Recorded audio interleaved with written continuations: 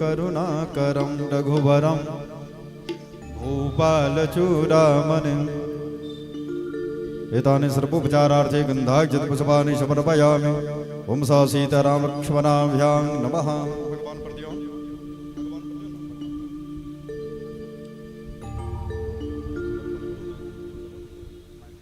ओम शुक्लाहं ब्रह्म विशारसार परमा माद्यं जगद्व्यापिनीं वीणां पुस्तकधारिणीम् अभयदां जाड्यन्धकारापहां हस्ते स्फटिकमालिकं विदधतीं पद्मासने संस्थितां वन्दे तां परमेश्वरीं भगवतीं बुद्धिं प्रदां शारदाम्। ओम सरस्वती महाभागे विद्ये कमललोचने विद्यारूपं विशालाक्षं विद्यां देहि नमोस्तुते। एतानि सर्वोपचारार्थे गन्धाक्षतपुष्पाणि समर्पयामि। भगवन्नाम स्वरूपिण्ये पुराण सम्राट श्रीमद् वाल्मीकि रामायणाय नमः।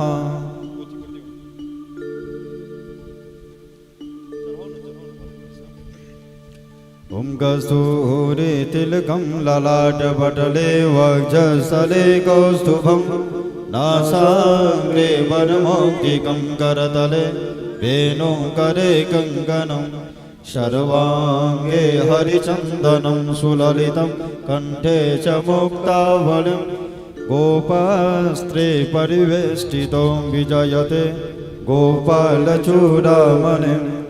ओम नमो ब्रह्मण्यदेवाय गो ब्राह्मणहिताय च जगद्धिताय कृष्णाय गोविन्दाय नमो नमः। एतानि सर्वोपचारार्थे गन्धाक्षतपुष्पाणि समर्पयामि। ओम श्री व्यासाय नमः। हरिः ओम सुसिनेन्द्रं हृदस्रवाः सुसिनः भूघा विश्ववेदाः सुसिनसारघ्यो अरिष्टनेमिः सुशिरो बृहस्पतिर्दधातु बृहदस्वा मरुतः वृषभातरः शुभं जावानो विदधे कुजग्मयः अग्निजिह्वा मानवः सूरचक्षुषो विश्वेनो देवा अवसागमन्यः भद्रं कर्णेभिः शृणुयाम देवा भद्रं वसेमाक्षभिर्जत्राः स्थिरैरङ्गैस्तुष्टुवागुं ससनुं मृगसेवहि देवहितं जदायुः शतमिन्नु शरदो हन्ति देवा यत्र नस्ग्रहजर्षं तनो नाम पुत्रासो चित्रविधरो भवन्ति मानो मध्यारेडिखदायुर्गन्धः अदितिजो नदितिरन्तरिक्षमदितिर्माता सविता सपुत्रः विश्वे देवा अदितिः पञ्चजना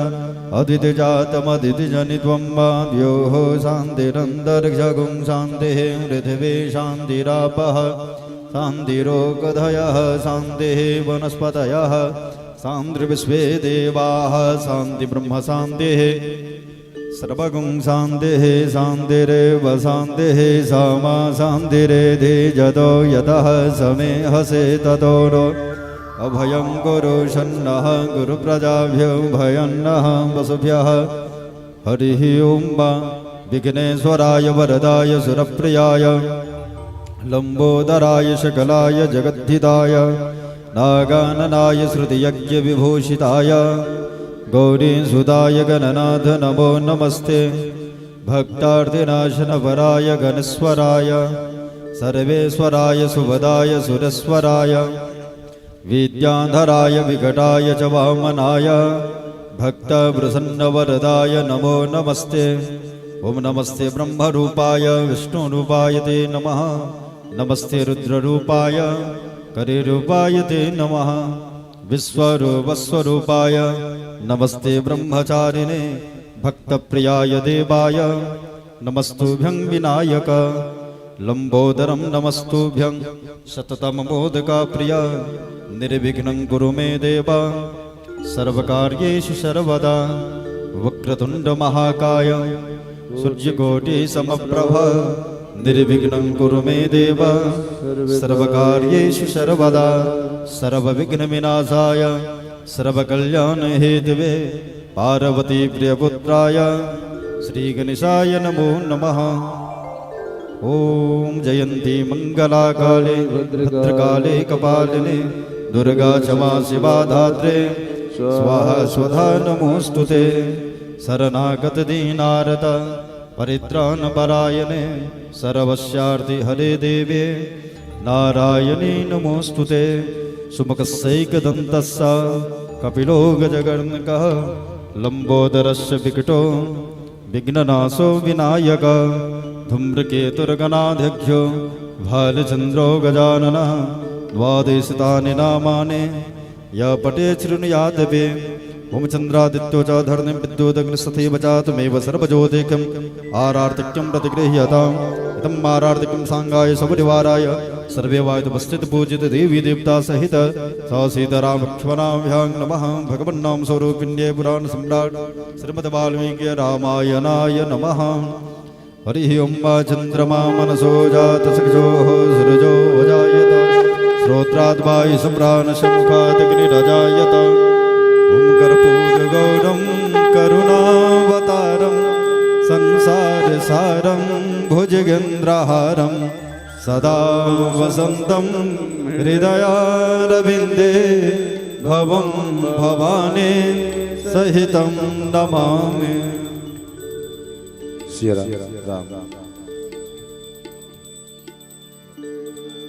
दिव्य दंपति की आरती उतारो है अली, दिव्य दंपति की आरती उतारो है सखी। राजे दशरथ जो के लाल मिथिलेश की लली, राजे दशरथ जो के लाल मिथिलेश की लली। दिव्य दंपति की आरती उतारो है अली, दिव्य दंपति की आरती उतारो है अली।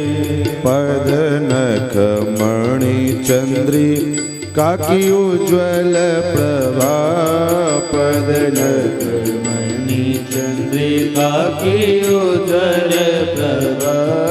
नील पीत कटी पट रहे मन को लोभा, नील पीत कटी पट रहे मन को लोभा। कटी कौंधनी की शोभा अति लगत भली, कटी कौंधनी की शोभा अति लगत भली। दिव्य दंपति की आरती उतारो है अली, दिव्य दंपति की आरती उतारो है अली।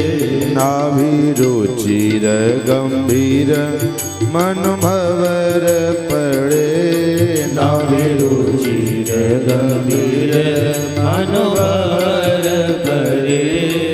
और कौस्तुभ श्रीवत्स भृगुपद उभरे, और कौस्तुभ श्रीवत्स भृगुपद उभरे। वनमाल और राजे कंबुकंठ त्रिवली, वनमाल और राजे कंबुकंठ त्रिवली।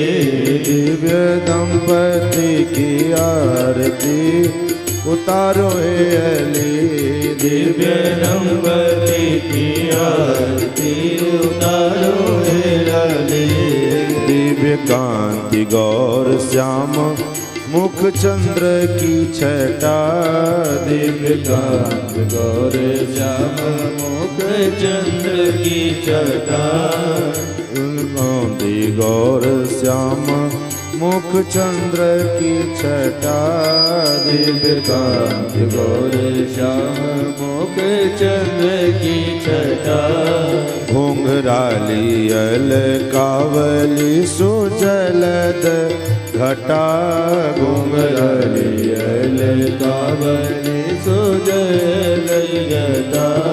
ज्योति कुंडल दर्शन सोच पल बिजुली, ज्योति कुंडल दर्शन सोच पल बिजुली। दिव्य दंपति की आरती उतारो हे अली दिव्य दंपति के आरती उतारो हे अली।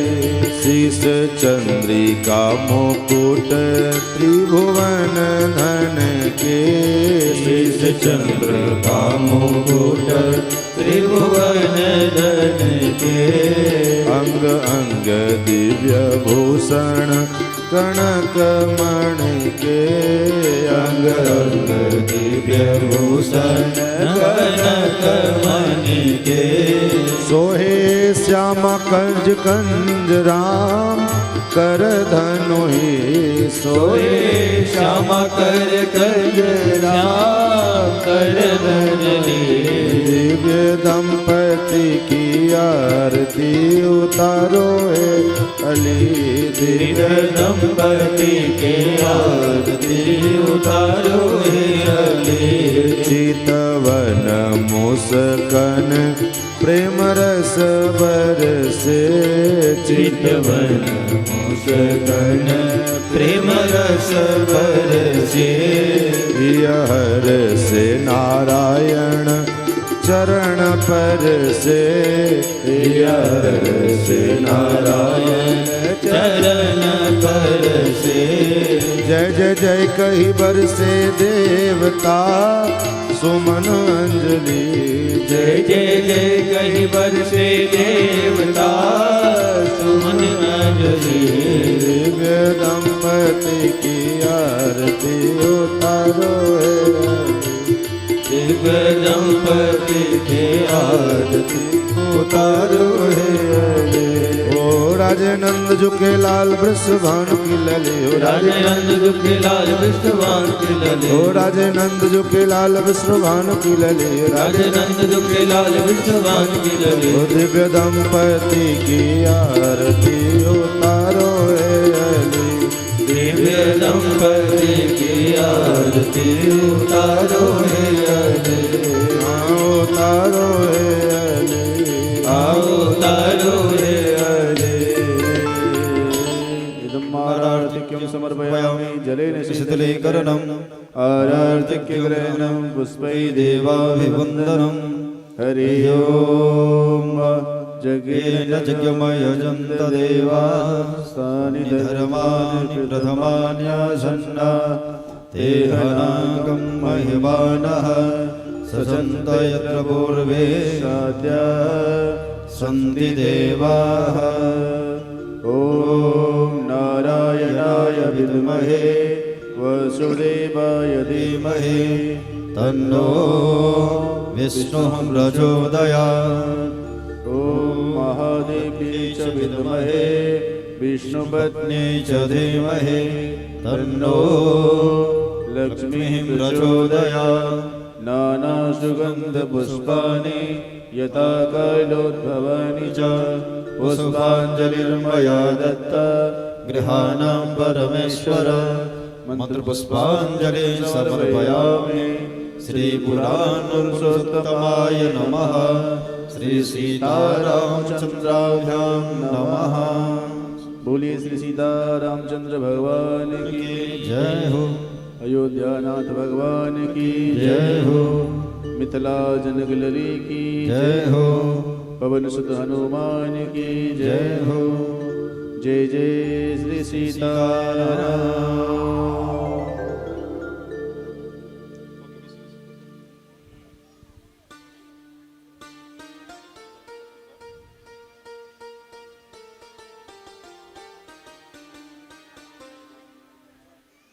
श्री राम राम श्री राम श्री राम राम श्री राम।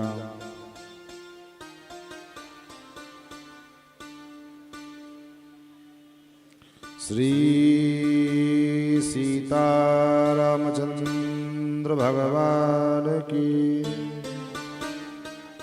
श्री अयोध्यानाथ भगवान की जय हो। श्री वृंदावन बिहारी लाल की जय हो।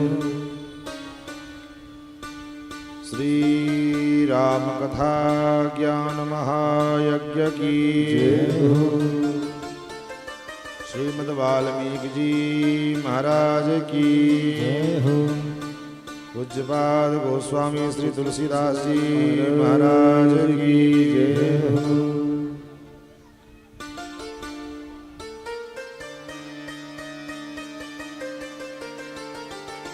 हरि ओम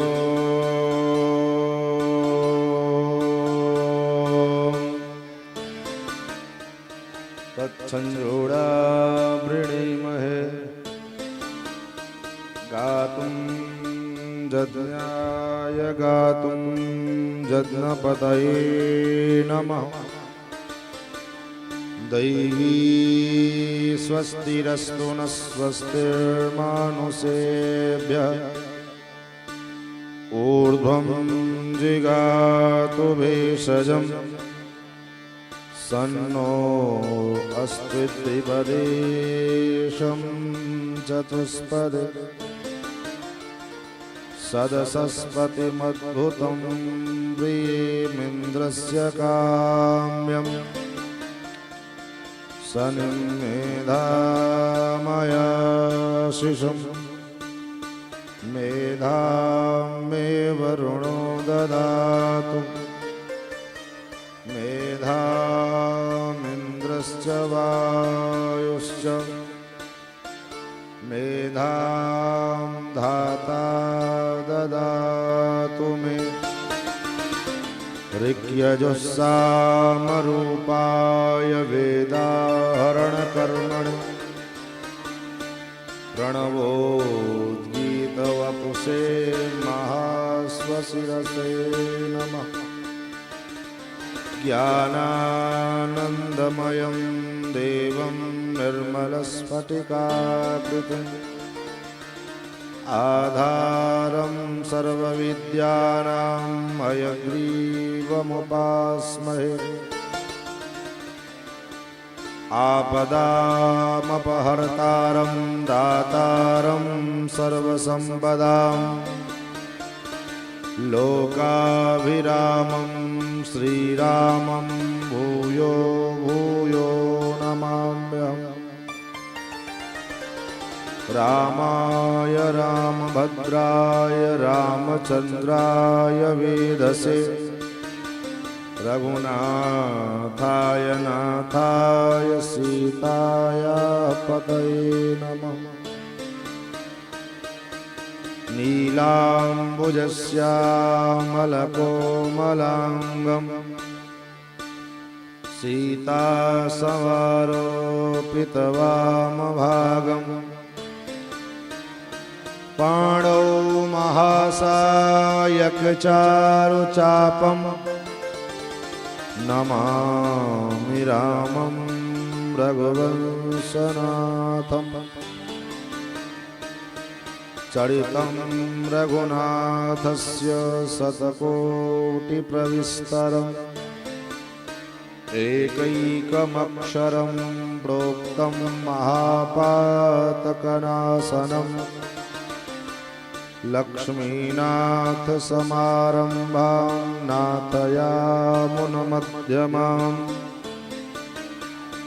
अस्मदाचार्यपर्यन्तां वन्दे गुरुपरम्पराम्। यो नित्यमच्युतपदाम्बुजयुग्मरुक्म व्यामोहतस्तदितराणि तृणाय मेने। अस्मद्गुरोर्भगवतोऽस्य दयैकसिन्धो रामानुजस्य चरणौ शरणं प्रपद्ये। श्रीमत्काश्यपगोत्रलब्धजनुषं विद्याविभूषोन्नतं सच्छास्त्रार्णवपारगामविदुषां मान्यं मनोज्ञश्रियम्। स्वाचार्ये च जगद्गुरौ बुधवरे श्रीवासुदेवे रतं वन्दे वन्द्यजगद्गुरुं मुनिवरं श्रीराघवार्यं गुरुम् अस्मद्गुरुभ्यो नमः। अस्मत्परमगुरुभ्यो नमः। अस्मत्सर्वगुरुभ्यो नमः। श्रीमते रामानुजाय नमः। श्रीराधाकान्तस्मरणं श्रीसीताकान्तस्मरणं सन्तपूर्वाचार्या सहायाः सन्तपूर्वाचार्या सहायाः श्री सीतारामचंद्र भगवान की जय। श्री अयोध्यानाथ भगवान की जय। श्री कनक भवन विहारी विहारणी जू सरकार की जय। श्री मिथिला विहारी विहारणी जू सरकार की जय। श्री राम कथा ज्ञान महायज्ञ की जय। पूज्यपाद श्रीमद् वाल्मीकि जी महाराज की जय। पूज्यपाद गोस्वामी श्री तुलसीदास जी महाराज की जय। श्री भाष्यकार रामानुज स्वामी जी महाराज की जय। श्री सद्गुरुदेव भगवान की जय। सब संतन की जय। सब भक्तन की जय। जय जय श्री सीताराम। भगवान की पावन कथा सुधा का हम सभी लोग रसास्वादन श्रवण लाभ प्राप्त करें। आइए उससे पूर्व अपने मन और वाणी को पवित्र करने के लिए द्वार नाम संकीर्तन, तत्पश्चात अपने गति मति के अनुसार भगवान के पावन मंगलमय गौरव कथा का रसास्वादन श्रवण लाभ हम सभी लोग प्राप्त करें।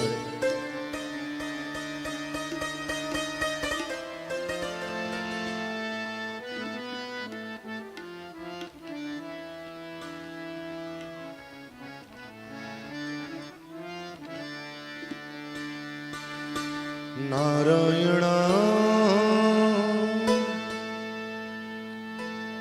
नारायण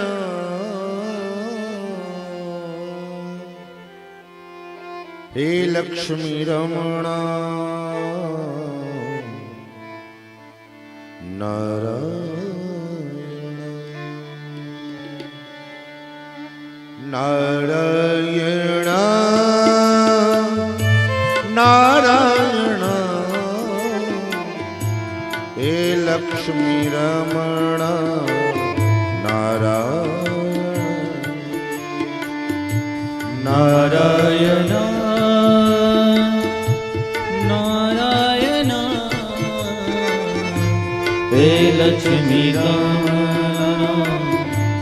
नारायण नारायण नारायण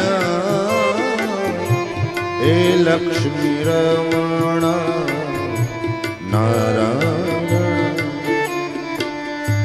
नारायण नारायण हे लक्ष्मी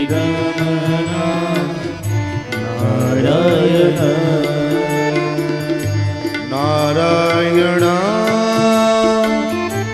नारायण हे लक्ष्मी रमण नारायण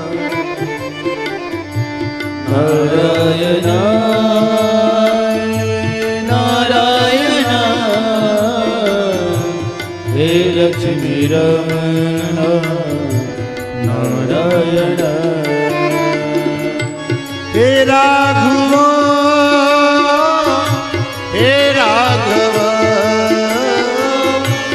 हे राघव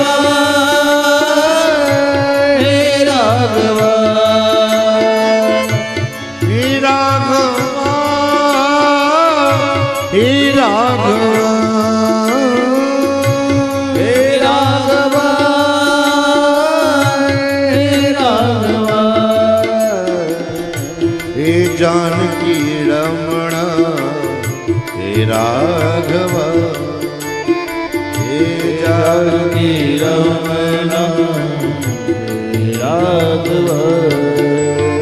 हे जानकी रमणा हे राघव हे जानकी रमणा हे राघव मुरलीधरा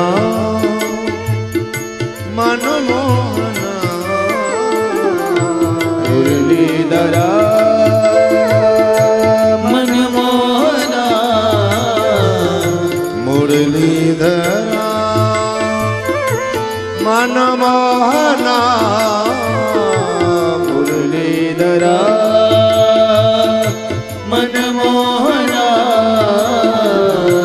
हे नंद नंदना हे राधा माधव हे नंद नंदना राधा माधव हे नंद नंदना हे राधा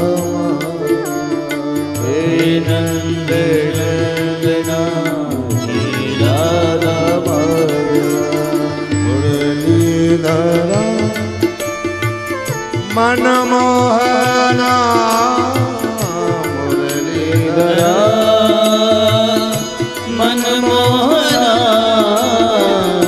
मुरलीधरा मनमोहना मुरलीधरा मनमोहना हे नंद नंदना हे नंद नंदना हे राधा माधव नारायण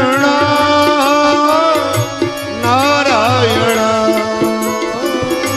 नारायण नारायण नारायण नारायण नारायण नारायण हे लक्ष्मी रमण नारायण हे लक्ष्मी रमण नारायण हे लक्ष्मी रमण नारायण हे लक्ष्मी रमण नारायण मुरलीधरा मनमोहन मुरलीधरा मनमोहना हे नंद नंदना हे राधा हे नंद नंदना हे राघव मुरलीधरा मनमोहन मुरलीधरा मनमोहना हे नंद नंदना हे राधा माधव हे नंद नंदना हे राघव हे राघवा हे राघवा हे जानकी रमणा हे राघवा हे राघवा हे राघवा हे जानकी रमणा हे राघवा नारायण नारायण नारायण नारायण नारायण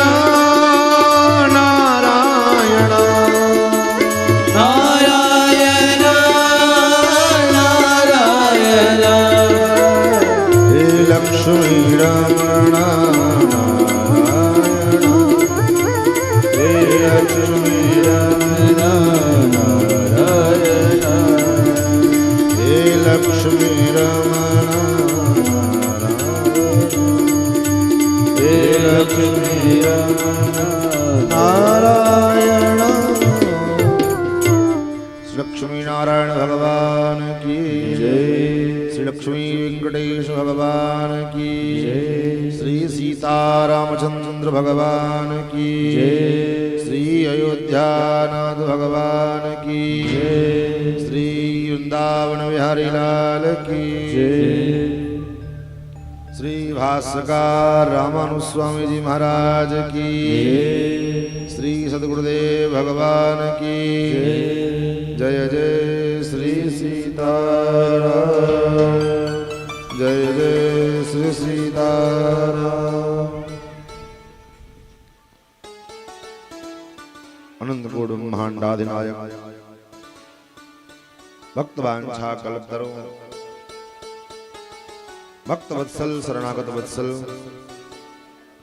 सौशील्य वात्सल्य मार्दव आर्जव आदि गुणों के सुंदर भगवान नंद नंदन श्याम सुंदर श्री कृष्णचंद्र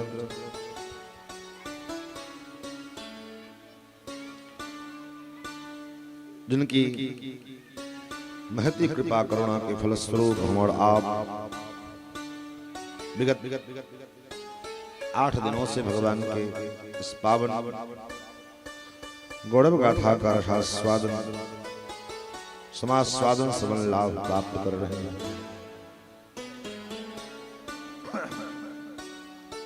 श्री राम कथा के सुरसिक श्रोता अनंत बलबंद श्री हनुमंतलाल जी महाराज, भगवत कथा रस रसिक धर्मानुरागी सज्जन वृंद, भगवत प्रेम पतिक श्रद्धा वही माता जन, सुष्णहिल बंधुजन, इस कथा के निमित्त यजमान बने माड़े परम आत्मीय स्नेही श्री डॉक्टर राधाकांत झा जी समस्त परिवार यूट्यूब फेसबुक के माध्यम से इस कथा का सीधा प्रसारण देख रहे हमारे समस्त सुधी श्रोतागण, नवति विशेष ज्ञान महायज्ञ का आज विश्राम दिवस है और कथा समाप्त नहीं होती। लोगों के मन में एक संदेह अथवा प्रश्न स्वाभाविक होता है, कथा कब विश्राम हो, कथा कब समाप्त होगा। आज अंतिम दिन है, नहीं कथा का कभी अंतिम दिन नहीं होता, कभी आरंभ दिन नहीं होता। क्यों? क्योंकि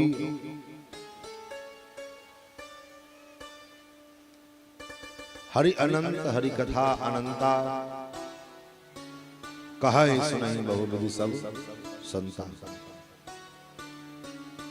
महाराज भगवान की कथा अनंत है, भगवान के रूप अनंत है, भगवान की लीला अनंत है, भगवान के गुण अनंत हैं। इसलिए अनंत का सब कुछ अनंत है, क्योंकि उस परमात्मा को शब्दों के द्वारा परिसीमित नहीं किया जा सकता। उस भगवान को, उस परमात्मा को शब्दों की सीमा में नहीं बांधा जा सकता। वो परमात्मा शब्दातीत है। मन समेत जहां जाए न बाणी, जहां तक मन की गति है, गो गोचर जहां लगी मन जाही, सो सब माया जाने हो भाई। जहां तक मन की गति है वो सारे माया के अंतर्गत आते हैं, और जो मन से भी परे हैं, मन से भी दूर है। वेदों ने जिसको कहा तन्ने जति तद्दे जति तन्ने जति तद दूरे तदवंति के, परमात्मा कहाँ है? बोले नजदीक है।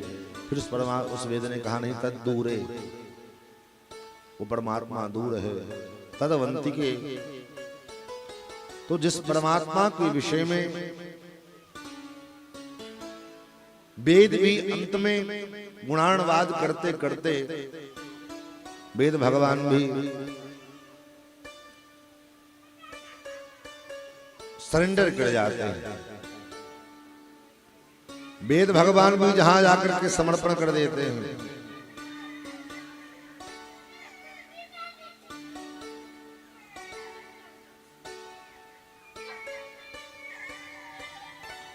नेति नेति जहि निगम निरूपा न इति न इति। नेत नेत कह करके वेद जिस परमात्मा का प्रतिपादन करता है, वेद भी जिनका प्रतिपादन करते करते थक जाता है तो अंतिम में कहता है नेति नेति, उसका कोई अंत नहीं। निगम नेत जहि अंत न पावा, ताहि धरे जननी हठि धावा।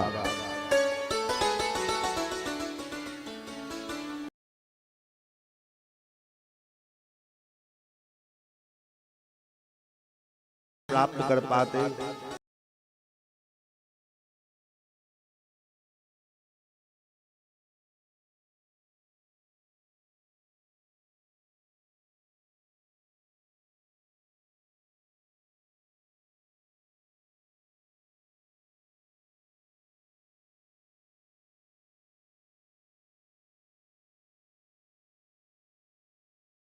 सहस्रोनंदवाचक।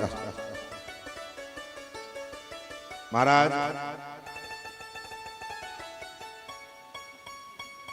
उस परमात्मा के गुणों का निरूपण करते हुए ये कहना कि बस कथा अंत हो गई, ये कहना अपराध। कथा का कभी अंत नहीं होता, कथा विराम लेती है, कथा विश्राम लेती है और कथा भी स्वयं भी विश्राम लेती है और श्रवण करने वाले को भी विश्राम प्रदान करती है। जगत के इस महाप्रपंच में जो जीव दिन रात हम इधर उधर भाग रहे हैं, दौड़ रहे हैं, कहीं हमें शांति नहीं मिल रही, कहीं शांत नहीं हो पा रहे हैं, ऐसे जीवों को भी कथा विश्राम प्रदान करती है। बुध विश्राम सकल जनरंजन, बुध विश्राम सकल जनरंजन,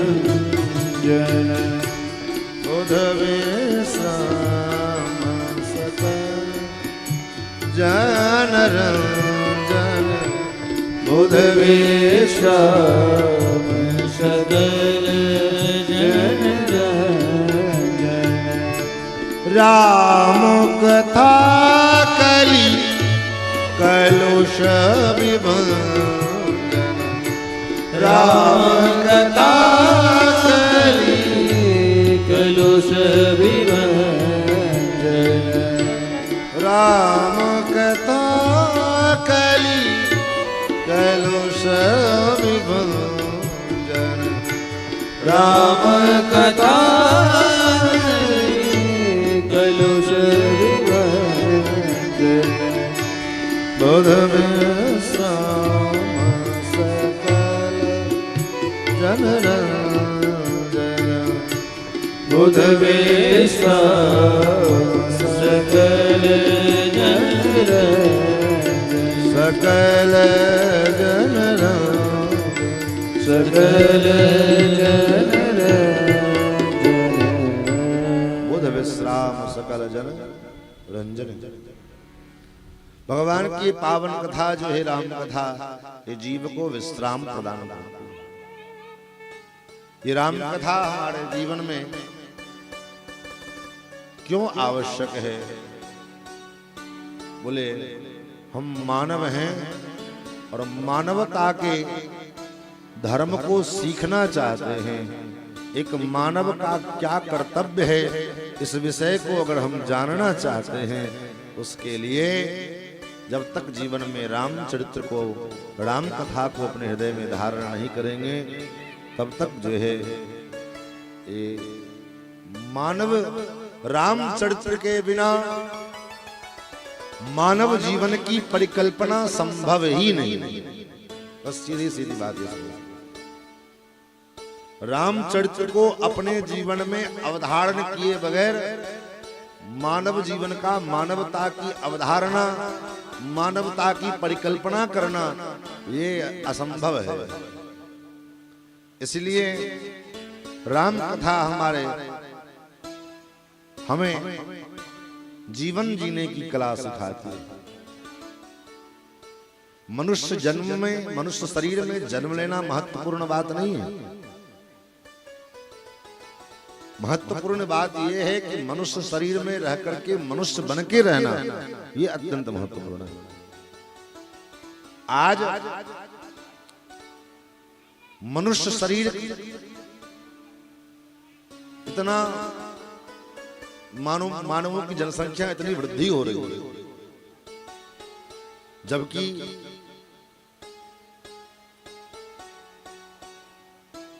शास्त्र में कहा गया दुर्लभो मानुषो देहो देहिणाम क्षणभंगुरः तत्रापि दुर्लभम मन्ये वैकुंठ प्रिय दर्शनम।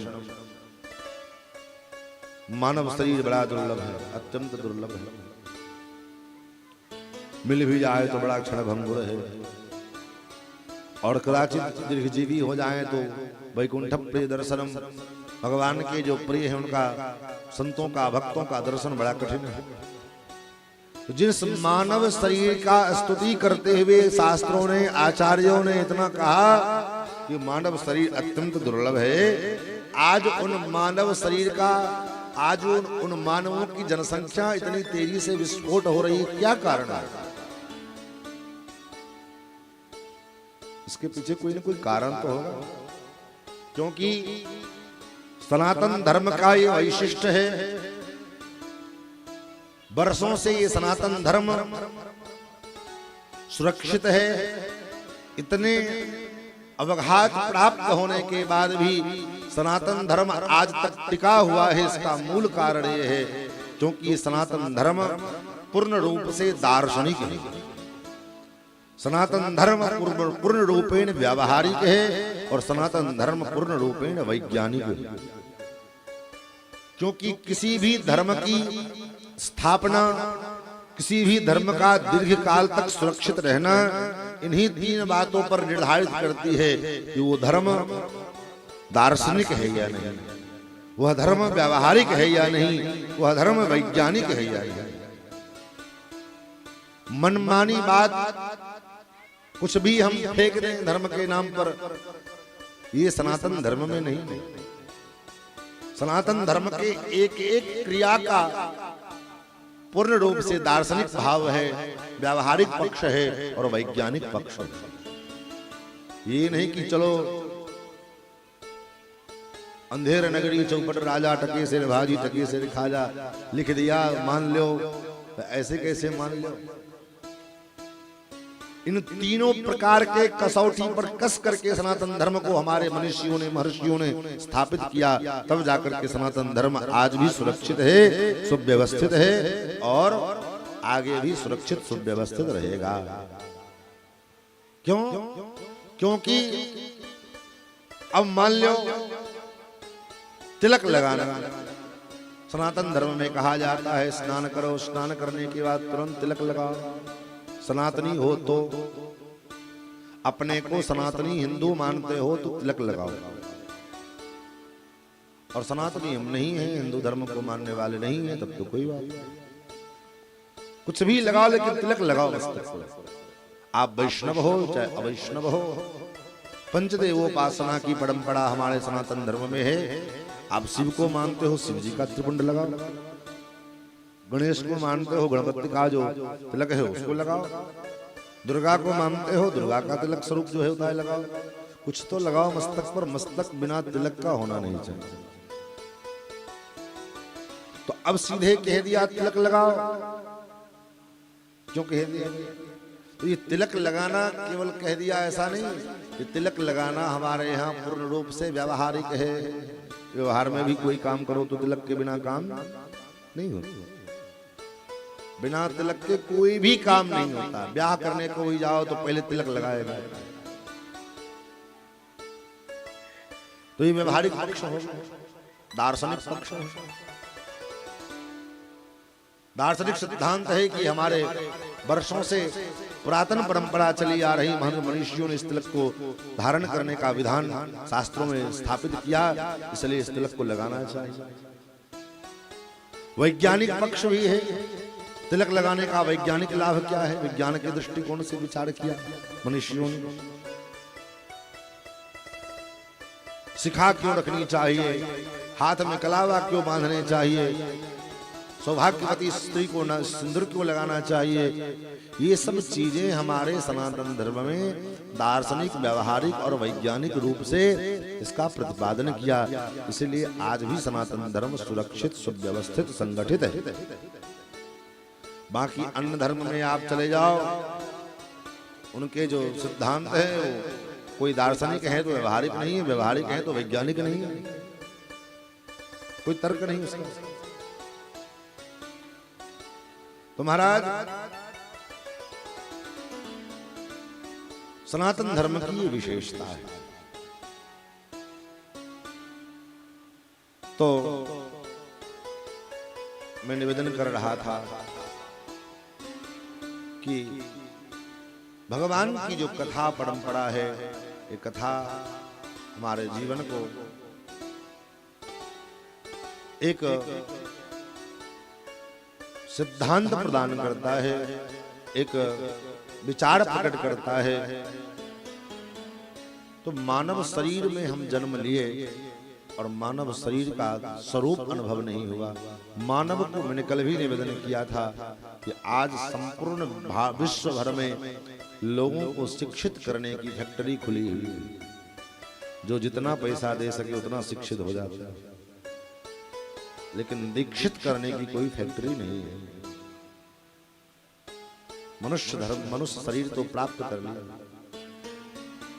जिस मानव शरीर का स्तवन करते हुए देवता लोग भी कहते हैं, बड़े भाग मानुष तन पावा, सुर दुर्लभ सदग्रंथ गावा। तो फिर ये मानव शरीर तो नहीं, फ्री फोकट में कैसे मिल रहे हैं? तो गीता का सिद्धांत है, यम यम वापि स्मरण भावम त्यजत यन्ते कलेवरम तम तमेवेति कौन्तेय सदा तद्भाव भावितः। जो जिस भाव का स्मरण करते हुए शरीर छोड़ता है, उसको उसी भाव में जन्म लेना पड़ता है। अंते जामति सागति, अंतिम काल में हमारी जो मति होगी, जैसा हम विचारेंगे, जैसा हम सोचेंगे, वैसी गति हमारी होगी। तो आज जो दिन रात जिह्वा के तुच्छ स्वाद की पूर्ति के लिए हम अपने स्वार्थ के कारण हजारों के हजार संख्या में रोज पशुओं को काटते हैं, पशुओं का वध करते हैं। ये पशु भी हित अनहित पशु पक्षी जाना, कौन हमारा हित है कौन हमारा अहित कहे कर रहा है, ये पशु पक्षी भी जानता है। तो मृत्यु उस अंतिम क्षण में जब उस पशु को काटा जाता है, तो पशु उस मनुष्य की आकृति का स्मरण करते हुए शरीर छोड़ता है। उसी का परिणाम कि भले ही उसके प्रारब्ध के कारण ऐसे पुण्य नहीं है कि वो मनुष्य शरीर में जाए, लेकिन उस अंतिम स्मृति के कारण वह मनुष्य शरीर में जन्म ले लेता है। अंतिम स्मृति के कारण, अंतिम स्मरण के कारण मनुष्य शरीर में जन्म तो उसने लिया, लेकिन मनुष्य का शरीर धारण कर लिया, मानवता उसके अंदर नहीं आता। और आज हम देखते हैं महाराज जो है अमानवीय कृत समाज में आए दिन अखबारों में न्यूज में सुनते रहते हैं, ऐसा हो घटना घटित हो गया, 6 साल के बच्चे के साथ दुष्कर्म हुआ, 5 साल के बच्चे के साथ संग दुष्कर्म हुआ। ये जो अमानवीय घटनाएं हम सुनते हैं, देखते हैं, इसका कारण क्या है? बोले यही कारण है कि वो मानव नहीं है, वो धोखे से एक्सीडेंटल मानव है। वह अंतिम स्मृति के कारण वो मानव बन गए हैं, लेकिन उसके अंदर मानव तो बन गए, लेकिन मानवता नहीं आई। इसलिए मानव शरीर जन्म प्राप्त कर लेना महत्वपूर्ण नहीं है, महत्वपूर्ण है कि मानव शरीर में जन्म लेकर के और मानव का धर्म क्या है, इसको स्वीकार करें। मानव धर्म क्या है? एक मनुष्य का परम धर्म क्या है? एक मानव का सामान्य धर्म ये है क्या? श्रूयताम धर्म सर्वस्वम। महाभारत में युधिष्ठिर जी महाराज ने श्रूयताम धर्म सर्वस्वम श्रुत्वा चैवावधार्यताम। सुनो, मैं धर्म का सार सुनाने को जा रहा हूं, सुनो। और केवल सुन करके इस कान से सुनना और उस कान से निकाल करके जो है फिर भजिया सब्जी पूड़ी और दाल में बुद्धि लगा दे, ऐसा नहीं। सुन करके अपने जीवन में धारण करने का प्रयास करें। दवा कितनी अच्छी हो, डॉक्टर कितना भी अच्छा हो, लेकिन उस दवा को अगर ग्रहण न किया जाए, दवा को खाया न जाए, तो डॉक्टर चाहे वो ब्रह्मा जी डॉक्टर के रूप में आ जाए, लेकिन उस डॉक्टर की उस दवा का कोई असर पड़ने वाला नहीं है। दवा का असर तो तब पड़ेगा जब उस दवा को खाया जाए। और केवल दवाई खाने से रोग नहीं ठीक होगा। दवा इधर दवा खाते जाओ, भागते जाओ, और डॉक्टर ने जो परहेज बताया उसको न करो। किसी को भयंकर डायबिटीज हो, रोज दवा का शुगर की दवा खाए और उधर से खूब रसगुल्ला भी चापे, शुगर ठीक होगा, कंट्रोल होगा? नहीं। दवा के साथ साथ संयम की जो बात है, डॉक्टर जो संयम बरतने को कहता है, इसको भी करना पड़ेगा। उसी प्रकार से शास्त्रों ने जिन बातों को करने को कहा वो ये दवा है, ये काम करो, ये कार्य करना चाहिए, ये कर्तव्य है, तो ये औषधि है, ये दवा है। और जिन कार्यों को, जिन बातों को निषेध किया, इदम न कर्तव्यम, वो संयम है, उनसे संयम बरते।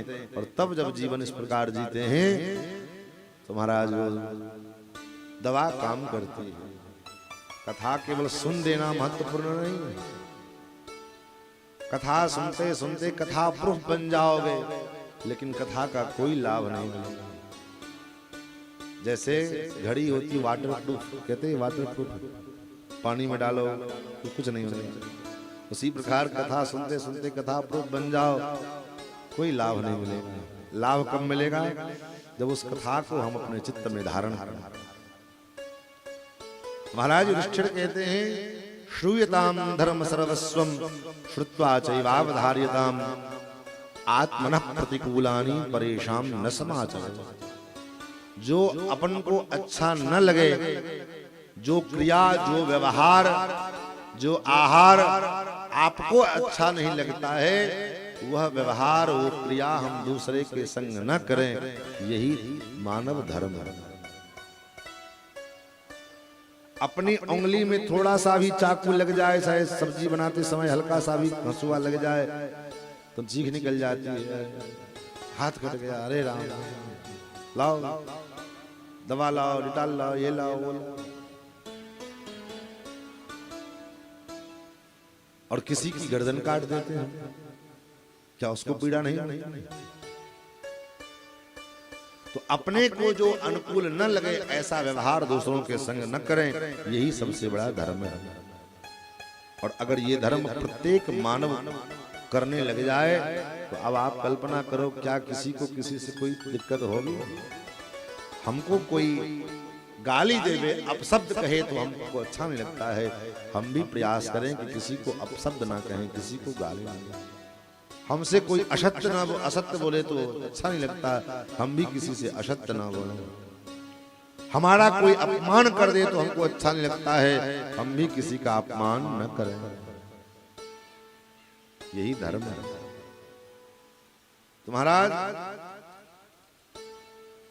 मानव बनाने वाला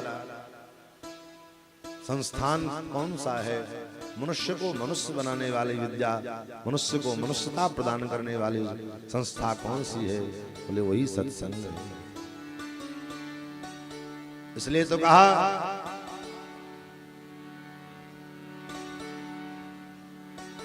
सठ सुधर सत्संगति पाए, सठ सुधरे सत्संगति पाए, सठ सुधर सत्संगति पाए, सठ सुधरे सत्संगति पाए।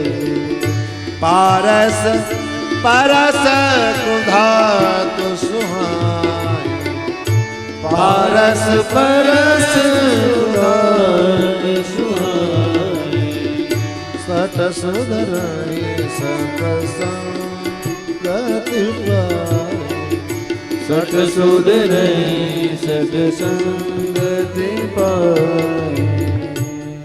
सठ सुधर ही, बड़े बड़े सठ सुधर जाते हैं किससे? बोले सत्संग के। अब ज्यादा भूमिका में न जाएं क्योंकि कथा बहुत लंबी है और आज आपके धैर्य की भी परीक्षा है, हमारे धैर्य की भी परीक्षा है, सबके धैर्य की परीक्षा है, क्योंकि कथा का समय एक दिन शेष बचा है और कथा पूरी लंबी चौड़ी लिस्ट बची। इसलिए धैर्य पूर्वक और सावधानी पूर्वक कथा सुने। अगर आपके मन में थोड़ा सा विक्षेप होगा, आपका मन चंचल होगा, तो हम तो आपसे दोगुना चंचल हो जाएंगे। इसलिए धत्ते सावधान तया सुने। कथा जब भी सुना जाए तो सावधानी से सुने। श्रीमद् भागवत में कथा सुनने को नहीं कहा, पिबत भागवतम रसमालय, भागवत को पियो। पीने के लिए क्यों कहा? बोले इसलिए कहा पीने के लिए क्योंकि जैसे खाते समय आदमी बोल सकता है, बहुत से लोग पान चबाते रहते, बोलते रहते, चलते हुए आप बोल सकते हैं, बैठे हुए आप बोल सकते हैं, लेटे लेटे बोल सकते हैं, माला जपते जपते बोल सकते हैं, दर्शन करते करते भगवान का बोल सकते, पाठ करते करते आप बोल लेते हैं। लेकिन एक बात बताओ, खाते हुए बोलना संभव है, लेकिन कोई पानी पी रहा हो उस समय कोई कहे बोलो, पीते समय कोई बोल पाएगा? पीते समय कोई नहीं बोल सकता है। इसलिए कहा कथा को सुनो न मत, कथा को पियो, पीते जाओ। पिबत भागवतम रसमालय मोहरहो रसिकाः भो विभावकाः, पीते जाओ पीते जाओ। इसलिए पीना है, सुनना नहीं। और जब पिएंगे तभी दवा पीने को होती है, जब पी लेंगे तभी दवा काम करेगी। तो कल की कथा में हम सभी लोगों ने श्रवण किया, भगवान वनवास को पधारे और राम जी के वियोग में दशरथ जी ने अपने शरीर को जो है शांत किया। प्रजाजनों ने, मंत्रियों ने, गुरुजनों ने, माताओं ने भरत जी को बड़ा आग्रह किया कि तुम सिंहासनारूढ़ हो जाओ, सिंहासन पर बैठो। भरत जी ने संकल्प लिया, नहीं। ततस्समुत्थितः कल्यमास्थाय सन्दनोत्तमं प्रययौ भरतः शीघ्रं रामदर्शन कामया। प्रातः काल चले हों प्रभु पाही, प्रातः काल प्रभु के पास चलेंगे। और सवेरा हुआ, हाथी घोड़े रथ सब तैयार किए जाने लगे। अग्रतः प्रयुस्तस्य सर्वे मंत्र पुरोहिताः अधिरुह्य हयेर्युक्तान् रथान् सूर्य रथोत्तमात्। उत्तम रथ की व्यवस्था की गई। और कितने रथ है महाराज? षष्ठी रथ सहस्राणि धन्विनो विविधायुधा। 60,000 रथ जो है यात्रा में चलने को तैयार हो गया। और 100,000 यानी 1,00,000 घुड़सवार सैनिक योद्धा उस रथ की, उस यात्रा की रक्षा के लिए राम जी को जो है देखने के लिए, राम जी को मनाने के लिए जब भरत जी चले हैं तो पीछे पीछे चले। महाराज सारे अयोध्यावासी साथ हो गए। माताओं के लिए रथ मिलाया गया, गुरुजनों के लिए सब रथ पर आरूढ़ होकर के, जो घोड़े पर बैठने योग्य हैं घोड़े पर, जो हाथी पर बैठने योग्य हैं हाथी पर, जो पालकी में बैठने योग्य हैं पालकी में, और सब लेकर के महाराज भरत जी चले। भरत चले चित्रकूट हो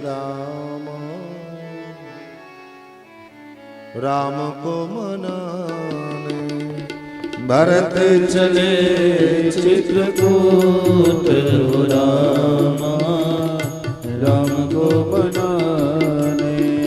भरत चले चित्रकूट हो राम राम को मनाने। भरत चले चित्रकूट हो रामा राम को मनाने। राम को मनाने भैया लखन को मनाने। राम को मनाने भैया लखन को मनाने। राम को मनाने भाभी सीता को मनाने। राम को मनाने भाभी सीता को मनाने। भरत चले चित्रकूट हो रामा राम को मनाने। भरत चले चित्रकूट हो रामा राम को मनाने। तन पुलकित अति सजल नयन भर। तन पुलकित अति सजल नयन। तन पुलकित अति सजल नयन भरे। तन पुलकित सजल नयन भरे। शीस पर जस जटाजूट हो रामा राम को मनाने।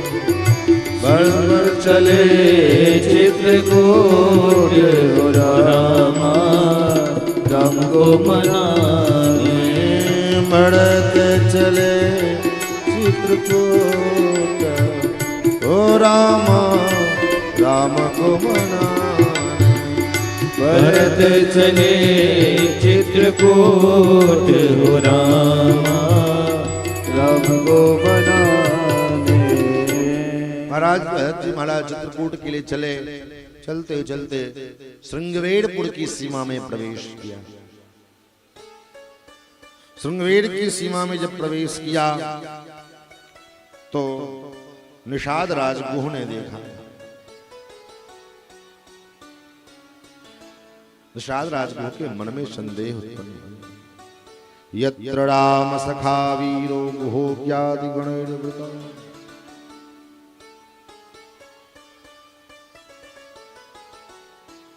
महाराज निषाद राजगुह ने अपने सभी सैनिकों को अपने मंत्रिमंडलों को बुलाया और कहा, देखो भरत कितने साज सज्जा के साथ, इतने सैनिकों के साथ रथ घोड़े सब सजा करके जा रहे हैं। अवश्य ही निश्चित रूप से ये भरत के मन में कोई पाप आ गया है। ये सिद्धांत है माय बाप। भक्ति के मार्ग पर, प्रेम के मार्ग पर जब आप चलेंगे तो प्रेमियों की बड़ी परीक्षा होगी। भक्ति का फल ऐसे नहीं मिल जाता। इसलिए तो कहा महापुरुषों ने, चाखा चाहे प्रेम रस जैसे पेड़ खजूर। प्रेम रस का फल चखना है, बोले प्रेम रस के फल को चखने के लिए जैसे पेड़ खजूर। खजूर का पेड़ चढ़ना कितना कठिन है। खजूर के पेड़ पर चढ़ना कितना कठिन है। न कोई डाली है, न कोई शाखा है। महाराज डाली शाखा हो तो पकड़ पकड़ के आदमी पर चढ़ जाए, लेकिन बिना सीधे महाराज चाखा चाहे प्रेम रस जैसे पेड़ खजूर।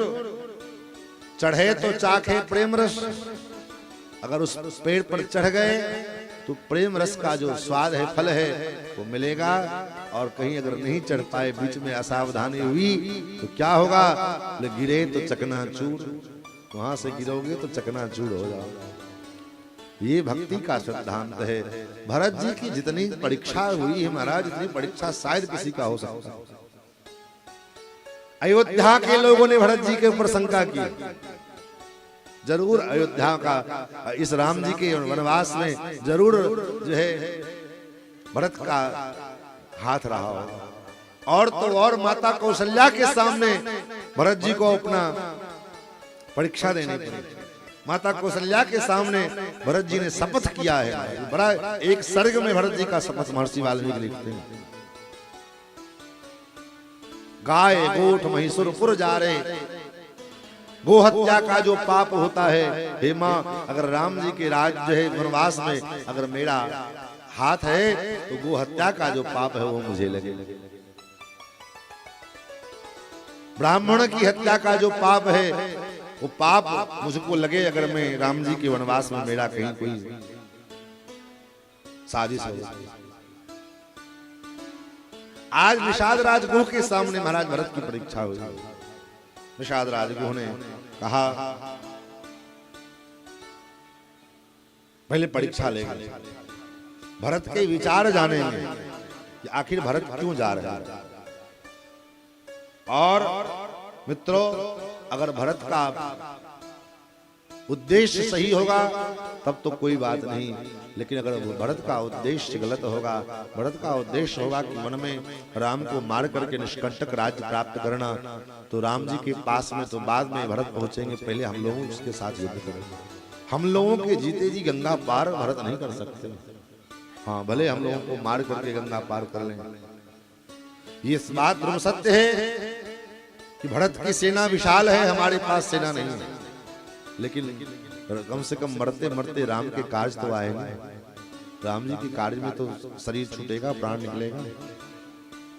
यदि दुष्टस्तु भरतो रामस्य भविष्यति इयं स्वस्तिमती सेनां गंगा मध्य तरिष्यति। भरत का अभाव पहले जाने, और भरत का अभाव जानने के लिए 3 प्रकार के जो आहार हैं, सात्विक, राजस और तामस, ये 3 प्रकार के आहार।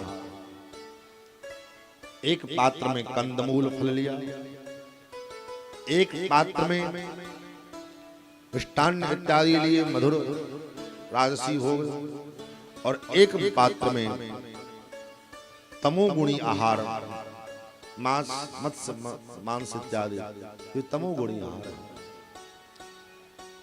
ये क्यों? बोले भरत के विचार जानने के लिए। अगर भरत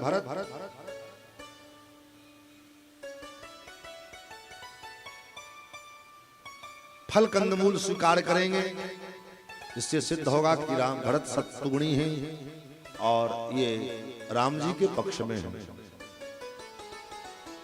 और उसके अलावा ये 2 आहार मधुर मिष्टान्न इत्यादि और मत्स्य मांस इत्यादि अगर स्वीकार करेंगे, उसके ऊपर उनकी दृष्टि पड़ेगी, इससे सिद्ध होगा कि ये तमोगुणी हैं, ये निश्चित रूप से राम जी को हानि पहुंचाना। इससे क्या तात्पर्य है? इस कथा का क्या मतलब है? तो इस कथा का ये मतलब है कि हमारी प्रवृत्ति कैसी है, हमारी विचारधारा कैसा है, हमारा सोच किस प्रकार का है, इसका निर्णय कैसे किया जाएगा,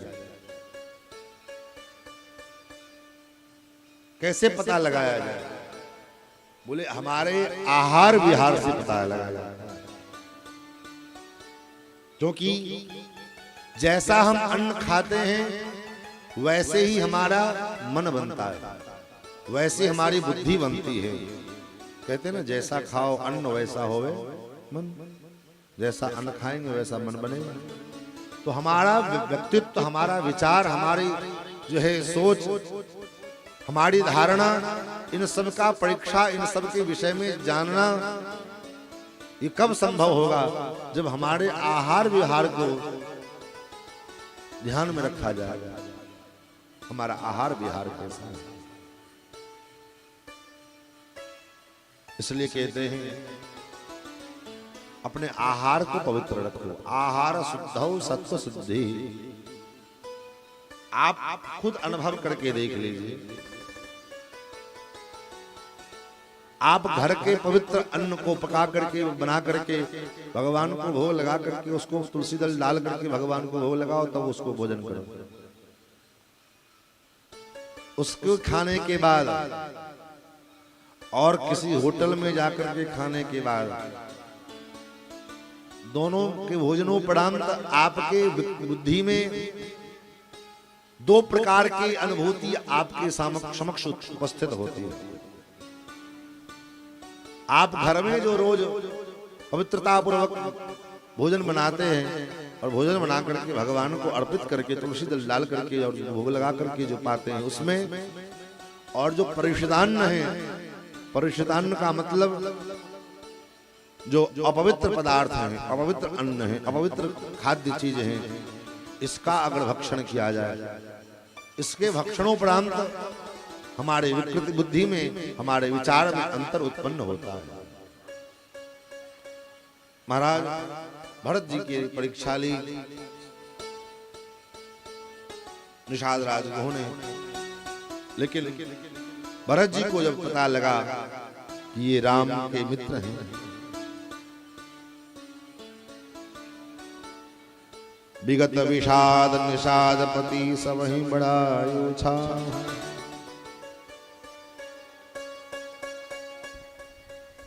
भरत जी को पता लगा, भरत जी को सुमंत्र जी ने कहा कि ये आपके भैया राम जी के मित्र हैं। एस ज्ञात सहस्रेण स्थापित परिवारित,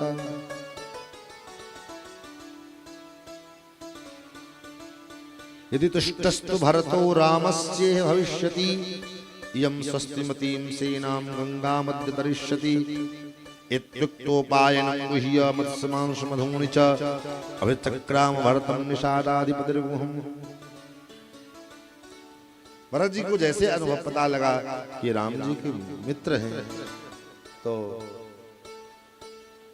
न उस फल की ओर देखा, न उस मत्स्य मांस की ओर देखा, न उस मधु की ओर देखा, आंखों में अस्त्र लिए हुए और दौड़ पड़े और भरत जी ने निषाद राजगुह को हृदय से लगा लिया और ऐसे मिले मनहु लखन सन भेंट भई, ऐसा लगा मानो लक्ष्मण से भेंट हुई। भरत जी के उस आलिंगन को प्राप्त करके हृदय से हृदय को मिलते ही महाराज निषाद राजगुह समझ गए और निषाद राजगुह ने हाथ जोड़ करके जो है क्षमा याचना की, हे राघवेंद्र मुझसे भूल हो गई, मैंने आप पर संदेह किया, मुझे लगा कि आप कहीं आपके विचार में कोई विकार तो नहीं आया, और मैं आपके ऊपर शंका करने लगा, मुझे क्षमा करें। फिर तो महाराज निषाद राजगुह के आग्रह पर रात्रि के विश्राम की व्यवस्था वहीं हुई, सब लोग वहीं विश्राम, और महाराज सब सो गए सब। तो भरत जी ने निषाद राजगुह से कहा, हे निषाद मुझे वो स्थान दिखाओ। कौन सा? जिस स्थान पर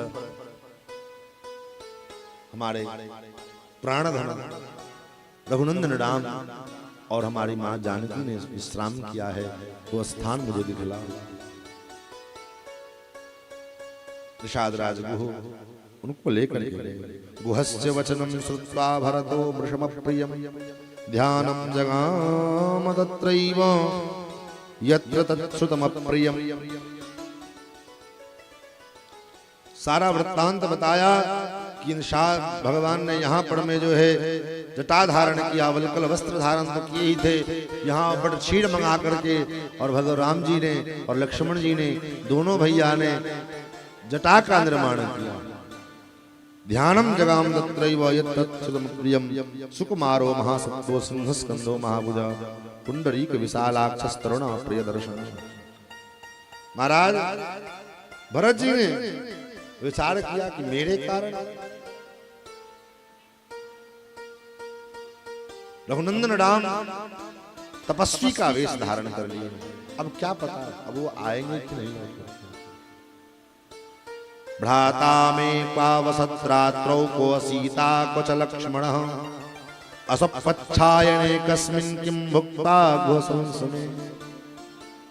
हे घोड़ा, हमारी भाभी, हमारी माँ जानकी कहाँ विश्राम की, हमारे राम जी कहाँ विश्राम किए, लक्ष्मण कहाँ विश्राम किए। फिर तो निषाद राजगुह ने भरत जी को उस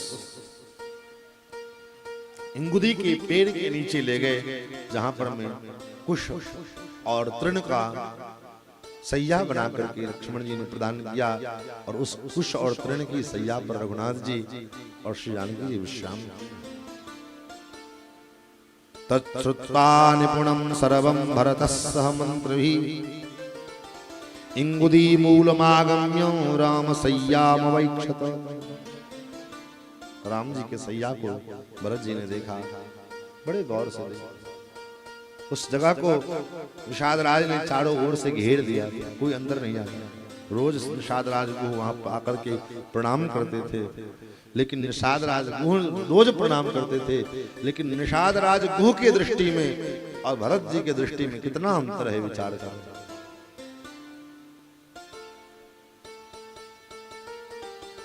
रोज निषाद राज उस जगह पर में आकर के प्रणाम करते हैं, लेकिन वो दृश्य निषाद राज को नहीं दिखा जो दृश्य भरत जी को दिखा। क्या देखा? वहां पर में जो मां श्री किशोरी जी शयन की थी, उनके शयन के कारण उनके पग के पायजेबे के जो नूपुर टूट के एकाध जो है नूपुर गिर चुके थे, एकाध कान के इत्यादि के जो है कोई नूपुर होंगे, कनक सोने के कुछ बिंदु दिखाई दिए, उनको उठाया और मस्तक से लगाया। कनक बिंदु दुई चारिक देखे राखे शीस सिय समले के। कनक बिंदु दुई चारिक देखे राखे शीश सिय समले के। कनक बिंदु द्विचारिक देखे राखे शीस सिय समले। कनक बिंदु द्विचारिक देखे राखे शीस सिय समले के। सजल बिलोचन हृदय गलानी। सजल बिलोचन हृदय गलानी। कहत सखा सन बचन सुबान। कहत सखा सन बचन सुबान। कनक दुई चारिक देखे राखे शीस सिय समले के। कनक बिंदु दुई चारिक देखे राखे शीस सिय समले के। कनक बिंदु दुई चारिक देखे, दो चार सोने के स्वर्ण के बिंदु दिखाए दिए, उनको मस्तक पर लगाया। उस स्वर्ण बिंदु में भरत जी को स्वर्ण के बिंदु नहीं दिखाई पड़े। राखे शीस सिय समले के। उस कनक बिंदु में, उस स्वर्ण के बिंदु में भरत जी को साक्षात से जानकी जी का दर्शन हो गया। फवक करके अश्रु की धार बहने लगी। भरत जी विचार करने लगे कि हा हतोस्म शंसोस्मि यत्सभार्या कृते मम ईदृशीं राघवस्यैयामदिसेते अनाथ। हा हम तो, मैं कितना अभागा हूं, आज मेरे कारण से दूध के फेण के समान सैया पर शयन करने वाले रघुनाथ जी और श्री किशोरी जी, जिनके ससुर साक्षात चक्रवर्ती सम्राट महाराज दशरथ, जिनके पिता मिथिला नरेश पलंग पीठ तजी गोद ही नोड़ा, पलंग से कभी जिस जानकी ने चरण को नीचे नहीं रखा, जिन जानकी की विदाई करते हुए महाराज जनक ने कहा था अगर पग कांकड़ी हूं कर जई है तो पतिया लिख दीजो, हे राम हे रघुनंदन मेरी जानकी के पैर में अगर थोड़ी कांक जो है कंकड़ भी गिर जाए तो एक पत्रिका जरूर मुझे लिख देना।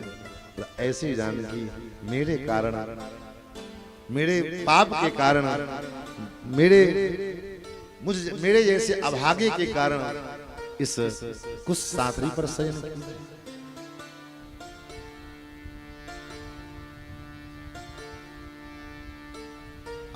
अपने आत्मग्लानि से, आत्मश्लाघा से भरत जी मानो जो है गड़ते जा रहे हैं। अपनी मां की उस करनी के कारण भरत जी महाराज के मन में बड़ा ग्लानि हो रहा है।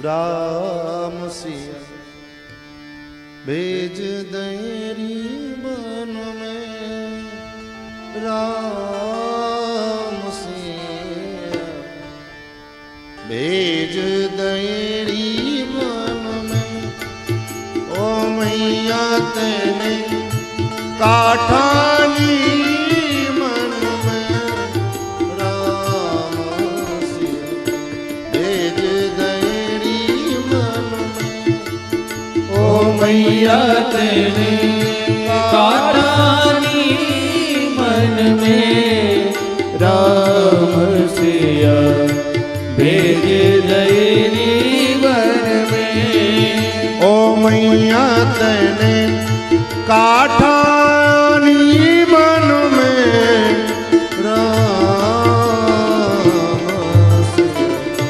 भेज देरी मन में, ओ मैया तेने काठानी मन में, राम सिया भेज देरी मन में।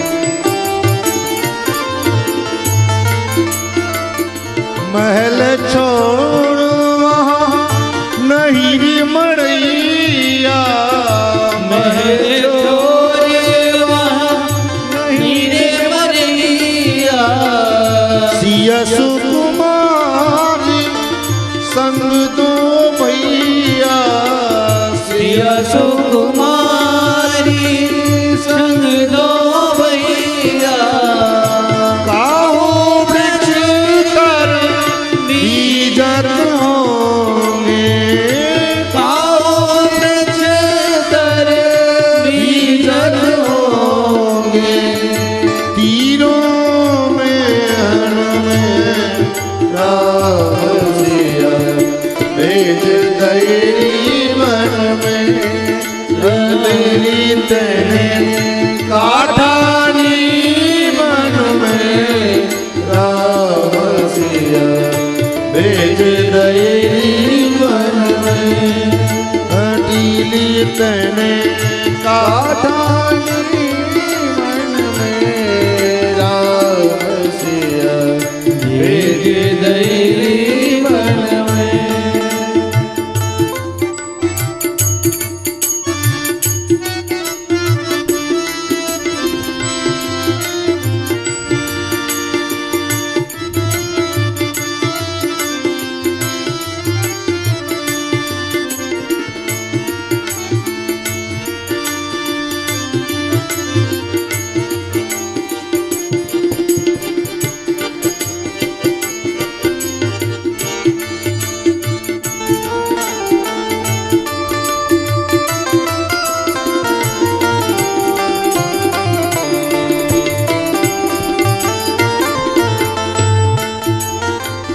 कौशल्या की छिण गई वाणी कौशल्या की छिन गई वाणी कौशल्या की छिन गई वाणी कौशल्या की छिन गई वाणी रोई न सकी उर्मिल दीवानी रोए ना सकी उर्मिल दीवानी कहीं तो बस एक ही रानी कहीं तो बस एक ही रानी रह गई महल में राम सिया भेज दैरी वन में अतिथि तेने काटानी मन में राम सिया भेज दैरी वन में ओ मैया तेने काठानी मन में राम सिया भेज दैरी वन में ओ मैया तेने काटानी मन में राम सिया भेज दैरी वन में यद्यपि भरत ते रोही जायो यद्यपि भरत ते रोही गायो यद्यपि भरत तेरो ही जायो यद्यपि भरत ते रोही गायो अपनो पनीर में आप गमायो अपनो पनीर आप गमायो भरत की नजर में राम सिया भेज दैरी वन में राम सिया भेज दैरी वन में राम सिया भेज दैरी वन में ओ मैया तेने काठानी मन में राम सिया भेज दैरी वन में ओ मैया तेने काटानी मन में राम सिया भेज दैरी वन में राम सिया भेज दैरी वन में महाराज भरत जी रात्रि भर उसी जगह पर में बैठ करके यही चिंतन करते हैं मैंने मेरे मैया के कारण और हा हतोस्मि नृशंसोस्मि मैं कितना निर्दयी मैं कितना निष्ठुर ये सब मेरे कारण हुआ सबका जड़ सबका मूल कारण में और महाराज अद्य प्रभृति भूमौ तु सैस्येहं तृणे सुवा फलमूलासनो नित्यं जटाचिराणि धारय। भरत जी ने निश्चय किया आज से मैं भी भूमि पर शयन करूंगा। भरत जी ने भी जटा मंगवाया, बट क्षीर मंगाया, जटा धारण करना। सभी लोगों को गंगा पार करा के आगे भेजा, लेकिन भरत जी सबसे पीछे पीछे और रथ पर नहीं पैदल चले। सेवकों ने कहा महाराज रथ पर बैठ जाइए। भरत जी कहते हैं सिर भर जाओ उचित यश मोरा। यहां से मेरे प्रभु पैदल पैदल गए हैं। मर्यादा के अनुसार तो मुझे सिर के बल लेट करके चलना चाहिए। लेकिन सिर के बल लेट करके नहीं जा सकता, कम से कम पैदल तो चलने में। और इस प्रकार महाराज श्री भरत जी महाराज सवेरे से लेकर शाम तक, शाम हो गई, सब याग पहुंच गए भरतराज जी के आश्रम में। लेकिन भरत तीसरे पहर में राम राम राम राम जपते हुए आंखों से अश्रुपात हो रहा है, सारे शरीर में धूल लिपटे हुए हैं। और भरत जी महाराज राम राम जपते हुए चले आ रहे हैं। पैरों में महाराज यूं यूं बड़े बड़े फफोले पड़े हुए, कैसा लग रहा है। गोस्वामी जी महाराज स्वरूप का अनुभव करा रहे हैं। झलका झलकत पायन कैसे, पैरों में जो फफोले पड़े हों कैसे लग रहे हैं। ये पंकज कोश ओश कण जैसे, जैसे कमल के पुष्प के ऊपर सवेरे सवेरे ओस का जो बिंदु पड़ा होता है, चमकता रहता है, उसी प्रकार भरत जी महाराज के, भरत जी के लाल लाल पंकज के समान, कमल के पुष्प के पंखुड़ी के समान लाल लाल चरण हैं, तलवे हैं, और उसमें जो सफेद सफेद ये मोती के समान फफोले पड़े हैं। पंकज ओश पंकज कोश ओश कण जैसे।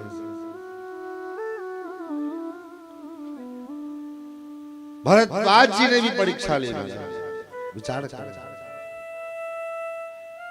भरद्वाज जी ने कहा राजन, आपका राजकाज सही से चल रहा है और आप अपने प्रजा का पालन सही से कर तो रहे हैं। इस प्रकार जब कहा तो भरद्वाज जी के चरणों में जैसे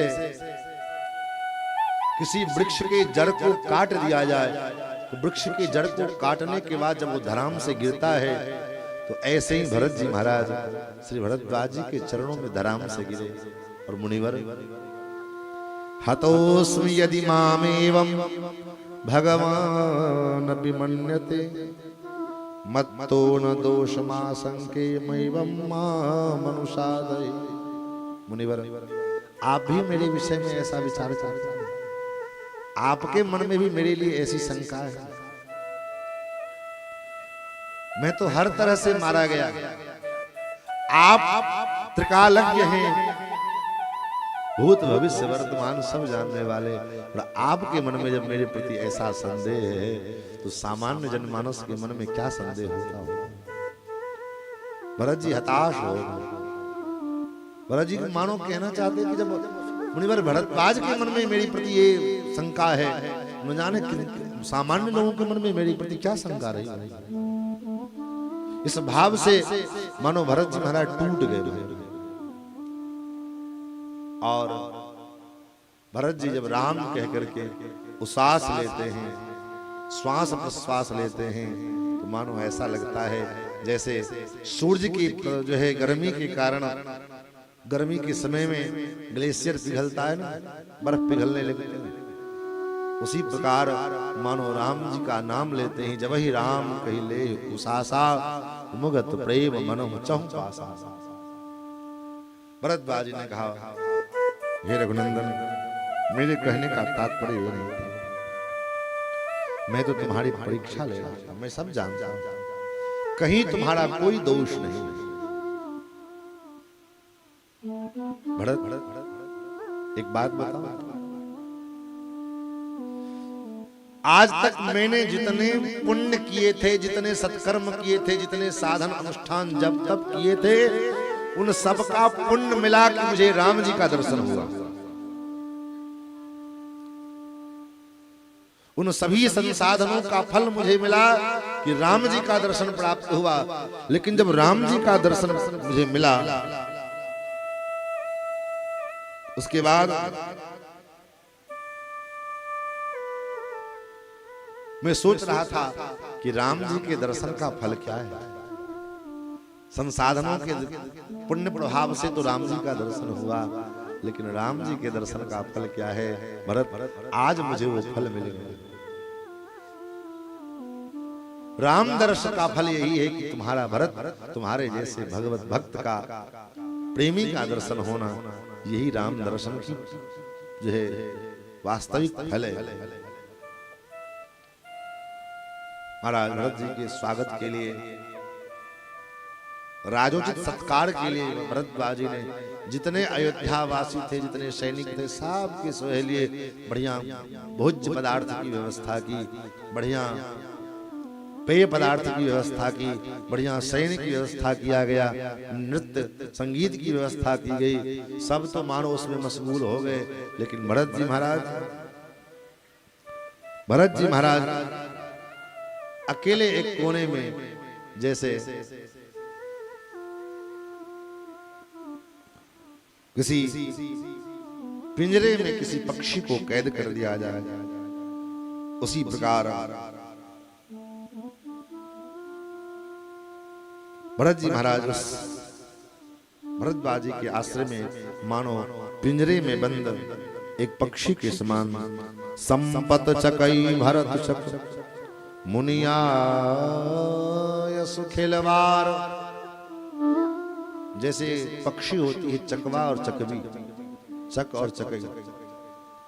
रात्रि में हम देख सुनते हैं ना, चौ चौ चौ चौ करता है, उसको श्राप लगा हुआ, एक ही जगह वो रहेगा, लेकिन दिन भर वो यही कामना में होता है कि आज रात में हम दोनों मिलेंगे। और रात्रि होते ही महाराज न चकवा को चकवी दिखती है, न चकवी को चकवा दिखती है। एक ही जगह पर में, उधर से वो अपना आवाज दे रहा है, उधर से ये अपना आवाज दे रहा है, लेकिन दोनों को एक दूसरे को मिलन नहीं होता है। उसी प्रकार संपत्ति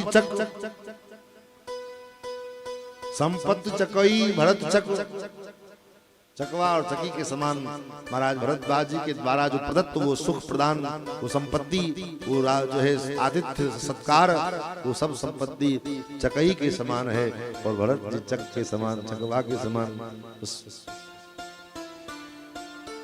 संपत्ति के बगल में खड़े हैं, पास में हैं, सब कुछ उनके सामने प्रस्तुत है। भरत जी जो चाहते उसका उपभोग कर सकते थे, लेकिन संपत्ति चकई भरत चक मुनि आयस खिलवार।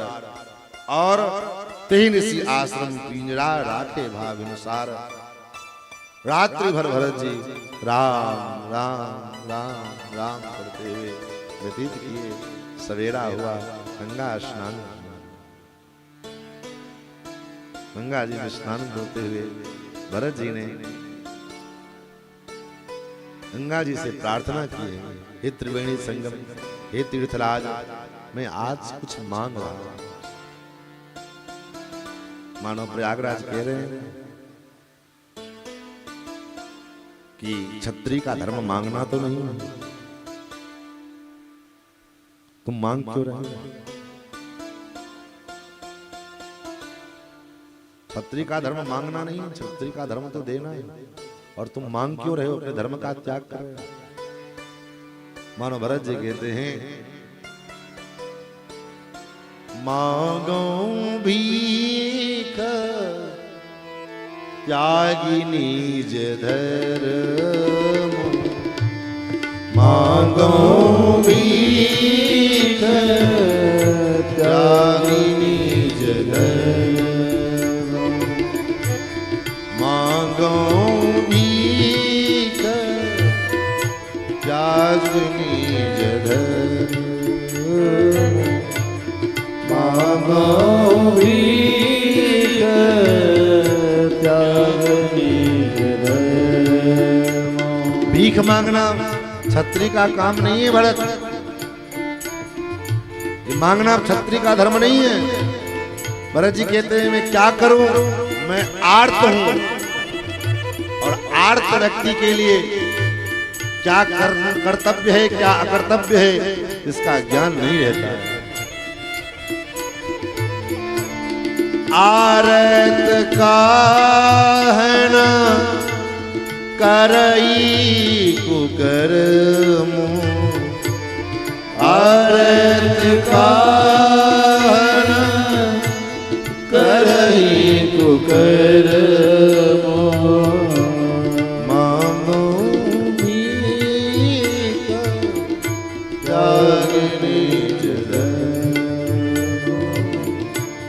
मांगो भीख त्याग निज मांगो भीख त्याग निज धर्म। अपने निज धर्म का मैं त्याग करके और आंचल प्रसार करके अपने दुपट्टे को फैला दिया। भरत जी ने भीख मांग रहा हूं, क्या चाहते हो, अर्थ लोगे? भरत जी कहते हैं अयोध्या जैसे अर्थ को तो त्याग करके मैं आया। जिस राज्य के संपदा को देख करके कुबेर को भी स्पृहा होती है। दशरथ धन लकी धन दल जान, अर्थ लेकर मैं क्या करूंगा? काम चाहिए, धर्म करना, धर्म से भी कोई मतलब। तो संसार से मुक्ति चाहते हो? बोले मुक्ति भी नहीं चाहिए। क्या चाहते? अर्थन धर्मन काम गति न चहो निर्वाण। जन्म जन्म रति राम पद यह वरदान।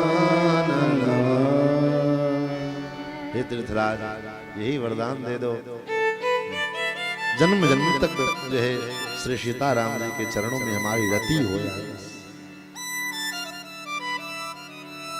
आज विडंबना ये है माए बाप की, हम यही नहीं कर पाते। मंदिर में भी जाते हैं तो मंदिर में जाकर के भगवान से यही मांगते हैं, बेटा दे दो, बेटी दे दो, धन संपत्ति मकान दुकान दे दो। क्या मिलेगा? कितनों आप मन्नत मांग लो, प्राप्त नहीं होना होगा, हमारे प्रारब्ध में नहीं होगा। तो आप किसी भी देवी देवता के सामने मनौती मांग के चले आओ, पूरा नहीं होगा। बाट गांठ बना। लेकिन अगर प्रारब्ध में है, दुनिया की कोई ताकत आपको उसको प्राप्त होने से रोक नहीं सकती। तब तो मांगे क्या भगवान से? बोले भगवान से भगवान को ही मांगो। मनु जी महाराज ने भगवान से मांगा, लेकिन क्या मांगा? तो मनु जी ने भगवान से भगवान को ही मांगा। चाहो तुम ही, आपको ही मैं चाहता हूं। महाराज भरत जी वहां से आगे बढ़े और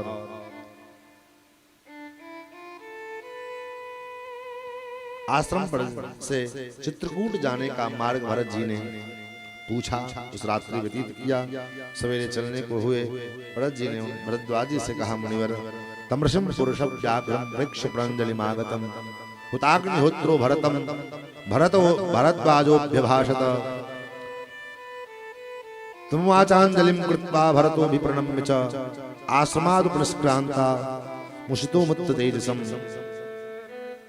किस रास्ते से हम यहाँ से जाएं जो प्रभु श्री राम तक पहुंचा जा सके? मानो संकेत क्या है? तो संकेत इस प्रसंग का यही है कि भगवान तक पहुंचने का मार्ग किससे पूछा जाए? हम भगवान तक कैसे पहुंचे, किस मार्ग से जाएं, किस मार्ग का अनुसरण करें? बोले इसके लिए महात्मा से पूछना पड़ेगा। भगवान तक पहुंचने का मार्ग महात्मा को मालूम है। महात्मा से पूछो, महात्मा के पास जाओ तो यही पूछो कि महाराज भगवान तक कैसे पहुंचा जाए। महात्मा से ये मत पूछो कि हमको बेटा कैसे हो। अगर महात्मा को यही बताना होता तो फिर अपना बेटा नहीं पैदा करते। काहे को बाबा जी, काहे को साधु बनते। महात्मा के पास जाओ तो ये मत पूछो कि हमारा दुकानदारी कैसे चले, क्योंकि ये सबसे बड़े महात्मा होते। मकान दुकान इन सब चीज के लिए बेचारे त्याग करके महात्मा बने, और वहां जाने के बाद भी अगर उसका पीछा हम यही इसीलिए करेंगे तो उनके मन में पीड़ा होगा। इसलिए महात्मा के पास ये मत पूछो, महात्मा से पूछना है तो ये पूछो कि भगवान कैसे मिले, भगवान तक पहुंचने का मार्ग क्या है, किस रास्ते से जाएं कि भगवान हमको मिल जाए। भरत जी ने भी भरद्वाज जी से यही पूछा। भरद्वाज जी ने कहा, हे भरत, यहां से दक्षिण दिशा में भरतार्ध तृतीयेषु योजने स्वजने वन चित्रकूट गिरिस्तत्र ब्रह्म निर्झरकाननः। यहां से 2.5 योजन यानी 10 कोस दक्षिण दिशा में तुम बढ़ते चले जाओ। चित्रकूट नाम का पर्वत आएगा, उसी चित्रकूट की उपत्यका में कामतगिरी पर्वत की यही उपत्यका में मंदाकिनी के किनारे राम जी का दर्शन तुमको प्राप्त होगा।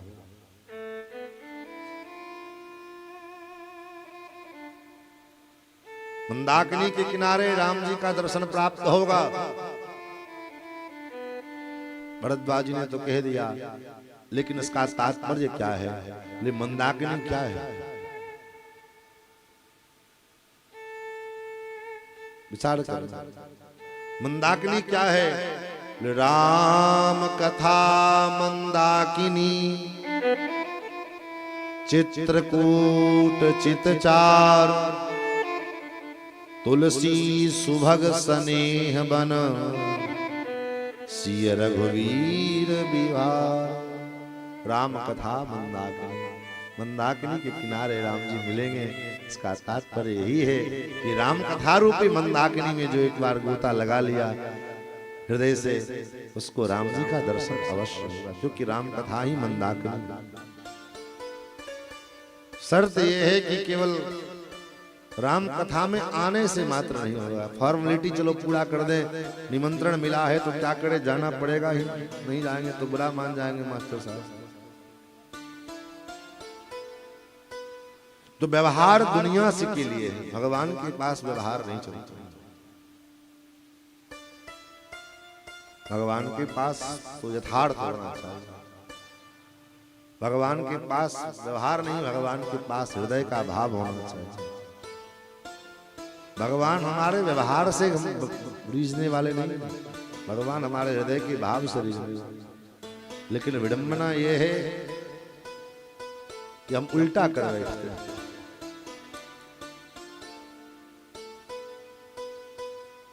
हमारे जीवन में इसका ठीक उल्टा होता है।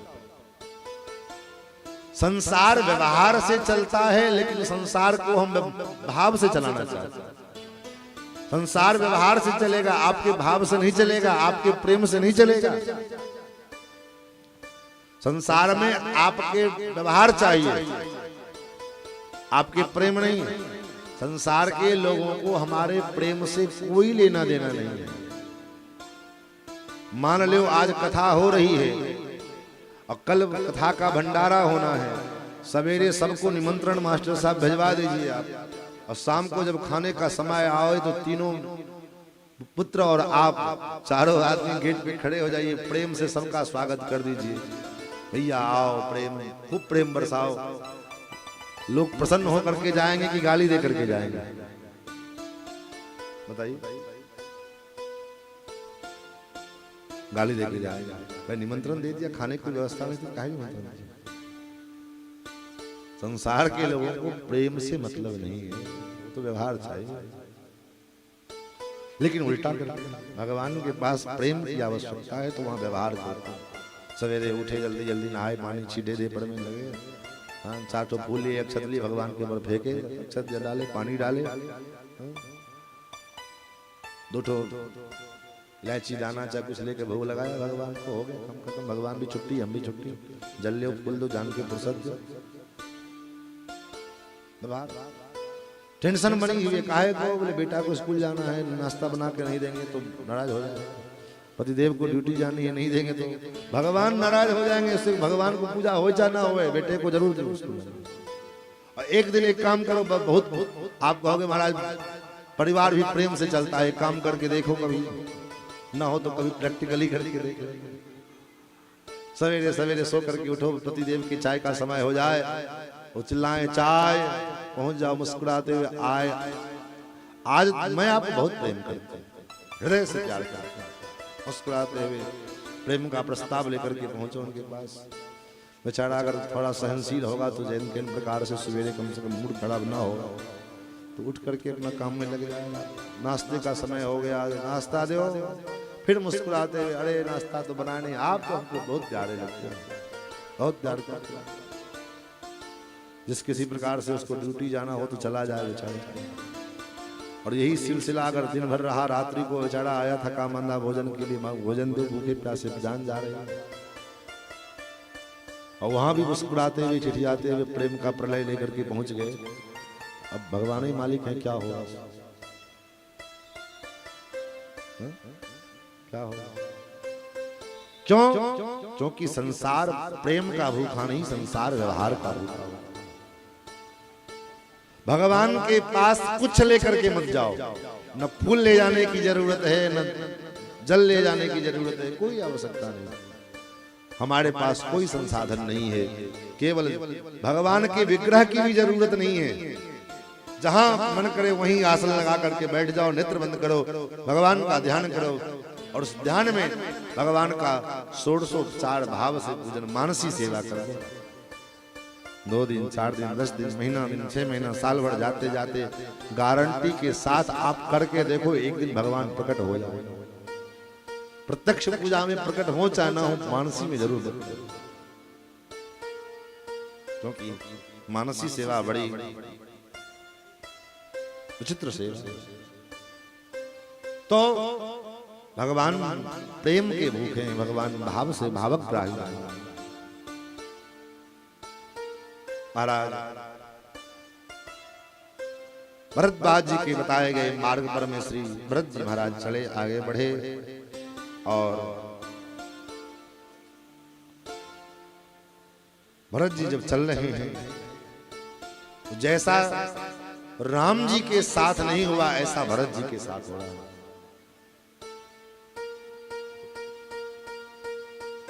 राम जी के साथ चलते तो धूप था, रास्ते में कुछ कंकड़ पड़े थे, लेकिन भरत जी चल रहे हैं तो ना धूप जहां जहां दोनों भैया जा रहे हैं, भरत जी चल रहे हैं वहां मेघ छाया कर रहे हैं। क्यों?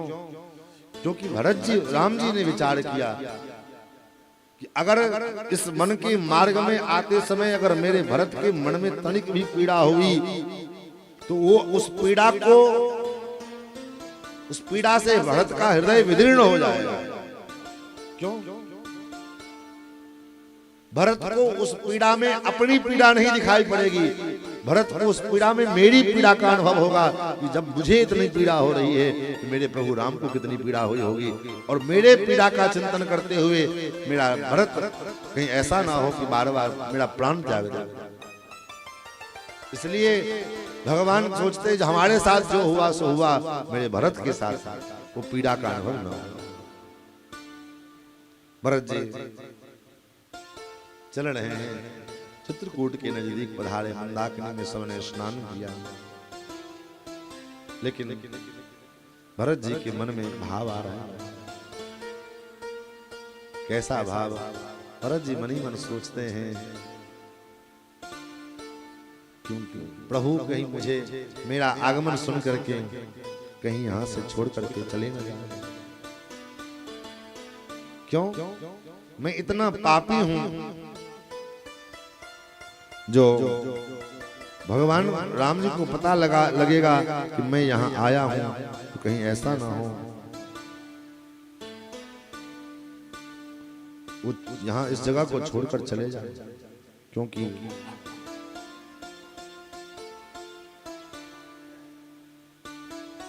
मैं जानता हूं मेरे जैसा पापी जो जिसके कारण राम जी को भयंकर इस वनवास की पीड़ा उठानी पड़ रही है,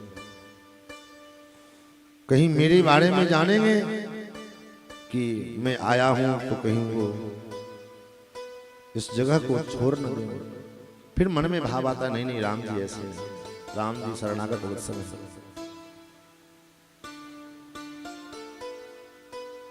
शरण में आए हुए का परित्याग नहीं करते। जैसे स्थिति क्या है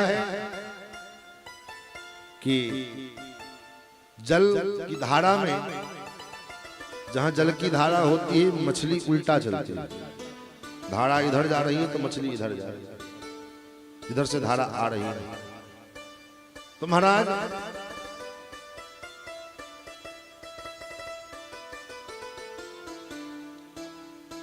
भरत जी कभी सोचते नहीं भगवान शरणागत वत्सल हैं, अपने शरण में आए हुए का कभी त्याग नहीं करेंगे। फिर मन में सोचते हैं कि मेरे जैसा दुष्ट, मेरे जैसा जो है कलंकी कौन हो सकता है संसार में। मैं जानता हूं कि मैं उनके काबिल नहीं हूं, मैं उनके दर पे आ तो गया, आ तो गया हूं मगर जानता हूं, आ तो गया हूं मगर जानता हूं, तेरे दर पे आने के काबिल नहीं, तेरे दर पे आने के काबिल नहीं। आ तो गया हूँ मगर जानता हूँ, आ तो गया मगर जानता तेरे दर पे आने के काबिल नहीं हूँ, तेरे दर पे आने के काबिल नहीं। तेरी मेहरबानी का है बोझ इतना, तेरी मेहरबानी का है बोझ इतना, तेरी मेहरबानी का है बोझ इतना, तेरी मेहरबानी का है बोझ इतना, इसे मैं उठाने के काबिल नहीं हूँ, इसे मैं उठाने के काबिल नहीं। यमाना की दाता हो तुम कुल जहां के, यमाना की दाता हो तुम कुल जहां के, ये माना की दाता हो तुम कुल जहां के, ये माना की दाता हो कुल जहां के। झोली फैलाओ, झोली फैलाओ, कैसे तेरे दर पे मैं ज्यादा उठाने के काबिल नहीं, मैं ज्यादा उठाने के काबिल नहीं। आ तो गया हूँ मगर जानता हूँ, आ तो गया हूँ मगर जानता हूँ, तेरे दर पे आने के काबिल नहीं हूँ, तेरे दर पे आने के काबिल नहीं, तेरे दर पे आने के काबिल नहीं हूँ, तेरे दर पे आने के काबिल नहीं। आ तो गया हूँ लेकिन मैं जान रहा हूँ प्रभु मैं आपके द्वार पर आगमन आने के लायक है। फिर भी एक भाव मन में ये भी है कि भगवान शरणागत वत्सल है। अपने शरण में आए हुए का त्याग नहीं करेंगे, ये भरोसा, ये दृढ़ विश्वास मन में विद्यमान है। महाराज भरत के आगमन से, इतने लाखों सैनिकों के आगमन से वन में कोलाहल मच गया। जितने वन के जीव जंतु पशु पक्षी सब इधर उधर भागने लगे, भयंकर धूल उठने लगा। राम जी ने लक्ष्मण से कहा, लक्ष्मण जी जरा देखो तो क्या बात है। हंत लक्ष्मण पश्येह सुमित्रा सुप्रजास्त्वया भीमस्मित गंभीरम तुमुलश्रूयते स्वनः। महाराज जरा देखो तो सही, आखिर बात क्या है। महाराज लक्ष्मण जी पधारे, एक वृक्ष पर चढ़ करके देखा। वृक्ष पर चढ़ के देखा लक्ष्मण जी ने, तो ये तो अयोध्या का ध्वज है। समझ गए निश्चित रूप से भरत के मन में कोई न कोई पाप आ गया। लक्ष्मण जी ने भी भरत जी पर संदेह। भरत जी जहां जाते हैं वहीं संदेह के घेरे में आते हैं। लक्ष्मण जी ने कहा, भैया भरत आ रहे हैं। संपन्नम राज्यमिच्छस्तुम व्यक्तम प्राप्य विशेषणम आवाम हंतुम समभ्येति कैकेय्या भरतस्सुतः। कैकेयी का पुत्र भरत आ रहा है। उसके मन में जरूर ये शंका हुई होगी कि दीर्घ काल तक अपने राज्य को सुरक्षित रखने के लिए इस समय राम निस्सहाय अवस्था में वन में भटक रहे हैं। मैं जाऊं और राम का वध कर दूं, अपने राज्य की सीमा को निष्कंटक बना दूं। लेकिन शायद भरत इस बात को भूल गया। आपको असहाय मानने का की जो भूल है कर बैठा भरत ने। भरत इस बात को भूल गया कि राम असहाय नहीं। मैं आज अद्य पुत्रम हतम सख्ये कैकेयी राज्य काम का, आज मैं उस भरत कैकेयी के पुत्र उस भरत को मैं मार डालूंगा, वध कर डालूंगा।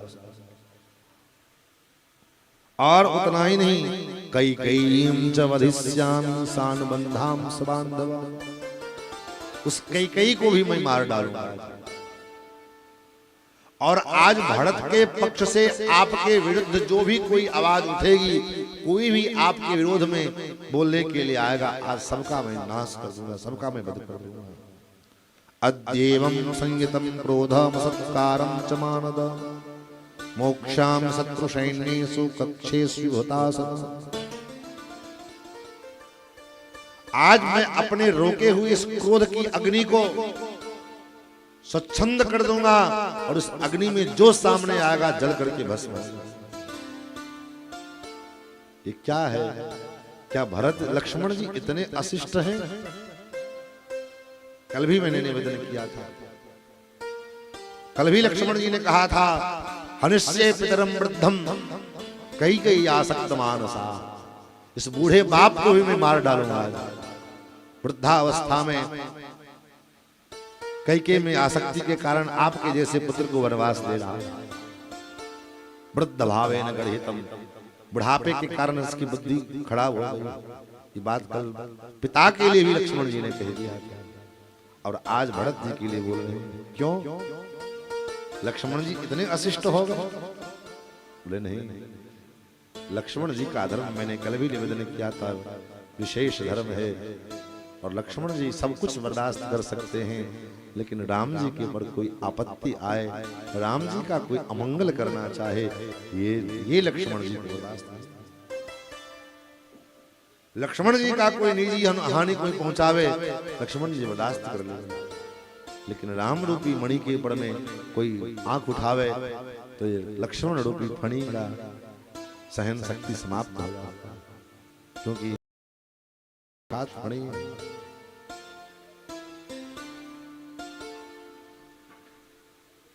राम जी ने कहा लक्ष्मण शांत शांत। सुशरणब्धम तु भरतम लक्ष्मणम क्रोधमूर्छितम रामस्तु परिशान्त्याथ वचनम छेदमब्रवीत्। लक्ष्मण शांत हो जा। क्रोध मनुष्य के विवेक को समाप्त कर देता है। क्रोध की विशेषता है, कितना भी विवेकी पुरुष क्यों न हो, लेकिन क्रोध सबसे पहला प्रहार उसके विवेक पर करता है। इसलिए क्रोध में कभी भी विवेकी पुरुष तत्काल कोई निर्णय नहीं लेते। बुद्धिमान प्राणी का यही कर्तव्य है, क्रोध के काल में कोई निर्णय नहीं। ये नहीं कि चलो क्रोध में आज देख लेंगे। लक्ष्मण पितु सत्यम प्रतिश्रुत्य हत्वा भरतमाहवे किम करिष्यामि राज्येन साववादेन। लक्ष्मण हे लक्ष्मण,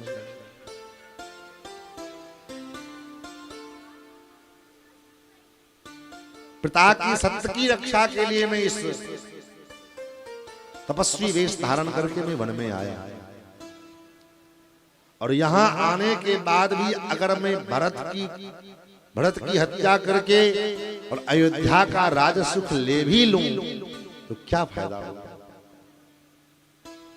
हे लक्ष्मण, ऐसा राजसुख हमें नहीं चाहिए जो यद्रव्यम बांधवानां वा मित्राणां वा क्षये भवेत् नाहं तत्प्रतिगृह्णीयां भक्ष्यामि विसकृतानि वा।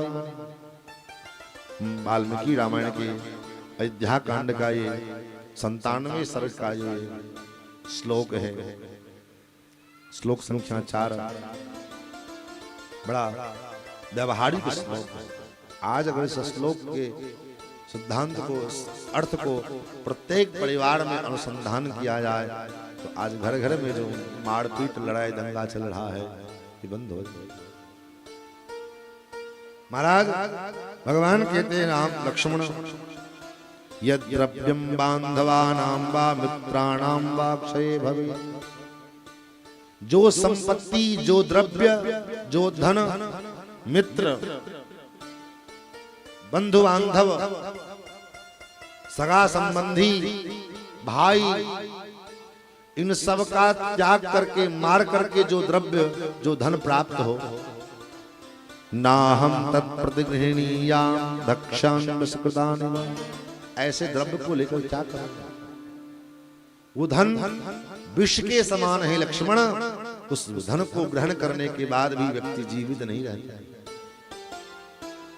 अपने बंधु बांधवों की हत्या करके, उनको हानि पहुंचा करके जो संपदा प्राप्त की जाती है, हासिल की जाती है, वह संपत्ति, वो संपदा विष के समान है, जिस संपदा को प्राप्त करने के बाद भी वो सुख का अनुभव नहीं होता, जो सुख मिलना चाहिए। इसलिए लक्ष्मण धर्म अर्थम च कामम च पृथ्वीं चापि लक्ष्मण इच्छामि भवतामर्थे एतत् प्रतिशृणोमि ते। लक्ष्मण, मैं तुमसे प्रतिज्ञा पूर्वक कहता हूं, ऐसे संकल्प लेकर के कहता हूं, धर्म अर्थ काम पृथ्वी का राज्य भी मैं तुम्ही लोगों के लिए चाहता हूं। संपत्ति जीवन में मिल जाए और सगे संबंधी ना हो, साथ में उपभोग करने वाला, 20 कुटली का बढ़िया कोठी बना लिया और उसमें रहने वाला कोई नहीं है तो उस कोठी का क्या मतलब, उस महल का क्या मतलब। लाखों के जमीन जायदाद इकट्ठे कर लिए और उसको आगे परिवार में कोई सदस्य भोगने वाला न रहा तो उस संपत्ति का क्या मतलब है। लक्ष्मण यद्विना भरतं त्वां च शत्रुघ्नं वापि मानद भवेन्मम सुखम किंचित भस्म तत्कुरुतां सुखी। तुमको भरत को, शत्रुघ्न को छोड़ करके यदि मुझे कोई सुख भी मिलता है तो ऐसे सुख को मैं दूर से प्रणाम करता हूं। मन्ये महागतो योध्यां भरतो भ्रातृवत्सल मम प्राणैः प्रियतरः कुलधर्म मनुस्मरन्। भरत बड़े भातृवत्सल, मैं जानता हूं भरत के शील को, भरत के स्वभाव को मैं जानता हूं, तुम नहीं जानते हो। तुम कहते हो भरत को राजमद हो गया, अरे अयोध्या का पद मिलना तो दूर की बात, बहुत छोटी बात है। भरत को अगर ब्रह्मा का पद मिल जाए तब भी भरत के मन में उस पद का मद नहीं हो सकता है। भरत हो ही न राज मद विधि हरि हर पद पाय, कबहू की कांजी सी करनी क्षीर सिंध बिनसा। खटाई दूध को फाड़ देती है, बात सही है। पद का मद होता है, ऐसी बात नहीं कि पद का मद नहीं होता, पद का मद होता है। लक्ष्मण खटाई से दूध में अगर थोड़ी खटाई पड़ जाए तो दूध फट जाएगा, लेकिन क्या क्षीर सागर के दूध के सागर को थोड़े बहुत खटाई डालने से क्या वो फट सकता है दूध का सागर? कहूं कि कांजी सी करनी क्षीर सिंध बिनसाय। इसीलिए लक्ष्मण मेरे भरत को राजमद हो ही नहीं सकता है। अम्बा चके कई मृष्य भरतश्चा प्रियम वदन, प्रसाद्य पितरम श्रीमान राज्यम मेदातु मागता। भरत अपनी मां कैकेयी से कुपित होकर के मेरे पास अयोध्या का सिंहासन लौटाने के लिए आ रहा है, देने के लिए आ रहा है। धैर्य धारण विप्रियम कृत पूर्वम में भरतेन कदानु किम ईदृशं वा भयं तेद्य भरतं यद्वशंकस्य। उसके बाद लक्ष्मण जी ने इसको समझाया, राम जी ने, और राम जी फिर ऋषि मुनियों के संग सत्संग करने लगे। उसी समय खोजते खोजते भरत जी, शत्रुघ्न जी और निषाद राज गुह भगवान के उस कुटिया के पास पहुंचे। दूर से ही भगवान की उस कुटिया को देखा, पर्णकुटी को देखा, और उस वेदिका को देखा जिस वेदिका पर भगवान विराजमान होकर के संतों के साथ सेवा किया करते थे, संतों का संग किया करते थे। दूर से ही भरत जी ने देखा, दौड़ पड़े और भरत जी ने भगवान के चरणों में साष्टांग लेटते हुए प्रणाम किया। पाहि नाथ कहि पाहि गोसाई, भूतल पड़े लकुट की नाई। भगवान के पास, वेदिका के पास गए और लकुट की नाई, लकुट की नाई का मतलब लोग कहते तो ही पाहि नाथ कहि पाहि गोसाई, भूतल पर लकुट की नाई। लेकिन प्रणाम किया ऐसे किया जैसे डंडा को छोड़ो यहाँ पर मैं खड़ा करके तो डंडा दम से सीधे गिरता है। ऐसे श्री भरत जी महाराज भगवान के चरणों में गिरे, लेकिन भगवान ने देखा नहीं। क्यों? भगवान ने क्यों नहीं देखा? क्या भगवान को सुनाई नहीं दिया? भाई चींटी के पग नूपुर बाजे वो भी साहब सुनता है। चींटी के पैग में नूपुर बांधो तो उसकी ध्वनि भी राम ठाकुर को सुनाई देती है। भरत जी ने इतना जोर से प्रणाम करते हुए कहा, और क्या राम जी को सुनाई नहीं दिया? अवश्य सुनाई दिया होगा। फिर भरत भगवान उठे क्यों नहीं? बोले इसलिए नहीं उठे क्योंकि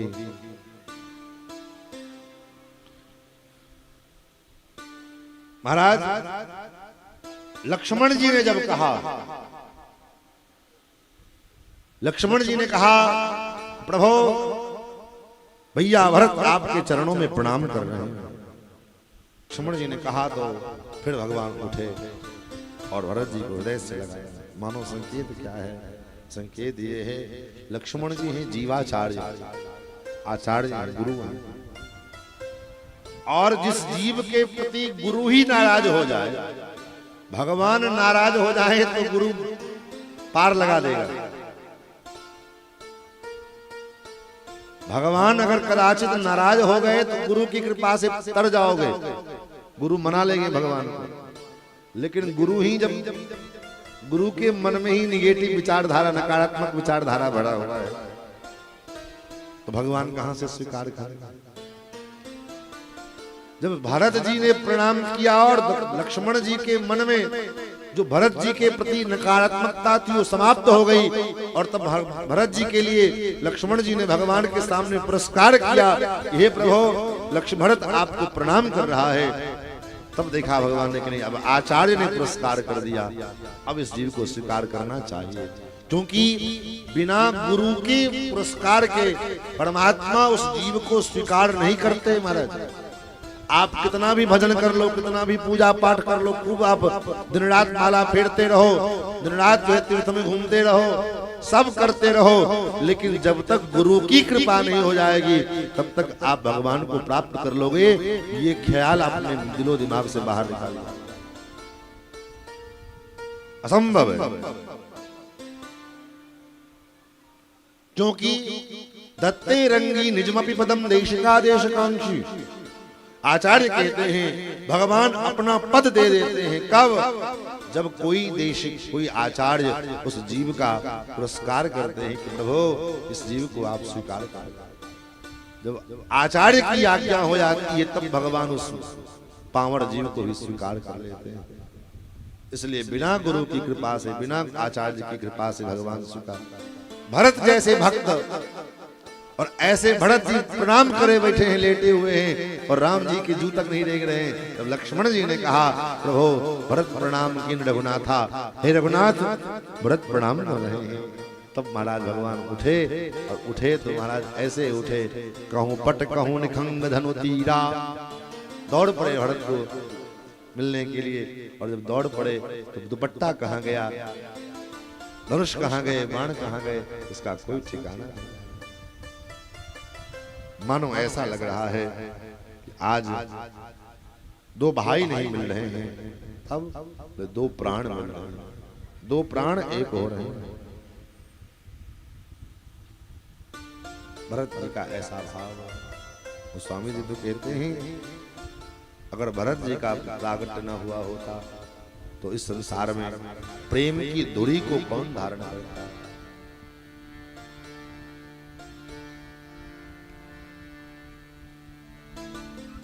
जौन जो होत जग जनम भरत को, जौन होत जग जनम भरत, जौन होत जग जनम भरत को, जौन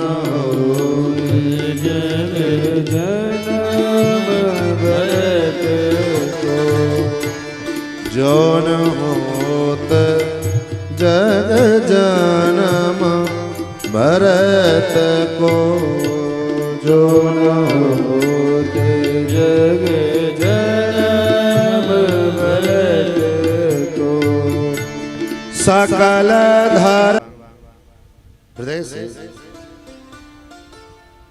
लगाया। और पहले तो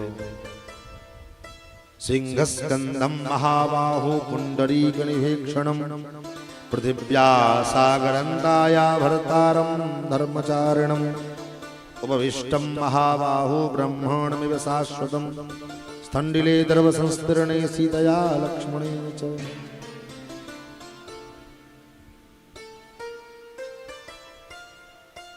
परमात्मा ने कैसे है परमात्मा, जो सिंहस्कंधम, भगवान का स्वरूप कैसा है, जो सिंह के समान भगवान के स्कंध हैं, कंधे। सिंहस्कंधम महाबाहु, भगवान की भुजाएं बड़ी विशाल, आजान बाहु। भगवान की भुजाएं क्यों विशाल है, बोले कब कौन सा जीव कब किस परिस्थिति में मेरे शरण में आ जाए तो दूर भी रहे तो उसको पकड़ करके अपने शरण में लगा लेगा। महाबाहुम पुंडरीकनिभीक्षणम, कमल के समान भगवान के दिव्य नेत्र हैं दोनों। और पृथिव्याम सागरांताया भरतारम धर्मचारिणम, संपूर्ण पृथ्वी का जो है पालन करने वाले, परमात्मा उसके आसन पर विराजमान है। तम दृष्ट्वा भरत श्रीमान शोक मोह परिप्लुतः अभ्यधावत धर्मात्मा भरत कैकेयीसुतः। भगवान के चरणों में विराजमान होकर के भरत जी के नेत्र अश्रुपात जर्जर जर्जर गंगा यमुना की धारा बह रही है। न कुछ बोल रहे, न कुछ बोला जा रहा है, न कुछ पूछा जा रहा है। को कुछ कहे न कोई कुछ पूछा, प्रेम भड़ा मन निज गति छूछा।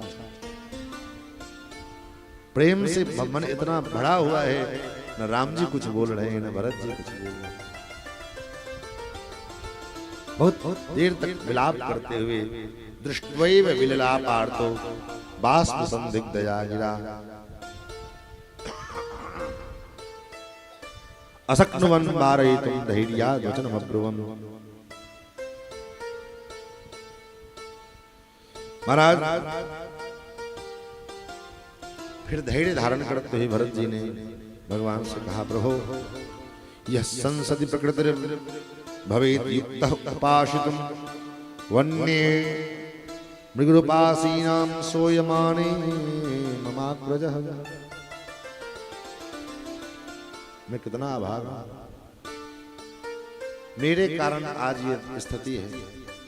जिन राम को राजसभा में बैठ करके बड़े बड़े मंत्रियों, बड़े बड़े विचारकों के बीच में बैठ करके और वहां मंत्रणा करनी चाहिए, और आज इन कुश के आसन पर बैठ करके और वन के कोल भील वनवासियों के संग सत्संग कर रहे हैं। भगवान ने भरत जी का कुशल समाचार पूछा। तुम्हारा राज्य काज कैसे चल रहा है? तुम्हारे राज्य में प्रजा सुखी हैं? कोई किसी को किसी प्रकार का कोई भय दिक्कत तो नहीं हो रहा?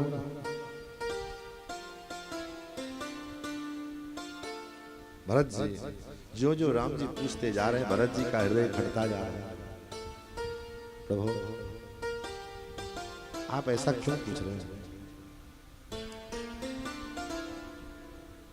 क्या भगवान ने पूछा? कचित दशरथो राजा कुशली सत्य संगर राजसूयाश्वमेधानामाहरतां धर्मनिश्चितः। सदा सर्वदा धर्म का पालन करने वाले परम धर्म धुरंधर हमारे पिता चक्रवर्ती के महान महाराज दशरथ कुशल से हैं। जब पिताजी के विषय में पूछा तो भरत जी के धैर्य छूट गए और भरत जी ने कहा, प्रभु हे रघुनंदन, जिन पिता की आप बात कर रहे हो वो तो आपके वियोग में उन्होंने अपने शरीर को त्याग दिया। प्रभु यन्निमित्तमिमं देशं कृष्णार्जुन जटाधरः हित्वा राज्यं प्रविष्टस्त्वं तत्सर्वं वक्तुमर्हसि। हे प्रभु, आपके पिता की आज्ञा का पालन करने के उद्देश्य से वन में आगमन और आपके वियोग में पिताजी ने अपने शरीर को तृण के समान त्याग दिया। अब तो राम जी बेशुद्ध हो गए और महाराज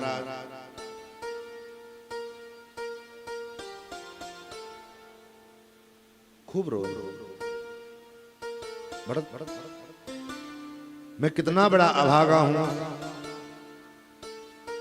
ताम श्रुत्वा करुणं वाचं पितृर्मरण संहितां राघवो भारतीनोक्तां बभूव गतचेतनः। कुछ देर के लिए भगवान चेतनाहीन हो गए, मूर्छित हो गए और मूर्छा से जगे। भगवान ने कहा, हे भरत, मैं कितना बड़ा अभागा हूं। अब तुम मुझे बार बार अयोध्या जाने की जो बात कह रहे हैं, चलो अयोध्या चलो, अयोध्या ले जाने के लिए मुझे आए हैं। उस अयोध्या में जाकर के मैं क्या करूंगा? करिष्याम किम करिष्याम अयोध्यायाम ताते दिष्टाम गतिम गते कस्ताम राजवराधीनाम अयोध्यायाम पालयिष्यति। मैं उस अयोध्या में जाकर क्या करूंगा? जब मैं उस अयोध्या में जाऊंगा, न पिताजी हैं, राज हित के विषय में उपदेश करने वाले पिताजी चले गए, उस अयोध्या में चलकर मैं अब क्या करूंगा? उन राज शिरोमणि पिता से हीन वो अयोध्या मुझे कदाचित कभी भी अच्छी नहीं लगेगी। किम नु तस्य मया कार्यम दुर्जातेन महात्मना यो मृतो मम शोकेनो स मया न च संस्कृतः। मैं कितना बड़ा भागा, उनका ज्येष्ठ पुत्र हूं, और ज्येष्ठ पुत्र होने के नाते पिता का दाह संस्कार का प्रथम कर्तव्य जो है उस आत्मज का होता है। लेकिन मैं कितना बड़ा भागा हूं कि पिता के, जिस पिता ने मेरे वियोग में अपने प्राण को त्याग दिया, उस पिता के उस दाह संस्कार से भी मैं वंचित हो, उस संस्कार से भी मैं वंचित रह गया। हे भरत, अहो भरत सिद्धार्थो येन राजा त्वया नघ शत्रुघ्नेन च सर्वेषु प्रेतकृत्येषु सुकृता। हे भरत, तुम धन्य हो, हे शत्रुघ्न तुम धन्य हो कि तुमने अपने पितृ ऋण से पितृ ऋण को चुकाया। जिस कार्य के लिए पिता पुत्र को उत्पन्न करता है, पुत्र के उत्पन्न करने का मतलब ये नहीं है कि हमारे पास 5 बेटे हैं, 7 बेटे हैं, 10 बेटे हैं।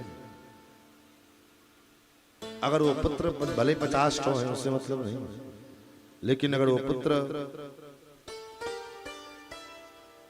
अगर पिता के श्राद्धादि कर्मों में निष्ठा न रखते हो, पितरों के श्राद्ध तर्पण पिंडदान जलांजलि न देते हो, तो ऐसे कर्तव्य विहीन उस पुत्र से बिना पुत्र के होना।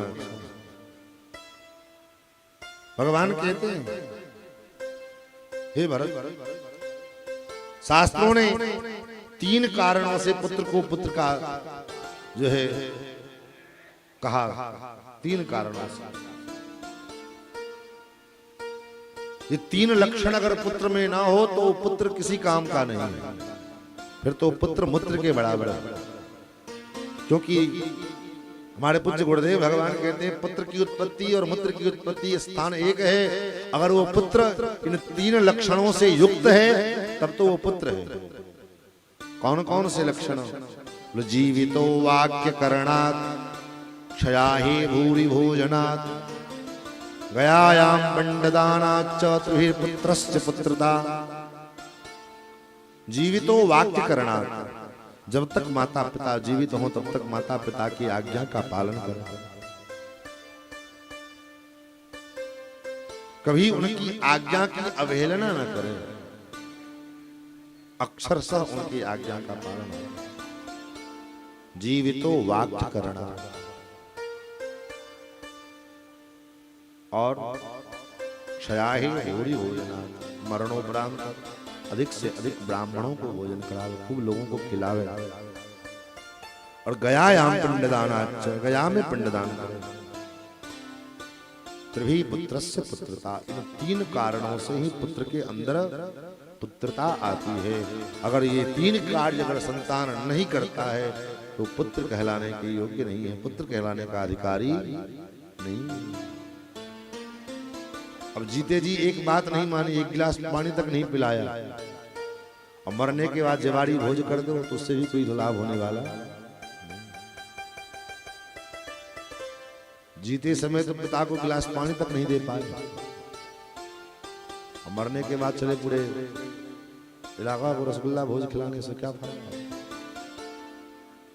जब तक माता पिता जीवित हों उनकी सेवा करें, उनके आज्ञा का, हर आज्ञा का पालन करें, और तब जो है मरने के बाद खूब भोजन भी करा दे अपने शक्ति के अनुसार। ये भी नहीं कि जमीन बेच करके, खेत बेच करके जो है और माता पिता का श्राद्ध करे। श्रद्धा पूर्वक जो किया जाए उसी का नाम श्राद्ध है। और दबाव में आकर के कर्ज लेकर के जो है और तब जो है श्राद्ध करना पड़े, वो भी श्राद्ध नहीं। जौ तिल अक्षत और पुष्प और कुशा से भी श्राद्ध हो जाता है, लेकिन श्राद्ध श्रद्धा पूर्वक होना चाहिए। और गया में पिंडदान, पुत्र का तो मतलब ही होता है पुम नाम नरकात् त्रायते इति पुत्रः। पुम नाम के नरक से जो अपने पितर को मुक्त करा दे वो पुत्र होता है, इसी का नाम पुत्र है। वो आज दुर्भाग्य की बात ये है, सावधान हो जाइए वो माता पिता जो माता पिता अपने बच्चों को कॉन्वेंट में पढ़ाने में अपने आप को गौरवान्वित समझते हैं। वो कान खोल करके जरूर ध्यान बात, आने वाले समय में वो बच्चे न आपकी जीते जी सेवा करेंगे, न आपके मरने के बाद आपका श्राद्ध तर्पण पिंडदान करेंगे। क्यों? क्योंकि बचपन से उसको संस्कार दिया ही नहीं है।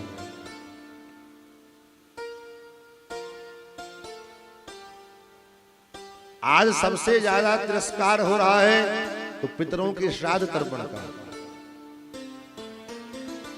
साल भर तर्पण न कर सको कोई बात नहीं, कम से कम 15 दिन जो पितृ पक्ष आता है उसमें तो पितरों का तर्पण कर लो, जलदान कर लो। व्यक्ति इतने प्रमादी हो गए कि महाराज वो भी नहीं कर पाते।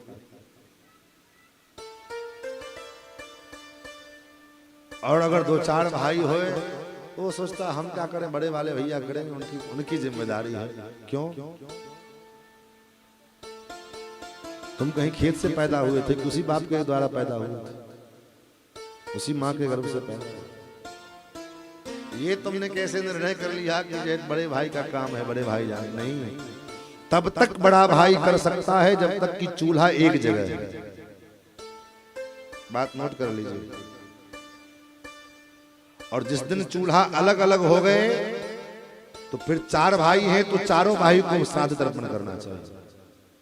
2 भाई हैं तो दोनों भाई को श्राद्ध तर्पण करना चाहिए। जब तक एक चूल्हा है तभी तक जो है एक भाई कोई कर ले, परिवार सम्मिलित है, संयुक्त है तो एक भाई कोई कर ले। जब संपत्ति पिता के द्वारा दी गई संपत्ति का तुमने बंटवारा कर लिया, अब पिता की संपत्ति अलग अलग भाग में विभक्त कर लिए, तो अब जब पिता की संपत्ति को तुमने स्वीकार किया तो पिता के उस कर्तव्यों को भी तुम स्वीकार करो। ये नहीं कि चलो बड़ा भाई जो करेगा हम तो करने की क्या जरूरत है, नहीं चलेगा। सोचो हम नहीं करेंगे, न करो, उससे क्या होगा? बोले देव पितृकार्याभ्याम मां प्रमदितव्यम। शास्त्र कहता है देवताओं के कार्य में, पितरों के कार्य में प्रमाद नहीं करना चाहिए। मंदिर आप जाओ चाहे न जाओ चलेगा, कोई दिक्कत नहीं है। जाओगे तो पुण्य मिलेगा, न जाओगे तो कोई बात नहीं। तीर्थ में आप जाओ चाहे न जाओ कोई बात नहीं, चल जाएगा। कोई व्रत करो चाहे न करो चलेगा।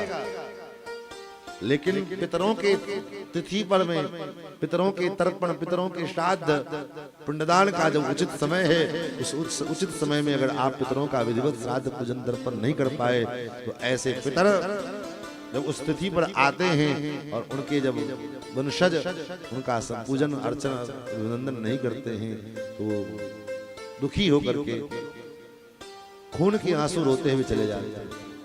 और जब वो जाते हैं तो श्राप देकर के परिवार में जाते हैं। ये पितृदोष क्या है? यही पितृदोष है। जिस घर में समय समय पर में पितरों का श्राद्ध तर्पण पिंडदान होता है उसके घर में कभी पितृदोष नहीं आ सकते, गारंटी है। वो करोगे नहीं तो पंडित जी कहेंगे पितृदोष लगाए, अब पितर की शांति करो।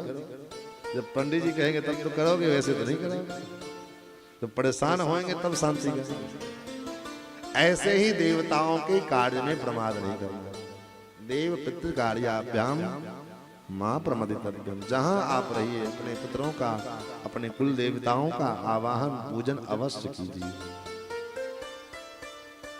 महाराज फिर तो राम जी ने महाराज दशरथ जी का जलांजलि दी है। और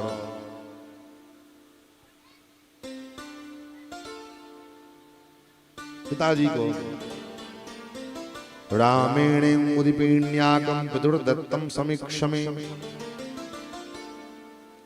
पिताजी को पुष्प फलों के पिंड बना करके पिताजी को पिंडदान किया। क्यों? ऐंगुदं वर्धरैर्मिश्रं पिण्याकं नरवसंस्तरै निश्च रामः सुदुःखार्तो रुदन वचनमब्रवीत्।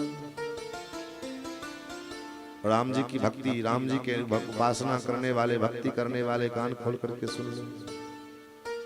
लोग कहते हैं हम वैष्णव हैं, हमको माता पिता के श्राद्ध तर्पण करने की क्या जरूरत है?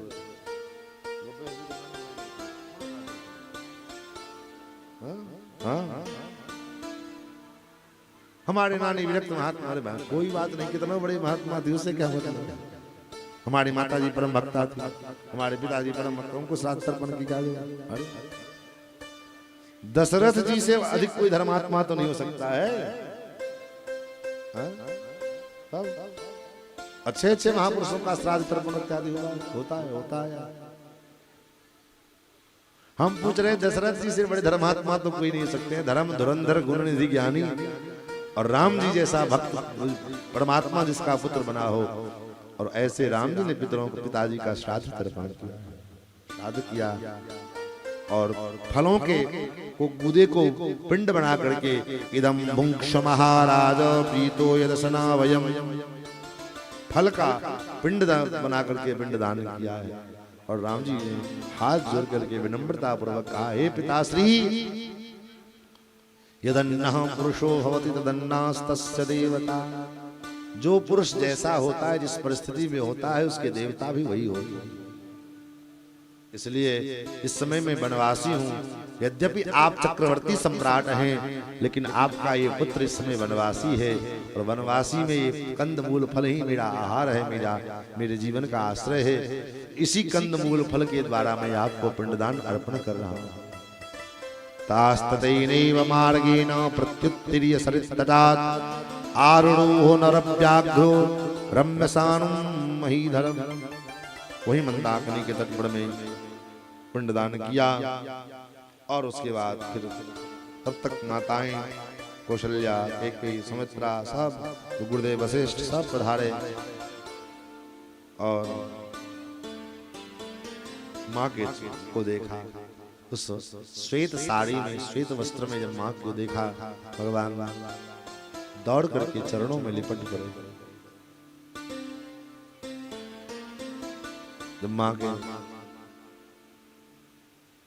माँ ने उठा करके हृदय से लगाया राम जी को, और आप सुनकर आश्चर्य करेंगे, माँ के हृदय में, माँ कौशल्या के हृदय में उस काल में, जबकि राम, अब विचार करो, राम जी लगभग 30-35 वर्ष के हो चुके हैं, और माँ वही विधवा हो चुकी हैं, और उस अवस्था में भी जब माँ ने राम जी को हृदय से लगाया, तो माँ के हृदय में अनंत अनंत अनंत वात्सल्य उत्पन्न हुए, और माँ के पयोधर, माँ के पैर कंचुकी से टपकने लगे राम जी के वात्सल्य के कारण।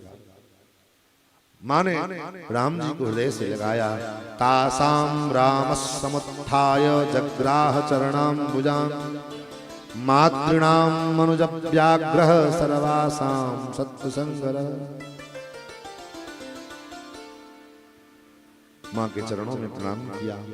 लक्ष्मण जी ने भी प्रणाम किया, माँ सीता जी ने, श्री किशोरी जी ने भी माँ के चरण, माताओं को प्रणाम किया, गुरुजनों के चरणों में प्रणाम किया। सारी सराह शोक डाकती हुई। फिर कुछ देर के पश्चात उस रात्रि विश्राम हुए। सवेरे सवेरे महाराज रात्रि भर भरत जी को नींद नहीं आ रही। क्यों? किस बात को लेकर, किस लिए नींद नहीं आ रही है? बोले ए दुखदा दहैलित छाती भूख न बासर नींद न रात, न भूख लग रही, प्यास, न नींद आ रही, यही दुखदाह किस बात। एको जुगुति न मन ठहराने, एक भी युक्ति से मन ठहरता नहीं। क्या करें, कौन सा ऐसा उपाय करें जिस उपाय के द्वारा राघवेंद्र अयोध्या वापस लौट चले। क्या किया जाए।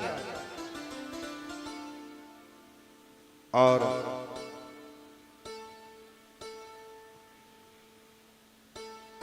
महाराज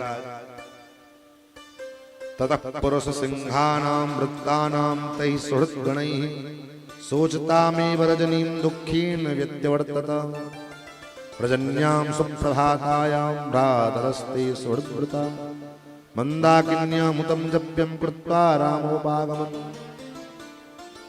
महाराज सभी लोग स्नान इत्यादि करके जब तप नित्य कर्म से निवृत्त हुए और फिर सभा पूरे लोग समाज इकट्ठा हुआ, सब बैठे। और जब बैठे तुष्णिम ते समुपासीन न कश्चित किंचित अब्रवीत, सब चुपचाप बैठे हुए, कोई कुछ नहीं बोल रहा। महाराज भरत जी ने फिर बोलना आरंभ किया और भरत जी ने बहुत बातें पहले कही राम जी से, कितना भी वर्णन करें। अभी तो महाराज लंका तक पहुंचाना है राम जी को, वहां से फिर वापस भेजाना। भरत जी ने कहा प्रभु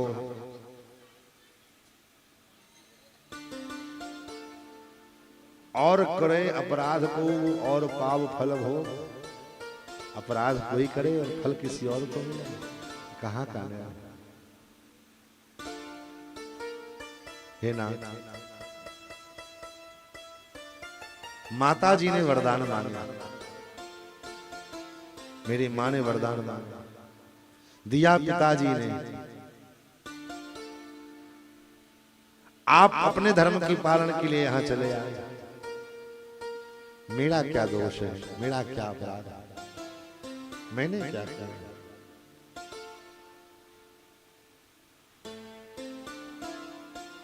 मैंने कौन सा अपराध किया है आप बताओ। वरदान माता जी ने मांगा, वरदान दिया पिताजी ने, पिताजी के सत्य की रक्षा करने के लिए आप चले आए। मैं इसमें कहां हूं, मेरा क्या दोष है जिसका दंड मुझे मिल रहा है। आज पूरी दुनिया के लिए मैं भरत अभागा बन गया, किस अपराध के कारण से बताओ। मेरा अपराध क्या है।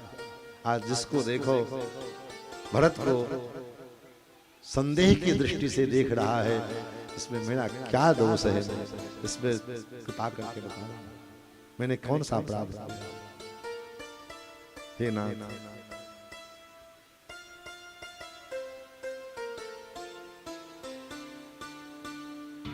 आप अपने मन की, अपने वचन की रक्षा के लिए आपके वियोग में पिताजी ने अपने प्राण दे दिए।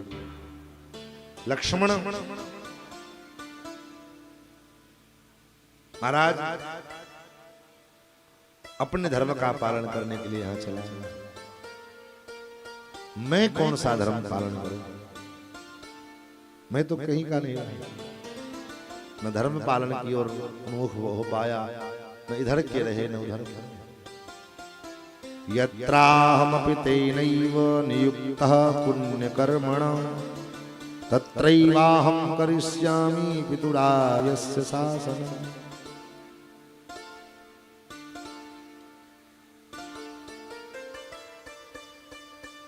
जब इस प्रकार भरत जी ने कहा तो राम जी ने कहा, लक्ष्मण भरत हे भैया, पुत्र का कर्तव्य है पिता को उसके ऋण से मुक्त करना। पिता अगर कोई ऋण ले लिए हैं तो पुत्र का दायित्व बनता है कि पिता का वो ऋण चुकता करे, अन्यथा वो पिता की आत्मा उस ऋण से बंधी होती है। और महाराज पिताजी ने तुम्हारी माताजी को वचन दिया था ये चीज दूंगा, और अपने उस वचन के लिए माताजी ने वो वरदान दोनों मांगे। एक वरदान तुम्हारा राज्य, दूसरा वरदान मेरा 14 वर्ष का वनवास। हे भैया, मेरा हम दोनों भाई का कर्तव्य है कि पिता के उस वचन की रक्षा करें। जहां पिताजी ने मुझे भेजा वहां रह करके मैं उनकी आज्ञा का पालन करूं, और जिस कार्य के लिए पिताजी ने तुम्हें नियुक्त किया, अयोध्या के सिंहासन पर बैठ करके राजा बन करके राज्य करने का, उस कार्य के लिए तुम नियुक्त किए गए। इसलिए हे भरत, तुम उसका जो है पालन करो। दोनों भैया अपने अपने धर्म का पालन करें, जिससे पिताजी की आत्मा को शांति मिल सके। तद्वचः पितुरेवाहं संवतं धर्मचारिणां कर्मणां पालयिष्यामि वनवास। सामने भरत जी का तर्क बड़ा गजब गजब का तर्क होता है। भरत जी कहते हैं, प्रभु पिताजी ने तो आपको वनवास का आदेश दिया, आप चल दिए। पिताजी ने हमको तो राज्य पर बैठने का आदेश नहीं दिया। पिताजी प्रत्यक्ष हमको सिंहासन पर बैठने का आदेश देते कि तुम सिंहासन पर बैठो, आप सिंहासन पर बैठो। ये तो रातों रात जबरदस्ती पिताजी को जो है धर्म के जाल में फंसा करके और उनसे मजबूरन ये जो है दस्तखत कराया गया इस फाइल के ऊपर। तो आप तो सामने थे प्रत्यक्ष, तो आपको आदेश दे दिया पिताजी ने कि आप वन का राजा बन, वनवासी बन। लेकिन हम तो नहीं थे, मैं परदेश में था। जब प्रत्यक्ष रूपेण पिताजी ने मुझे ये आदेश दिया ही नहीं कि मैं सिंहासन पर बैठूं, तो मैं इस बात को कैसे स्वीकार करूं? एक बात। दूसरी बात, 2 वरदान माताजी ने मांगे थे। 2 वरदान माताजी ने मांगे। एक वरदान भरत का राज्य, दूसरा वरदान राम का वनवास। तो आपको मान लीजिए कोई व्यक्ति 2 काम बतावे, तो पहला काम करोगे जो पहले नंबर में कहा जाएगा वो उसको ना, तब ना दूसरा नंबर का काम होगा। कि दूसरा नंबर वाला काम पहले कर लेंगे तो 1 नंबर वाला बाद में करेंगे। एक क्रम से अगर देखा जाए तो पहला नंबर जो काम है वो पहले किया जाएगा। पहला आदेश जो मिला वो पहले होगा, दूसरा आदेश जो है वो बाद में होगा। तो प्रथम आदेश जो था राजा भरत को राजा बनाने का, तो जब वो वरदान पूरा होता तब आपको सिंहासन पर आपको वनवास दिया जाना चाहिए था। तो पहला वरदान पूरा नहीं हुआ, दूसरा वरदान कैसे पूरा होगा?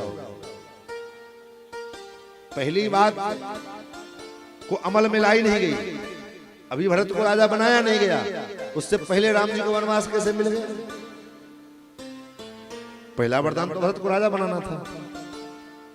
इस प्रकार कथम दशरथा जाता सुभाजिन कर्मणः जानन् धर्माधर्मं च कुर्या कर्म जुगुप्सितम्।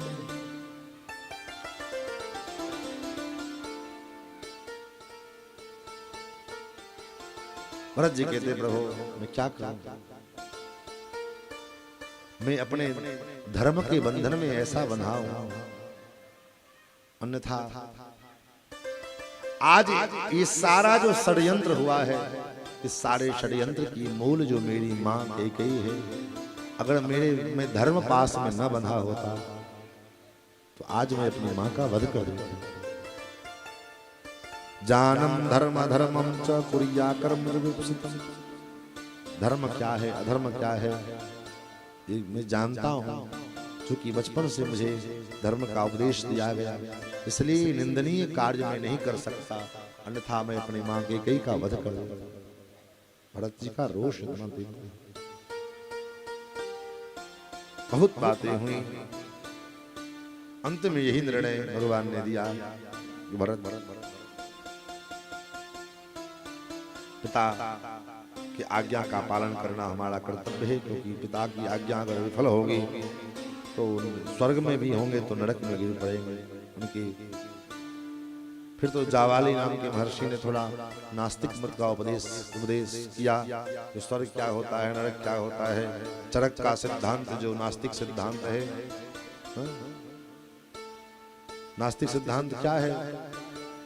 बोले यावत जीवेत सुखम जीवेत ऋणम कृत्वा घृतम विवेद भस्मीभूतस्य देहस्य पुनरागमनाय। जब तक जियो सुख से जियो, ऋण करके घी पियो। शरीर को जल जाना है, फिर इसका संसार में आना है। ये क्या है? तो इसको चरक का सिद्धांत, इसको नास्तिक सिद्धांत। तो नास्तिक सिद्धांत का थोड़ा महर्षि जावाली ने उपदेश भी किया राम जी को। राम जी को थोड़ा रोष भी आया कि आपके जैसा इस प्रकार के सिद्धांत को का प्रतिपादन करने वाले पुरोधा हमारे महाराज पिता के राज्य परिषद में मंत्री थे। दुर्भाग्य है अयोध्या का। फिर तो जावाली ने कहा राम ऐसा नहीं है, हम तो तुम्हारे प्रेम के कारण, तुम्हारा जो दुराग्रह है, तुम्हारा जो आग्रह है, तुम क्योंकि हम कोई अयोध्यावासी ये नहीं चाहते हैं कि तुम वन में रहो, हम सब चाहते हैं अयोध्या चलो, इसलिए तुमको अयोध्या ले जाने के लिए हमने ऐसा कुछ वक्तव्य दिया। फिर तो वशिष्ठ जी ने भी समझाया कि राम भरत की बात मान लो। भरत के प्रति राम जो है गुरुदेव का ऐसा प्रेम देख करके महाराज राम जी का हृदय गदगद हो गया। द्वारे भरत तुम्हारा प्रेम, जिन्होंने भरत के वशिष्ठ जैसे महाज्ञानी और वशिष्ठ जी जैसे महान ज्ञानी का ज्ञान भी भरत जी के प्रेम के पयोध गंभीर समुद्र में गोता खा रहा है और था नहीं मिल रही। वशिष्ठ जी जैसे प्राण जो है, जो आज तक सूर्य वंश को न जाने कितने प्रकार के जो है समस्या से बाहर निकाल लेकर के चले गए, लेकिन आज भरत के दिव्य प्रेम के अथाह सागर में वशिष्ठ जी का जो ज्ञान है वह बौना पड़ गया। मुनिमति ठार तीर अबलासी, जैसे समुद्र के किनारे कोई अबला खड़ी हो, समुद्र की उस अगाध जलराशि को पार कर पाना उसके लिए असंभव हो, दुर्गम हो, ऐसे ही भरत के अगाध प्रेम की उस गंभीर प्रेम राशि में उस समुद्र के तट पर महामुनि वशिष्ठ का भी मति जो है ठिगना पड़ गया, बौना पड़ गया। और भरत जी के पक्ष में वशिष्ठ जी कहते राम मान जाओ, मान जाओ, वशिष्ठ भरत के निवेदन को स्वीकार कर। राम जी का हृदय भर आया। अरे भरत, गुरु जी का भरत के प्रति ऐसा अनुराग जब राम जी ने देखा तो भरत जी के प्रति भरत जो है मन में राम जी को गर्व महसूस हुआ। धन्य है मेरा भाई भरत, जिन्होंने गुरु जी के चित्त को भी, गुरु जी के हृदय को भी वश में कर दिया। और महाराज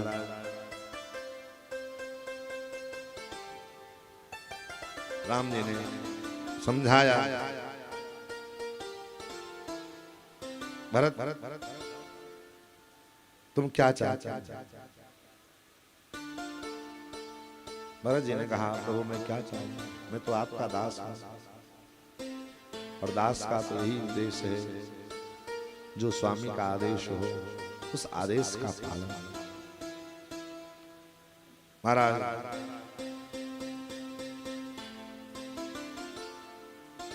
भगवान कहते हैं भरत लक्ष्मीश्चान्द्रयोपदयात् बाहिमवान् बाहिमं तजे अतीयात् सागरो वीलां न प्रतिज्ञाहं पितु। हे भरत, चंद्रमा से उसकी प्रभा चली जाए संभव है। महाराज समुद्र अपनी सीमा को लांघ ले ऐसा भी संभव हो सकता है, लेकिन भरत मैं अपने पिता की इस वचन का त्याग नहीं कर सकता, ये अंतिम सत्य। तब रही बात, एक काम करो, 14 वर्ष का जो समय है तुम जाओ और उसको अयोध्या की देख रेख करो। 14 वर्ष के बाद मैं तुम्हारा ये राज्य स्वीकार किया, तुम्हारे जो अनुरोध को मैं स्वीकार करूँ। मैं राज तो नहीं धारण करूंगा, लेकिन तुम्हारा ये राज मैं स्वीकार करता हूँ। लेकिन 14 वर्ष के बाद मैं जब लौट के आऊंगा तब जो है ये सिंहासन में स्वीकार करूंगा, तब तक तुम जो है राजकाज का जो है संचालन करो। इस प्रकार जब भगवान ने कहा तो भरत जी ने कहा ठीक है प्रभु। 2 सुवर्ण के सोने के 2 पादुका थे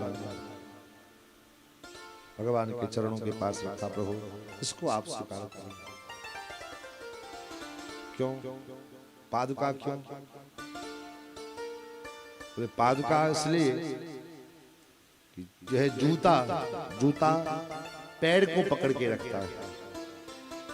जूता पैर को पकड़ के रखता है, लेकिन पादुका खड़ा चप्पल भी पैर को पकड़ के रखता है, लेकिन पादुका को जो पहनता है उसको पकड़ना पड़ता है। पादुका की विशेषता है, पादुका जो पहना रहेगा उसको पकड़ना पड़ेगा, अन्यथा पादुका छूट जाएगी। तो इसलिए पादुका दिया भरत जी ने कि प्रभु मैं आपको पकड़ के रखूं, मेरे में वो सामर्थ्य नहीं है। आप मुझ पर अपनी कृपा बनाए रखो। आप ये कृपा करके पावड़ी ये पादुका आप स्वीकार करें। और हे नाथ, हे प्रभु एक बात आप ध्यान रखना। चतुर्दशे ही संपूर्णे वर्षे हनि रघुत्तम न द्रक्ष्यामि यदि त्वां तु प्रवेक्ष्यामि हुतासनम्। 14 वर्ष जिस दिन पूरा होगा उसके अगले दिन अगर आप नहीं आ गए तो ये भरत आग अग्नि के अग्नि में समाधिस्थ होगा, चिता में प्रवेश करेगा। न द्रक्ष्यामि यदि त्वां तु प्रवेक्ष्यामि हुतासनम्। और उसके बाद भगवान ने आश्वासन दिया। चलने की वेला हुई तो ठाकुर जी के नेत्र सजल हो गए और ठाकुर जी ने शत्रुघ्न जी को हृदय से लगाया। शत्रुघ्न जी से कहा, शत्रुघ्न हे पुत्र, एक निवेदन मैं तुमसे करना चाहता हूं, स्वीकार करोगे, मानोगे? शत्रुघ्न जी ने कहा, प्रभु जो आज्ञा।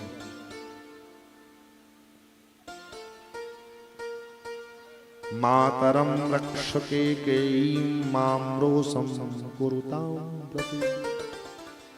हे शत्रुघ्न मेरी माँ की रक्षा करना। शत्रुघ्न ने कहा, जहां प्रभु कौशल्या मैया की रक्षा तो सेवा तो सब नहीं, कौशल्या की नहीं, कौशल्या की सेवा तो सब कोई करेंगे, मुझे मालूम है उनकी सेवा तो हर कोई करेगा। मातरम रक्ष कैकेयी, मेरी मैया कैकेयी की रक्षा, मेरी मैया कैकेयी की अवहेलना कभी मत करना। क्यों? मैं जानता हूं वो थोड़ी हठीली है, न किसी से कुछ कहेगी और न ही कोई उनके पास कोई कुछ कहने के लिए जाएगा। लेकिन शत्रुघ्न ये जिम्मेदारी मैं तुमको सौंप रहा हूं। मेरी मैया को कुछ नहीं होना चाहिए, मेरी माँ कैकेयी को किसी प्रकार का कोई कष्ट नहीं होना चाहिए, कभी भी उनकी अवहेलना नहीं होनी चाहिए। मातरम रक्ष कैकेयी मां रोषं कुरुतां प्रति मया च सीतया चैव सप्तोऽसि रघुनंदन। हे शत्रुघ्न तुझे मेरी सौगंध है, तुम सीता को मां मानते हो ना, तुम्हें सीता की शपथ है, कभी भी मेरी मां कैकेयी का अवहेलना न हो, कभी भी मेरी मां कैकेयी का तिरस्कार न हो। और ऐसा कह करके भगवान ने विदा किया। महाराज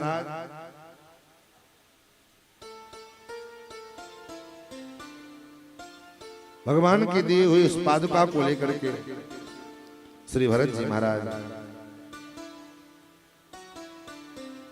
चल आंखों में अश्रु है, भगवान की छवि को धारण किए हुए हृदय में है। राम भक्त ले चला रे राम की निशान, राम भक्त ले चला रे राम की निशान, राम भक्त ले चला रे राम की निशान, राम भक्त ले चला रे राम की निशान, राम भक्त ले चला रे राम की निशान। शीश पर खड़ा लिए अखियों में पानी, शीश पर खड़ा लिए अखियों में पानी, राम भक्त ले चला रे राम की निशानी राम भक्त ले चला रे राम की निशानी।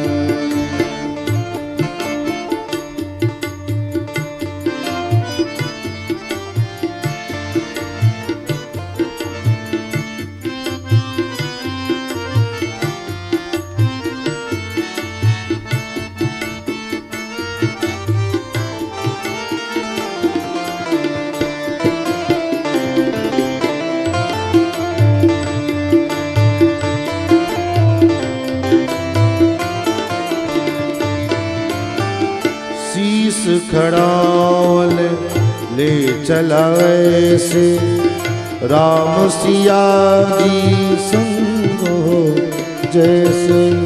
शीस खड़ा ले चला ऐसे राम सिया जी संग हो जैसे। शीस खड़ा ले चला ऐसे राम सिया जी संग हो जैसे। शीस खड़ा ले चला ऐसे राम सिया जी संग हो जैसे। अब इनकी छाँव में रहेगी राजधानी। अब इनकी छाँव में रहेगी राजधानी। राम भक्त ले चला रे राम की निशानी। राम भक्त ले चला रे राम की निशानी। शीस पर खड़ा लिए अखियों में पानी। शीस पर खड़ा लिए अखियों में पानी। राम भक्त ले चला रे राम की निशानी। राम भक्त ले चला रे राम की निशानी।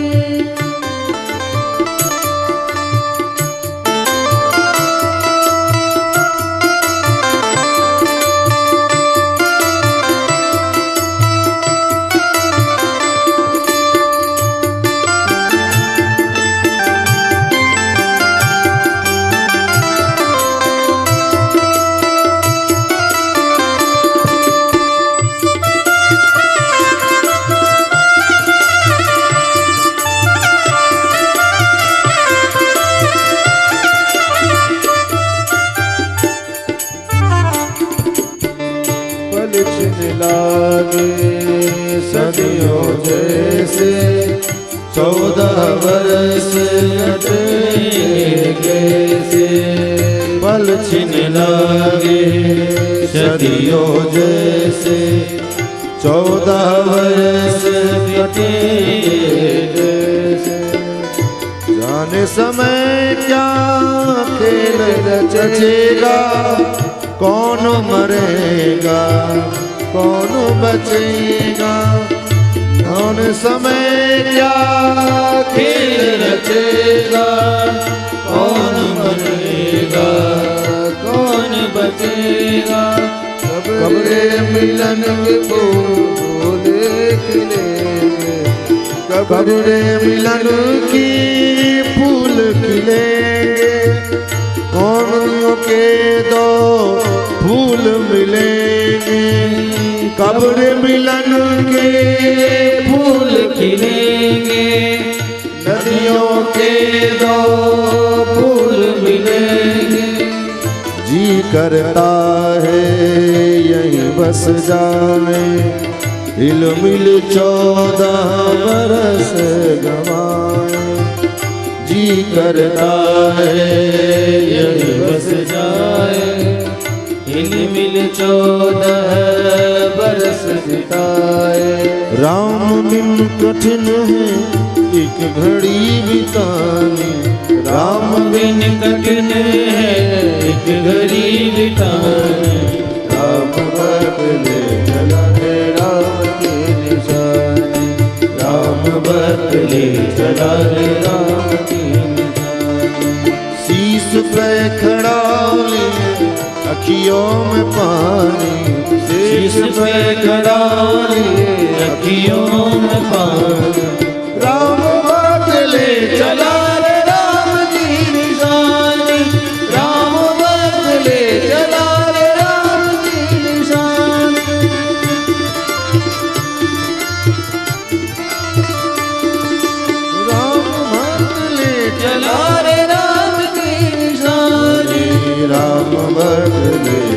हरे राम। महाराज प्रभु कड़ी कृपा पावड़ी दीन्ही सादर शीस भरत शीस धरि लेन्ही। ये दो पादुका को ही श्री सीताराम जी के रूप में भरत जी ने मस्तक पर धारण करके पुनः अयोध्या लौट करके आए।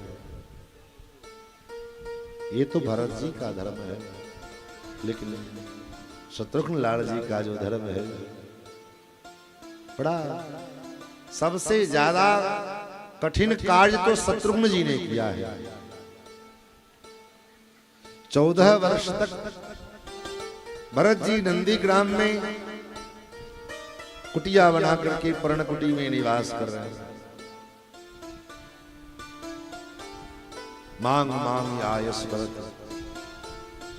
लक्ष्मण जी राम जी के साथ, लेकिन शत्रुघ्न लाल जी की जिम्मेदारी कितनी बड़ी है विचार करो।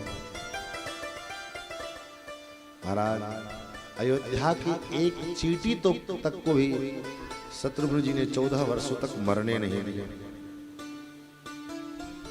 क्यों? शत्रुघ्न जी विचार करते हैं अगर अयोध्या की एक चींटी भी मर जाएगी तो राम जी जब लौट के आएंगे पूछेंगे देखेंगे तो क्या कहेंगे। गाय घास नहीं करते राम जी के वियोग में, गायों तक को जाकर समझाते हैं शत्रुघ्न जी। अरे भैया खाएगी नहीं, दूध नहीं देगी तो क्या चाहती है। राम जी आए और उस समय जब उनका अभिषेक होगा तो तेरे दूध की आवश्यकता होगी। तो जब शरीर में बल ही नहीं रहेगा तो तू दूध कहां से देगी। तू नहीं चाहती कि तेरे दूध का प्रयोग राम जी के अभिषेक में उसका उपयोग में आवे, तेरे दूध दही राम जी के अभिषेक में आवे। इस प्रकार गायों को समझाते हैं, अयोध्या के घोड़ों को शत्रुघ्न लाल जी समझाते हैं। अरे जब राम जी लौट के 14 वर्ष बाद आएंगे और राम जी के सवारी निकलेगी तो क्या तू यही चाहता है कि बाहर से घोड़े बनाए जाए? तुझे ये सौभाग्य, तुम इस सौभाग्य से वंचित हो जाओगे। तुम्हारे शरीर में बल नहीं रहेगा तो तुमको जो है उस सवारी में, उस यात्रा में सम्मिलित नहीं किया जाएगा। इसलिए हे अश्व, शरीर से स्वस्थ रहोगे तभी तो राम जी के सवारी में सम्मिलित हो पाओ। इस प्रकार अयोध्या के एक एक पशु पक्षी मनुष्य, माताएं, स्त्रियां, बच्चे, सबको भरत जी शत्रुघ्न जी राम के विरह से, विरह के काल में भी राम के प्रेम का अमृत पान कराते हैं और सबको पुनः जीवित रख करके 14 वर्षों तक एक भी मृत्यु उस काल में नहीं हुई। 14 वर्षों में एक भी अयोध्या में, हाँ ये भी है कि किसी का जन्म नहीं हुआ, कोई बालक जन्म नहीं लिया 14 वर्षों में। जो माताएं पहले से अंतर्वतनी थी राम जी के वनवास जाने से पूर्व, उन माताओं के अलावा दूसरी कोई, वो बच्चे भी जब जन्म लेते हैं अयोध्या में तो बच्चे के जन्म की प्रसन्नता किसी माताओं को नहीं। भले वर्षों बाद पुत्र होते हैं लेकिन पुत्र को देखने के बाद भी उन माताओं के मन में उस पुत्र को देखकर प्रसन्नता नहीं होती है कि मेरे पुत्र हुए हैं। इधर राम जी ने विचार किया अब यहाँ रहना ठीक नहीं है। फिर राम जी वहां से चित्रकूट को छोड़ करके आगे बढ़े, अत्रि आश्रम में गए। अत्रि में महर्षि श्रीधर का दर्शन किया। माता अनुसुईया ने आशीर्वाद दिए तो उनसे आशीर्वाद लेकर के भगवान आगे बढ़े। आगे शुतिक्षण सर्वभंग ऋषि का दर्शन हुआ। सर्वभंग ऋषि को प्रणाम करके आशीर्वाद लेकर के आगे बढ़े। फिर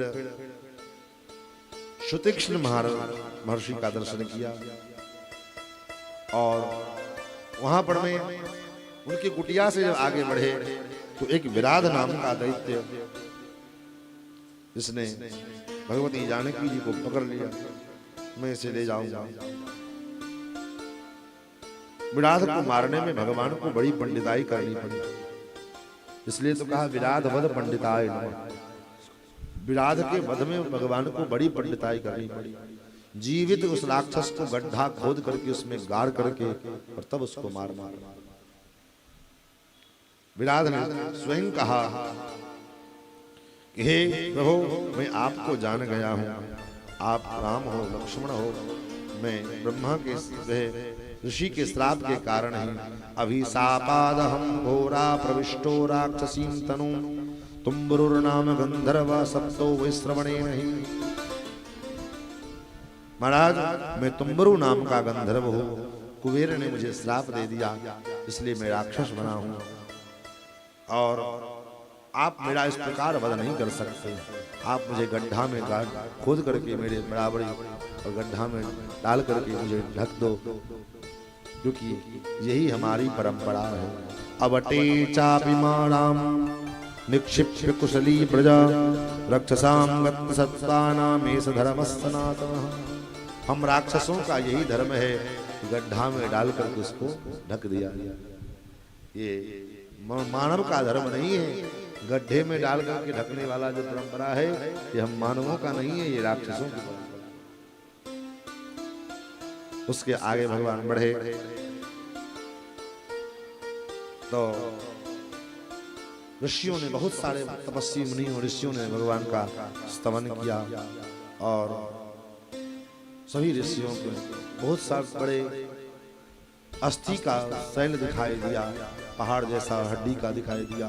राम जी ने उन ऋषियों से पूछा, ये क्या है? ऋषियों ने कहा, जब भगवान ने इस प्रकार प्रण किया तो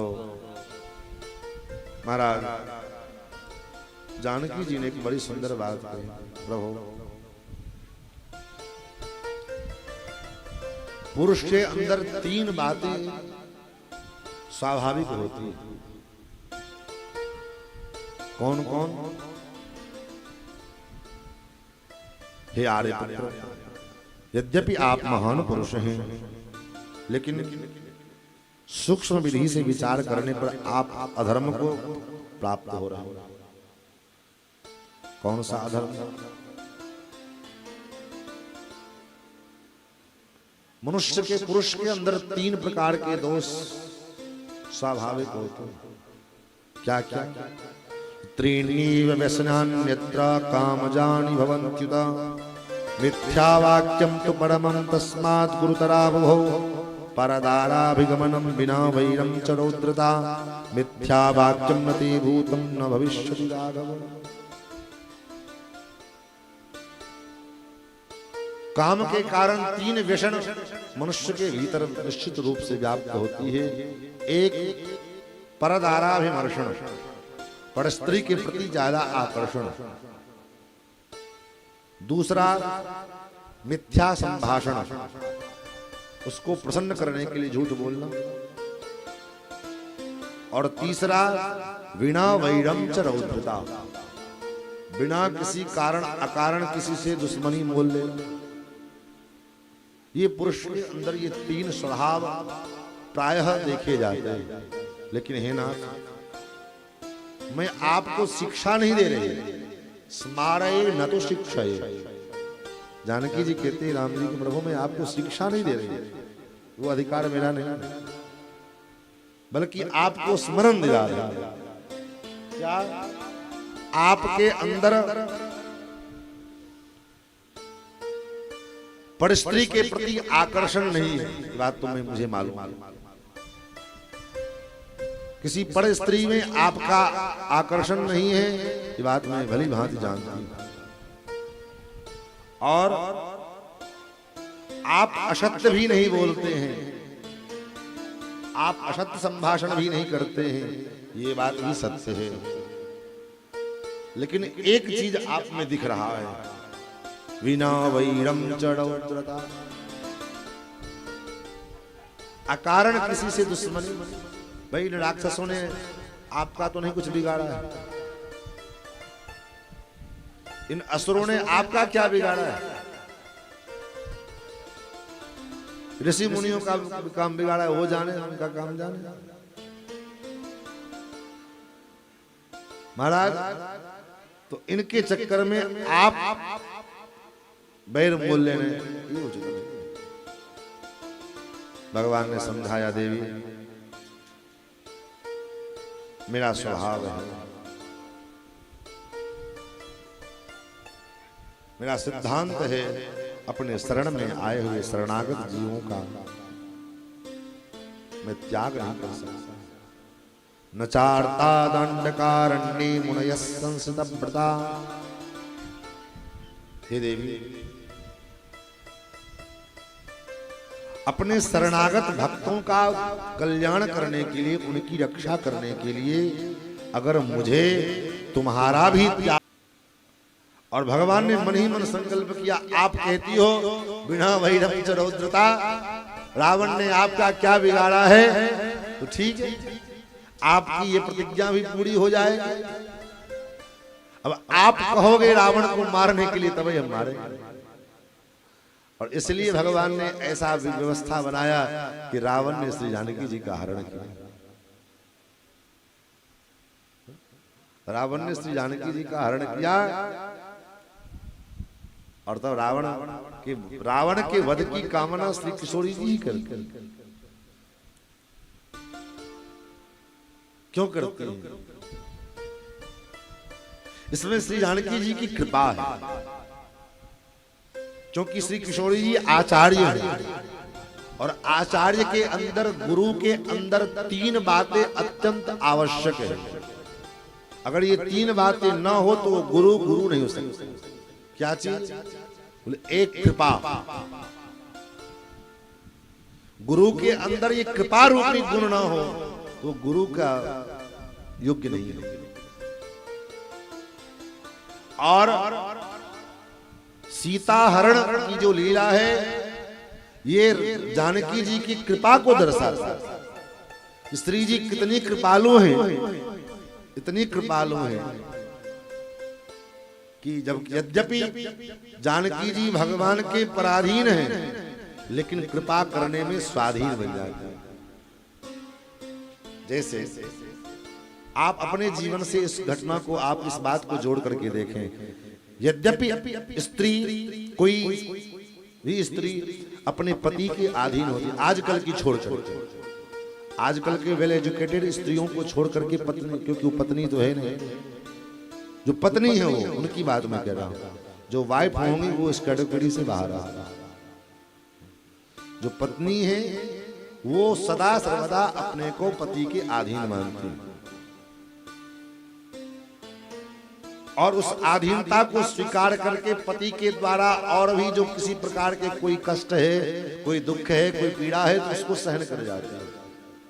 लेकिन जब वो माता, वही स्त्री जब मां बन करके अपने बालक के दुख को देखती है, जब उसका पिता, जब वही पति उसके बच्चे को, उसके पुत्र को दुख देवे, तो उस जगह पर मैं अपने पुत्र के लिए फिर वही पत्नी स्वाधीन बन जाती है। जो निरंतर अपने को अपने पति का पराधीन मानती है, वो उस समय जब अपने बालक की बात आवे, अपने लिए नहीं, अपने बच्चे के लिए फिर वो पत्नी स्वाधीन बन जाती है। फिर वो पति से लड़ना भी पड़े तो लड़ जाएगा, आपको ये काम करना पड़ेगा क्योंकि मेरा बेटा इस प्रकार दुखी है।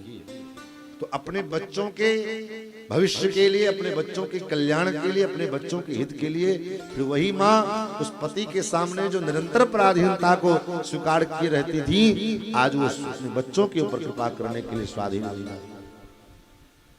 उसी प्रकार भगवती श्री जानकी जी ने विचार किया कि राम जी रावण के ऊपर तो कृपा करेंगे नहीं, क्योंकि रावण दुष्ट है, दैत्य है, इनके ऊपर कृपा कैसे हो। तो श्री जानकी जी स्वयं हरण होकर के और रावण का कुल समेत उद्धार करने के लिए रावण के यहाँ पर पहुंच गई और रावण का उद्धार करवाया। ये जानकी जी की कृपा है। दूसरा है गुरु में जो भगवान की अत्यंत पराधीनता, पारतंत्र, कृपा, पारतंत्र और अनन्यार्हत्व। हमारे श्री वैष्णव परंपरा में 3 बातें, कृपा, पारतंत्र और अनन्यार्हत्व, ये जानकी जी ने 3 बार जानकी जी का भगवान से वियोग हुआ है।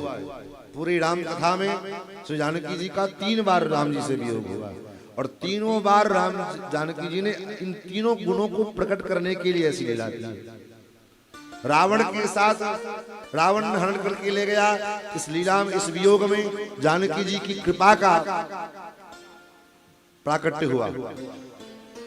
वहां से जब अयोध्या लौट करके आए और धोबी के जो है आक्षेप के ऊपर में राम जी ने जानकी जी का निर्वसन किया, परित्याग किया। उस समय उस वियोग में जानकी जी के पारतंत्र गुण का प्रादुर्भाव हो, पराधीनता। उस समय जानकी जी के मन में इतना आवेग आता है एक बार कि होता है कि मैं अपने शरीर छोड़ दूं, प्राण त्याग दूं, लेकिन फिर मन में भाव आता है इस शरीर के ऊपर भी तो स्वामी मेरे ठाकुर मेरे राम का अधिकार है। मैं अपना प्राण भी उनकी इच्छा के अनुसार अगर त्यागती हूं तो ये हमारे लिए अपराध होगा। यही पारतंत्रता है। हम अपना प्राण भी अपनी इच्छा से न त्यागता, ये भी भगवान की इच्छा। इसी को भगवत पारतंत्र कहते हैं। और जिस जीव के जीवन में भगवत पारतंत्र पूर्ण रूपेण आ जाए फिर क्या कहना। और तीसरा वियोग हुआ जिसमें भगवती जानकी जी का अनन्यार्हत्व सिद्ध होता है। अनन्यार्हत्व का मतलब है कि हम मन वचन कर्म से केवल और केवल भगवान के हैं, ये अनन्यार्हत्व है। और ये जब तीसरा वियोग हुआ कब, जब श्री जानकी जी पुनः राज्य अयोध्या में पधारी और उन्होंने शपथ पूर्वक कहा मैं मनसा वाचा कर्मणा राघवेंद्र के सिवा दूसरे किसी पुरुष को नहीं जानती। ये बात सत्य है। तो तदा में माधवी देवी विवरम दातुमर्हसि, अगर मैंने मनसा वाचा कर्मणा केवल राघवेंद्र का चिंतन किया है तो हे भगवती भूदेवी विवरम दातुमर्हसि, इसी समय आप अपनी गोद में मुझे स्थान दिया। ये देवी भगवती श्री जानकी जी का ये अनन्यार्हत्व, यही पूरी राम कथा का सार है। क्योंकि मैंने पहले दिन ही कहा था ये राम कथा नाम के लिए राम जी का गान है, कहते राम कथा, लेकिन ये कथा वास्तव में श्री जानकी जी के उन जो गुप्त रहस्य हैं श्री जानकी जी के चरित्र का, उन चरित्रों को उद्घाटित करने के लिए महर्षि वाल्मीकि जी ने श्रीमद् वाल्मीकि रामायण की रचना की। इसलिए कहा कृष्णम रामायणम काव्यम सीतायास चरितम महत्। ये रामायण रूपी जो महाकाव्य है ये सीता जी का महान चरित्र है। फिर तो अब क्या करें, समय इतना फास्ट चलता है, कथा को हम भी फास्ट लेकर के चलें ताकि कम से कम भगवान को राजगद्दी तो हो जाए। जब वन में दे दिए तो राजगद्दी तो कराना ही पड़ेगा। वन में ना लेकर के गए होते तो राजगद्दी ना भी कराते तो चल जाते। श्री सीता रामचंद्र भगवान की जय। भगवान आगे पंचवटी में आए हैं। पंचवटी में सुंदर पर्णकुटी का निर्माण लक्ष्मण जी को कहा बनाने के लिए, लक्ष्मण जी ने बनाया। उसी समय कुछ देर के पश्चात शूर्पणखा नाम की राक्षसी आई। शूर्पणखा ने भगवान को विवाह के लिए प्रेषित किया। शूर्पणखा कहती है तो सम पुरुष नमो सम नारी यह संजोग विधि रचा विचार। महाराज आपके जैसा पुरुष संसार में नहीं है और मेरी जैसी नारी नहीं है। भगवान ने मनी मन कहा बात तो सही कह रही है, तुम्हारी जैसी बेहया नारी और कौन हो सकती है। जो स्वयं विधवा होने के बावजूद भी कह रही हो कि मैं विवाह करने के लिए अब तक मेरे समान तुम्हारे समान कोई ऐसा पुरुष मेरे योग्य नहीं मिला था। पति को मार करके उसके बाद जो है ब्याह रचाने के लिए घूम रही है। तुम्हारे जैसी नारी और कौन हो सकती है। भगवान ने कहा तो क्या चाहती हो। बोले मुझसे ब्याह कर। भगवान ने कहा मैं कैसे ब्याह करूं, मेरा तो ब्याह हो चुका है, मेरी पत्नी मेरी बगल में खड़ी है। हाँ जैसे तुम कुमारी हो वैसे मेरा ब्याह भैया भी कुमारा है, मेरा लक्ष्मण भी कुमारा है। आहे कुमार मोर लघु भ्राता। अब बेचारे को क्या राम जी झूठ बोल रहे हैं। राम जी ये कहना चाहते हैं कि कुमारी तो तुम भी नहीं हो, तुम्हारा भी ब्याह हो चुका है। जिस प्रकार की जिस कैटेगरी की कुमारी तुम हो, उसी कैटेगरी के बेचारा वो भी कुमार है। जैसे तुम बिना पति के दर दर घूम रहे हो, अकेले विचरण कर रहे हो, वो भी बेचारा अपने पत्नी को साथ लेके नहीं आया, अकेले घूम रहा है। तो बढ़िया रहेगा, जोड़ी जमेगी, तुम दोनों ब्याह कर लो। हाँ ये बात तो सही। तुरंत महाराज राम जी को छोड़ के पर चली गई लक्ष्मण जी के पास। क्या बात है, तो ब्याह करना है। तो क्यों? आपके भैया ने मेरे पास आपके पास भेजा है। लक्ष्मण जी ने कहा ये बताओ ब्याह करके तुम बनना क्या चाहते? बोले रानी बनना चाहते हैं। बोले ये तो उन्हीं से ब्याह करोगे तो संभव है, क्योंकि मुझसे ब्याह करके तो तुम नौकरानी ही बनोगी, महारानी तो नहीं बनोगी। क्यों? क्योंकि मैं उनका सेवक हूं, उनका दास हूं, और तुम मेरी दासी बनोगी। तो तुमको तो नौकरानी ही बनना पड़ेगा, फिर तो नौकरानी होकर के सुख मिलेगा नहीं। इसलिए वो राजा धीराज हैं, अयोध्या के चक्रवर्ती सम्राट हैं, वो 2 नहीं 4 ब्याह करें, उससे क्या दिक्कत है? जाओ नहीं से ब्याह करो। फिर प्लान चेंज हो गया, फिर चली आई राम जी के पास। राम जी ने देखा इसका तो कोई अस्तित्व ही नहीं, दौड़ इधर, एक जगह टिकती नहीं है। अरे किसी का एक का तो हो करके रहो। इसलिए महाराज राम जी का और शूर्पणखा का जो तुलना किया महर्षि वाल्मीकि जी ने, बड़ा गजब की तुलना की। कैसी तुलना है महाराज?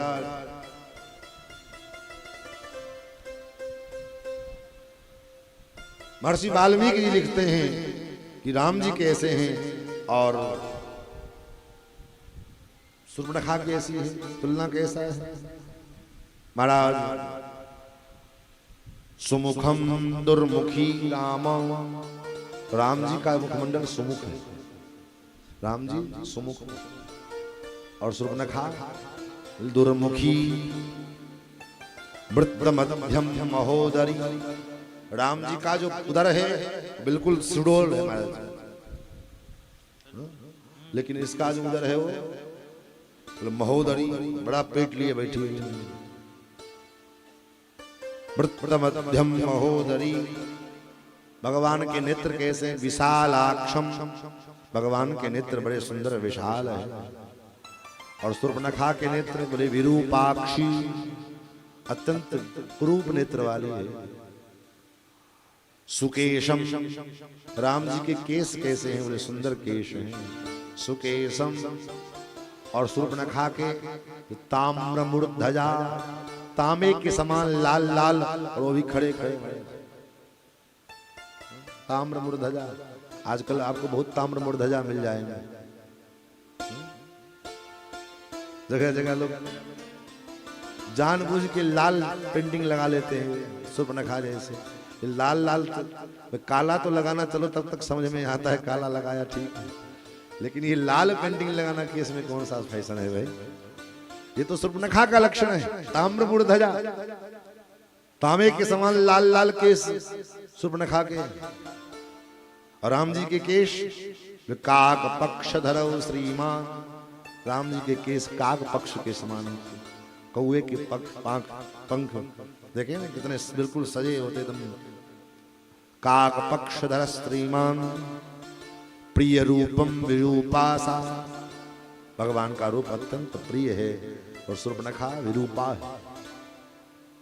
भगवान जब बोलते हैं तो सुंदर लगता है, सुस्वरम,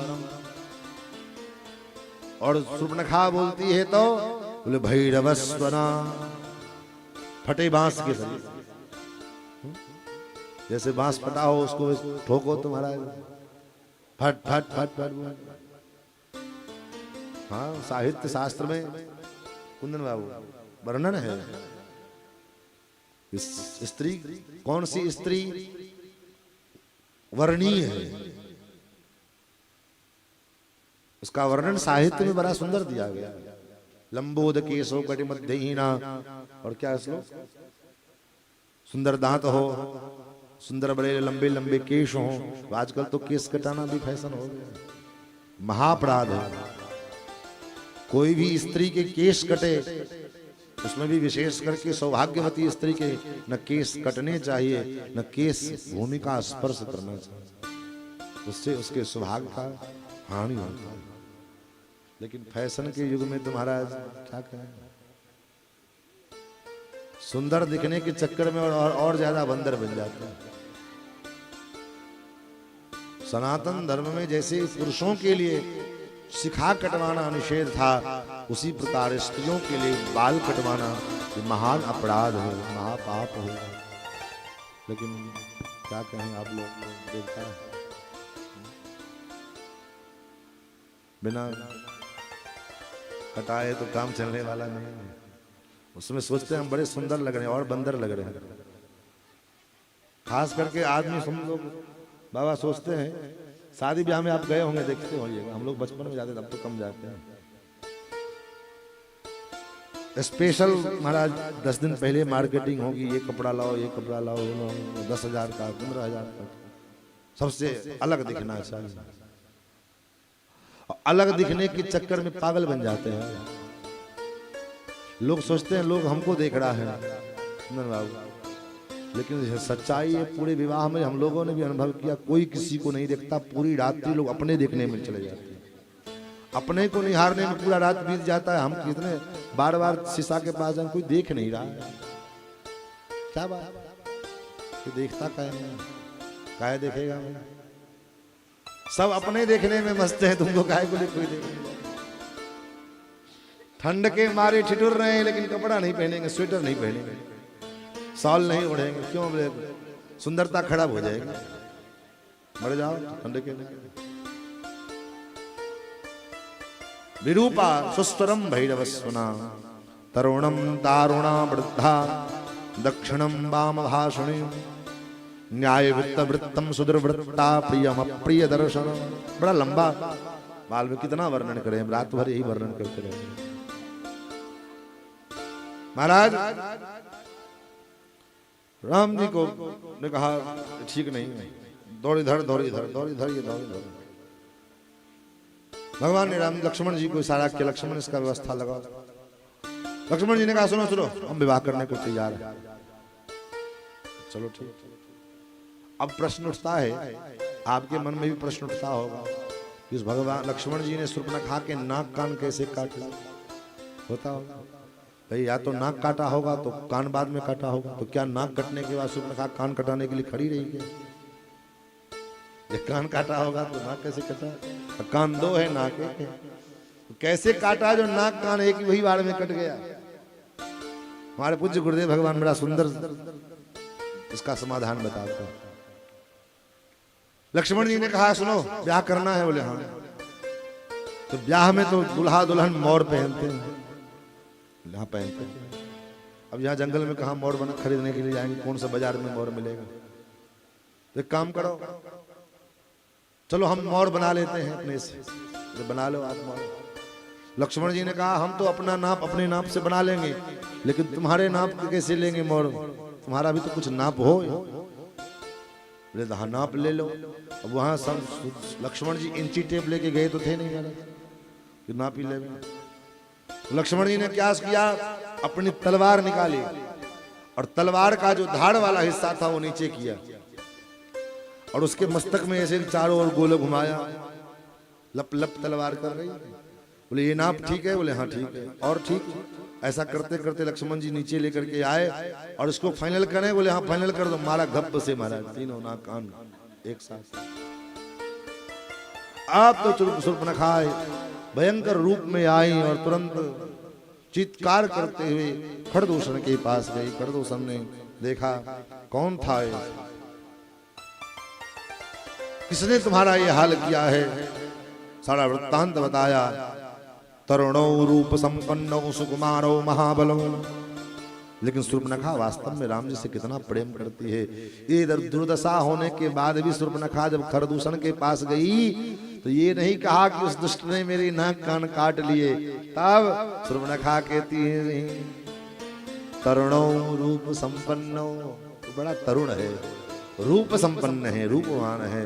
सुकुमारो, सुकुमार है, महाबलो, महाबलो। पद्म पत्र विशालाक्षो पद्म पत्र के समान उसके विशाल नेत्र हैं। बड़ा सुंदर भगवान के स्वरूप को गाया।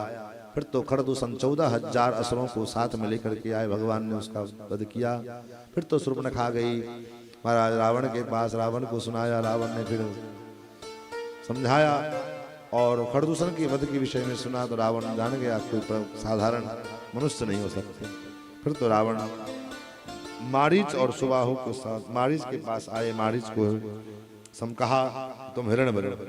मारीच ने कहा हम ये काम नहीं करेंगे।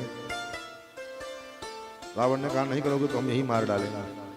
मारीच ने सोचा इस दुष्ट के हाथ में से मरना अच्छा है कि राम जी के हाथ से मरे। फिर तो माया का मारीच बना और जानकी जी को भगवान ने कहा देवी मैं कुछ ललित लीला करना चाहता हूं, इसलिए आप पावक में निवास करो, तुम पावक महु करो निवासा।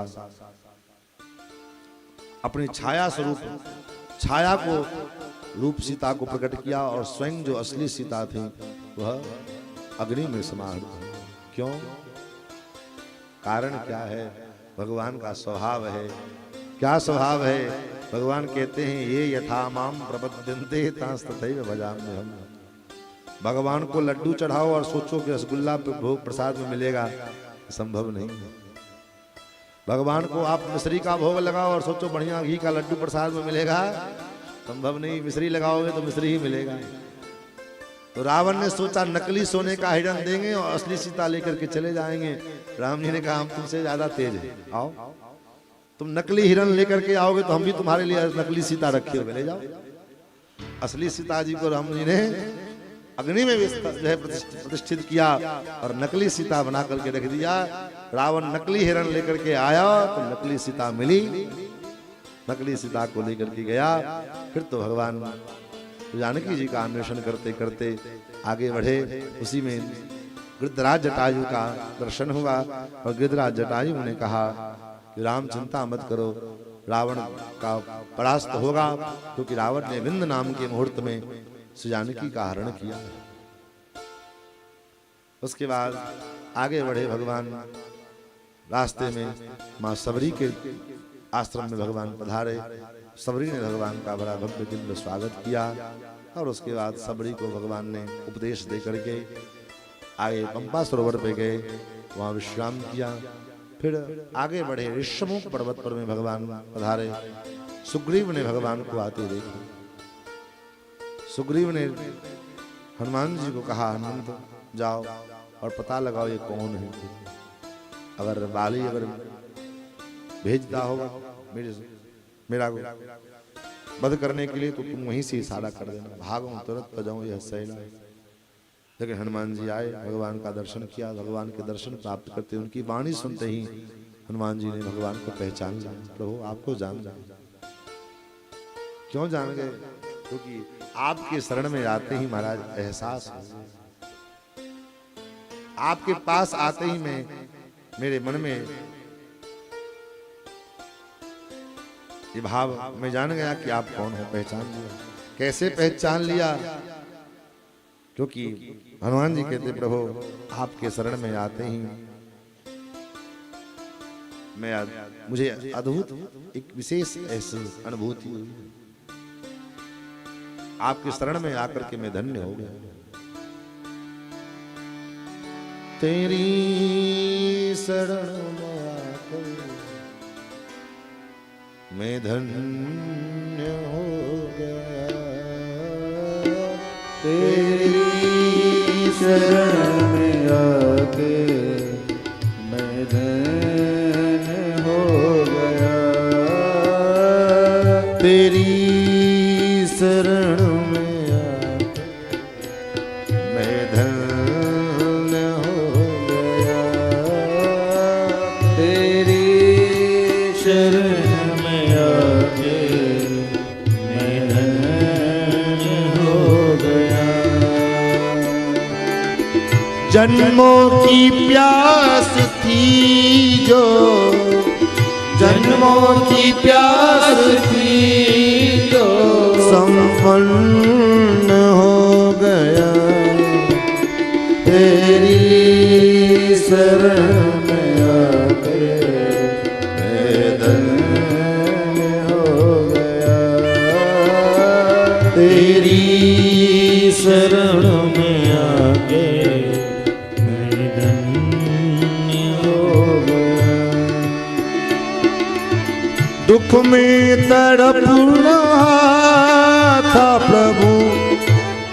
मुद्दतों से मैं दुख में तड़प रहा था प्रभु, मुद्दतों से मैं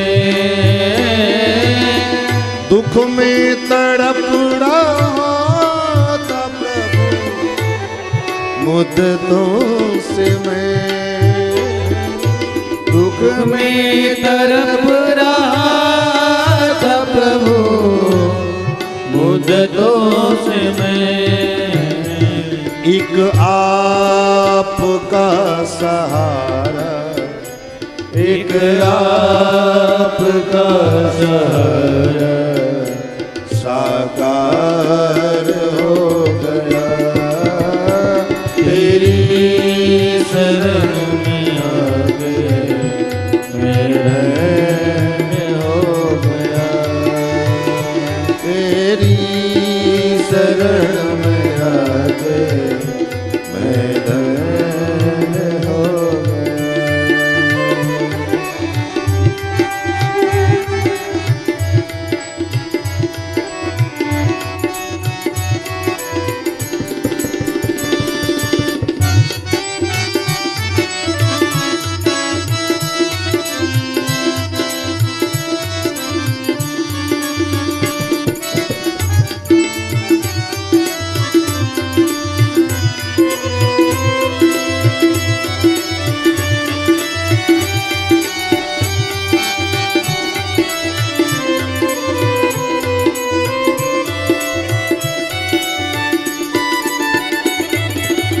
करना प्रभु न दूर प्रभु चरणों से आ, करना कभी न दूर प्रभु चरणों से आ, करना कभी न दूर प्रभु चरणों से आ, करना कभी न दूर प्रभु चरणों से आ,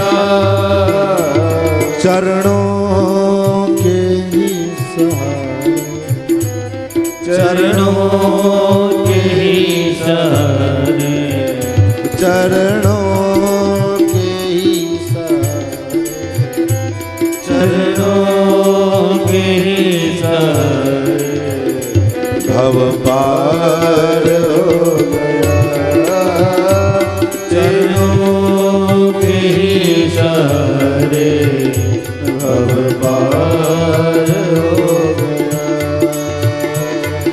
तेरी शरण में आके मैं धन्य हो गया, मैं धन्य हो गया, मैं धन्य हो गया। हनुमान जी ने चरण पकड़ लिए, प्रभु आपको मैं पहचान लिया और वर्षों की प्रतीक्षा आज पूरी हुई। फिर तो हनुमान जी महाराज ने कंधे पर भगवान दोनों भैया को बिठाया और ऋषमुख पर्वत पर लेकर के आए, अग्नि की साक्षी बना करके सुग्रीव के साथ मित्रता की। भगवान ने सुग्रीव को वचन दिया, तुम चिंता मत करो, सब विधिगत काज में तोड़ा। लेकिन भगवान ने कह तो दिया, लेकिन सुग्रीव को भरोसा नहीं। माई बाप बार बार मैं इतना ही कहना चाहता हूं,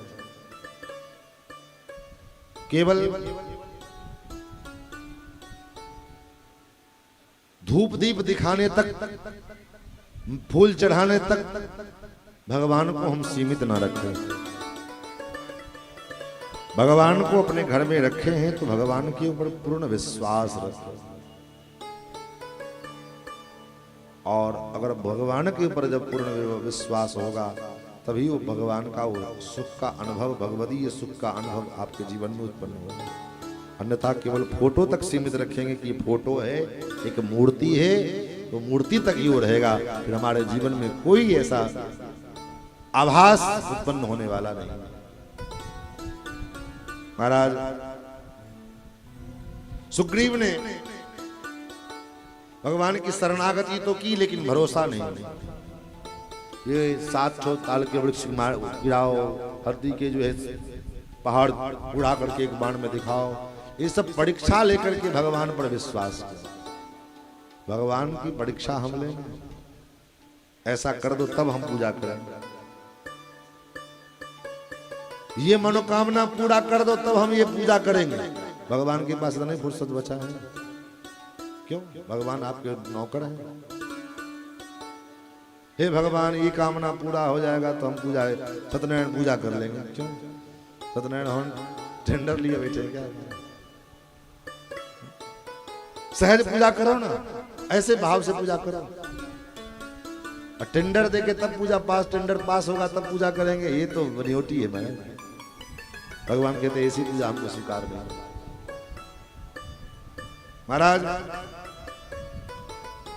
सुग्रीव को पहले भरोसा नहीं हुआ, फिर तो भगवान ने भेजा, बाली से मार खा के आए।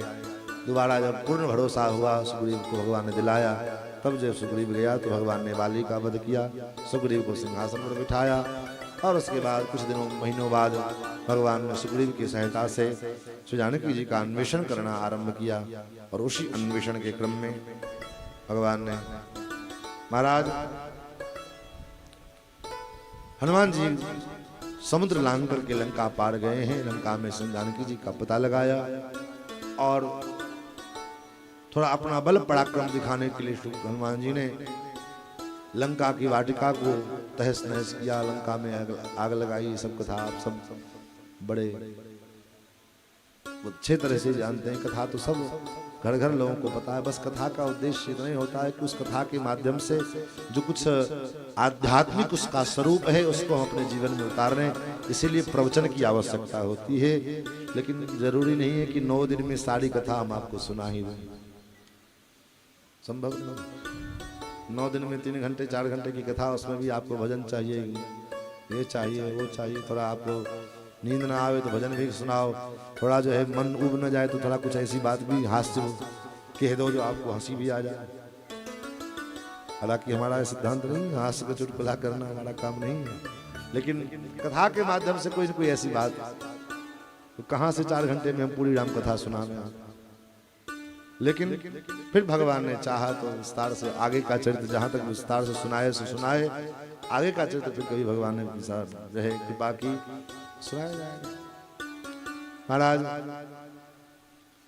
लंका के ऊपर भगवान ने सुंदर सेतु का निर्माण किया और उस पार जाकर के भगवान ने लंका के ऊपर चढ़। पहले तो वहां भी जाने के बाद राम जी ने कितनी मर्यादा ठाकुर जी की है। वहां जाने के बाद भी राम जी यही चाहते हैं कि रावण हमारे शरण में आ जाए। विभीषण जैसे शरण में आया वैसे रावण भी हमारे शरण में आए। युद्ध ना हो, किसी का मार काट ना हो, इसलिए भगवान ने अंगद जी को भेजा, लेकिन रावण ने स्वीकार नहीं किया और भयंकर युद्ध हुई। और ऐसा युद्ध हुआ कि राम रावण योर युद्धम राम यावण योरिवा गगनम गगनाकारम समुद्रम समुद्रोपमम राम रावण योर युद्धम राम रावण योरिवा। कोई कहे कि राम रावण युद्ध कैसा है तो राम रावण युद्ध जैसा है, उनका कोई उपमा नहीं है। भगवान ने रावण का वध किया और रावण का वध करके विभीषण जी को राजा बनाया और अवधि पूरी हो गई। तो इसलिए राम जी ने कहा विभीषण मुझे अब यथाशीघ्र आज के आज अयोध्या पहुंचना पड़ेगा, क्योंकि कल अगर मैं भरत को दर्शन नहीं दिया तो मेरा भरत प्राण त्याग देगा। आज 14 वर्ष पूरे होने जा रहे हैं। फिर तो रावण का जो पुष्पक विमान जो कुबेर से छीन करके ला, मन की गति से चलने वाला, और उस विमान की ऐसी विशेषता कि महाराज जितने लोग बैठे उतने सीट हो जाए। दिखने में 10 सीट 5 सीट है, लेकिन अगर 5 लोग बढ़ गए तो 5 सीट ऑटोमेटिक बढ़ जाए। सभी सखाओं के साथ भगवान उस विमान में आरूढ़ हुए और जब राम जी चले तो महाराज जय जयकार होने लगी। चलत विमान कोलाहल हो, चलत विमान कोलाहल हो, जय रघुवीर कहे सब कोई, जय रघुवीर कहे सब कोई। जय रघुवीर कहे सब कोई, जय रघुवीर कहे सब कोई। सभी लोगों ने जय जयकार किया, जय रघुवीर। जोर से कहिए वहां से। श्री सीता रामचंद्र भगवान की जय हो, श्री अयोध्यानाथ भगवान की जय हो, राघवेंद्र सरकार की जय हो। महाराज सभी परिकरों के साथ राम जी उन मार्ग में अनेक जगहों को जानकी जी को दिखाते। यहाँ लक्ष्मण ने इंद्रजीत को मारा, यहाँ कुंभकर्ण मारा गया, यहाँ रावण मारा गया, समुद्र के ऊपर सेतु बनाया। ये सब चीज दृश्यों को दिखलाते हुए, किष्किंधा का दर्शन कराते हुए धीरे धीरे पंचवटी में अपनी वाटिका जो है उस कुटिया को दर्शन कराया। और उसके बाद देखते देखते हो महाराज उन ऋषि मुनियों का अभिवादन आशीर्वाद प्राप्त करते हुए भगवान की वो विमान, पुष्पक विमान महाराज अयोध्या की सीमा के पास आ गए। भगवान को अपने जन्मभूमि को दर्शन का इतना जो है उस विमान, पहले तो एक बार मुझे इस अयोध्या के ऊपर से मुझे इस अयोध्या का दर्शन करा। क्यों? क्योंकि अयोध्या की जो महिमा है, भगवान कहते हैं मुझे प्राणों से भी प्यारी है ये अवधपुरी, मुझे प्राणों से भी प्यारी है ये अवधपुरी, मुझे प्राणों से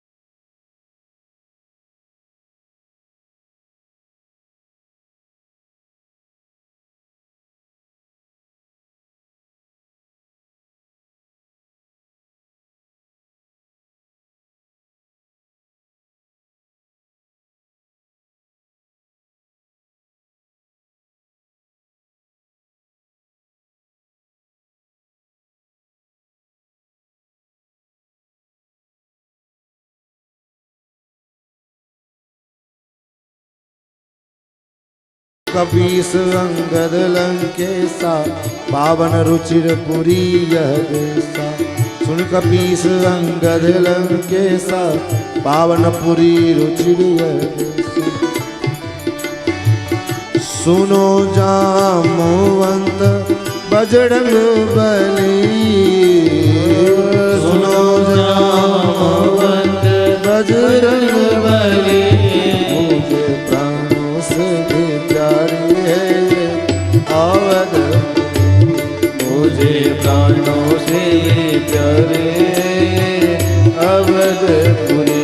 अयोध्या के ऊपर से विमान को घुमाया राम जी ने, और उसके बाद हनुमान जी ने भरत जी को सूचना दी कि राम जी आ रहे हैं।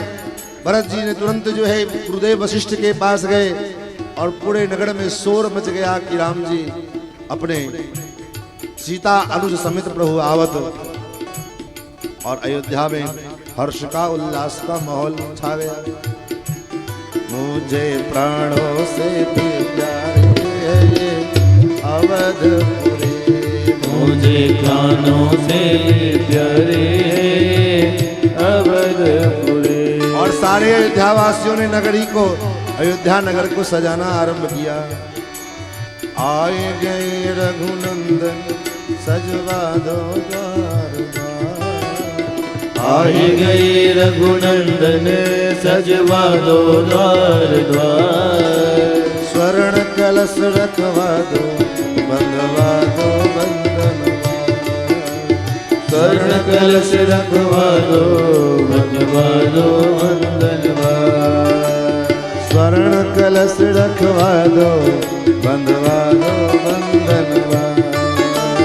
स्वर्ण कलश रखवा दो बंधवा दो बंधनवा।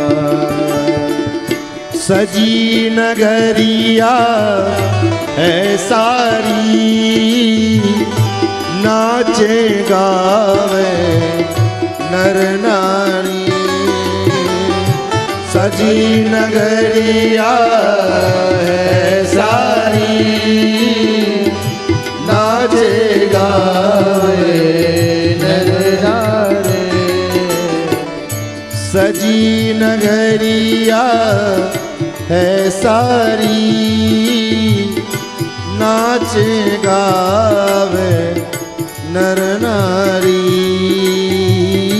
सजी नगरिया है सारी, नाचे गावे नर नारी। खुशियाँ मनाओ गाओ रे मंगल चार। खुशियाँ मनाओ गाओ रे मंगल चार। स्वर्ण कलश रखवा दो बंधवा दो बंधनवा। स्वर्ण कलश रखवा दो बंधवा बंधनवा। आए गए रघुनंदन सजवा दो द्वार द्वार। आए गए रघुनंदन सजवा दो द्वार द्वार। स्वर्ण कलश रखवा दो बंधवा दो बंधनवा। देखो लड़ियों से मणियों से फुलझड़ियों से सजा राम दरबार। शोभा अजब बनी। देखो लड़ियों से मणियों से फुलझड़ियों से सजा राम दरबार। शोभा अजब बनी। अजब बनी शोभा अजब बनी। अजब बनी है शोभा अजब बनी। देखो लड़ियों से मणियों से फुलझड़ियों से सजा राम दरबार। शोभा अजब बनी। दरियों से मड़ियों से फुलवरियों से सजा राम दरबार। शोभा अजब बनी। बंधनवार पताका की तू सबनी बनाए मंगल है तो। बंधनवार पताका की तू सबनी बनाए मंगल है तो। बीथी सकल सुगंध सिंचाई गजमनि रची बहु चौक पुराए। बीथी सकल सुगंध सजाई लगी गजमनि रुचि बहु चौक पुराई। लागी भीड़ अपार शोभा अजब।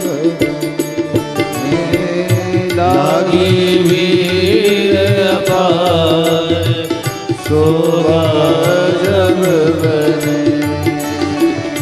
कंचन कलश विचित्र समारे सबहि धरे सजी निज निज द्वारे। कंचन कलश विचित्र सवारे सबहि धरे सजे निज निज द्वारे। खुशियाँ मनाओ गाओ रे मंगल चार। खुशियाँ मनाओ गाओ रे मंगल चार। स्वर्ण स्वर्ण कलश रखवा दो बंधवा दो बंधनवा स्वर्ण कलश रखवा दो बंधवा दो बंधनवा आए गए रघुनंदन सजवा दो द्वार द्वार आए गए रघुनंदन सजवा दो द्वार द्वार स्वर्ण कलश रखवा दो बंधवा दो बंधनवा स्वर्ण कलश रखवा दो बंधवा दो बंधनवा स्वर्ण कलश रखवा दो बंधवा दो बंधनवा। महाराज अयोध्या के गलियों को सिंचाई की गई और सभी जगह सभी चौक पर में सभी घर के आगे मंगल चौक उड़ाए गए। सभी अपने अपने घरों में बंधनवार लगाए, पताके लगाए, ध्वज लगाए और सबने अपने अपने गृह के आगे घर के आगे मंगल कलश उसके ऊपर सुंदर मंगलिक दीप प्रज्वलित किया और पूरी अयोध्या दुल्हन की भांति रामभद्र के स्वागत के लिए उत्सुक है खड़ी। और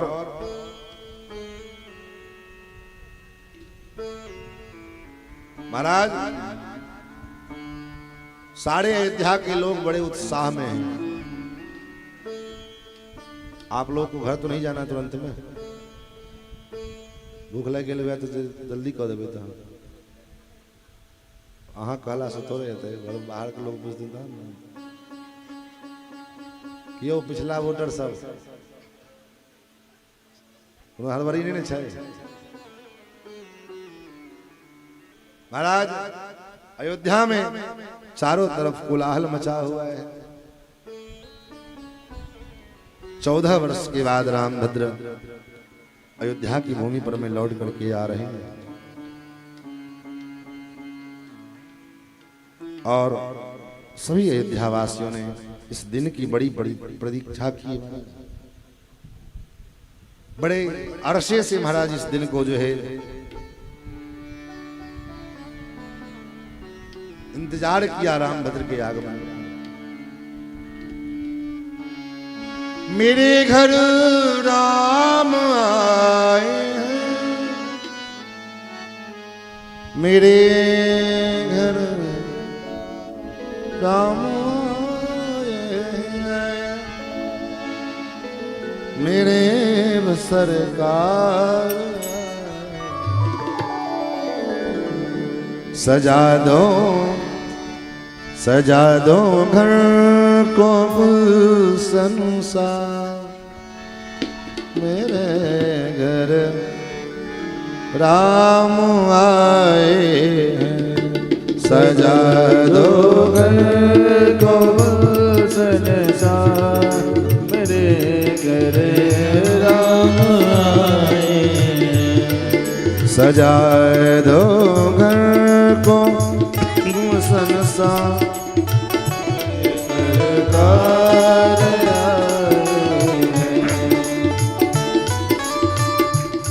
मेरी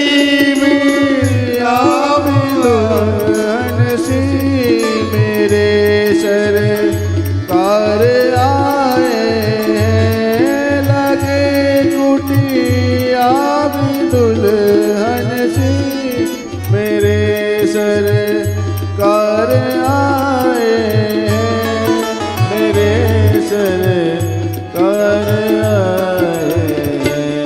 लगी कुटिया भी दुल्हन सी लगी कुटिया दुल्हन सी लगी कुटिया भी दुल्हन सी लगी कुटिया भी दुल्हन सी मेरे घर राम आए।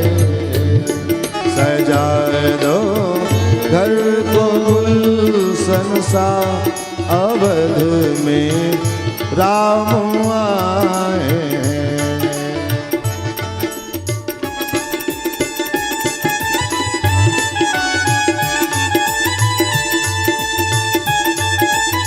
हरि बोल।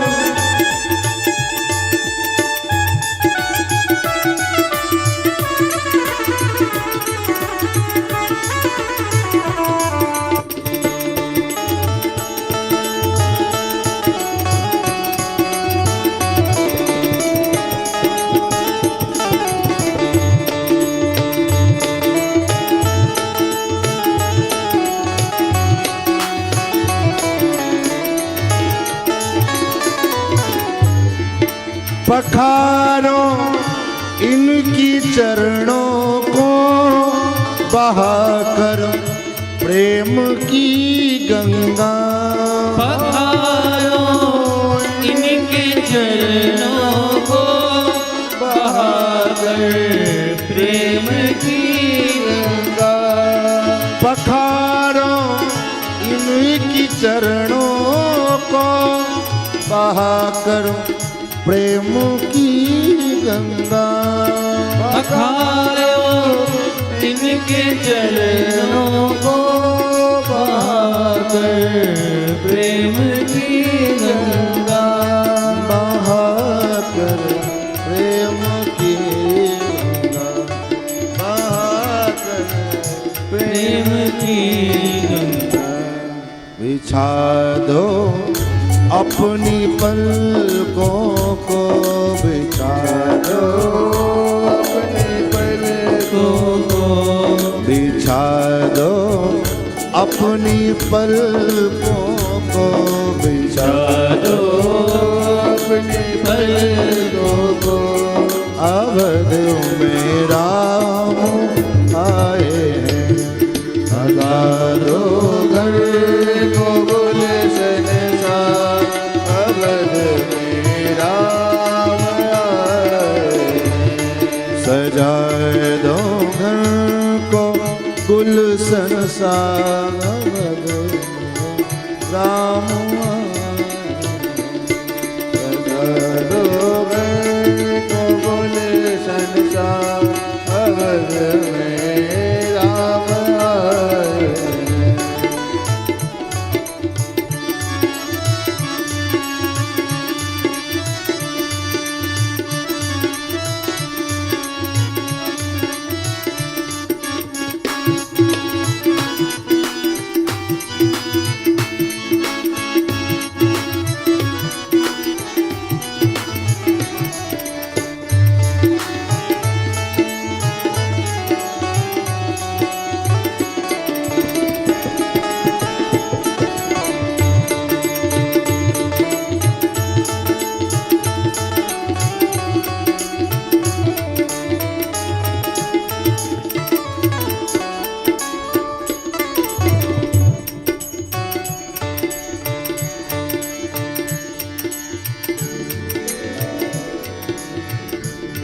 सजा दो घर को गुलशन सा। मेरे सरकार आए, सजा दो घर को गुलशन सा। मेरे सरकार आए। मेरी सरकार आए, मेरे सरकार मेरे सरकार आए, मेरे सरकार आए। उम्र आई मेरी आँखें देख कर अपने बाबा को। उम्र आई मेरी आँखें देख कर अपने लाला को। उम्र आई मेरी आँखें देख कर अपने बाबा को। देख कर अपने बाबा को। हुई रोशन मेरी गलियाँ, हुई रोशन मेरी गलियाँ। मेरे सरकार आए हैं।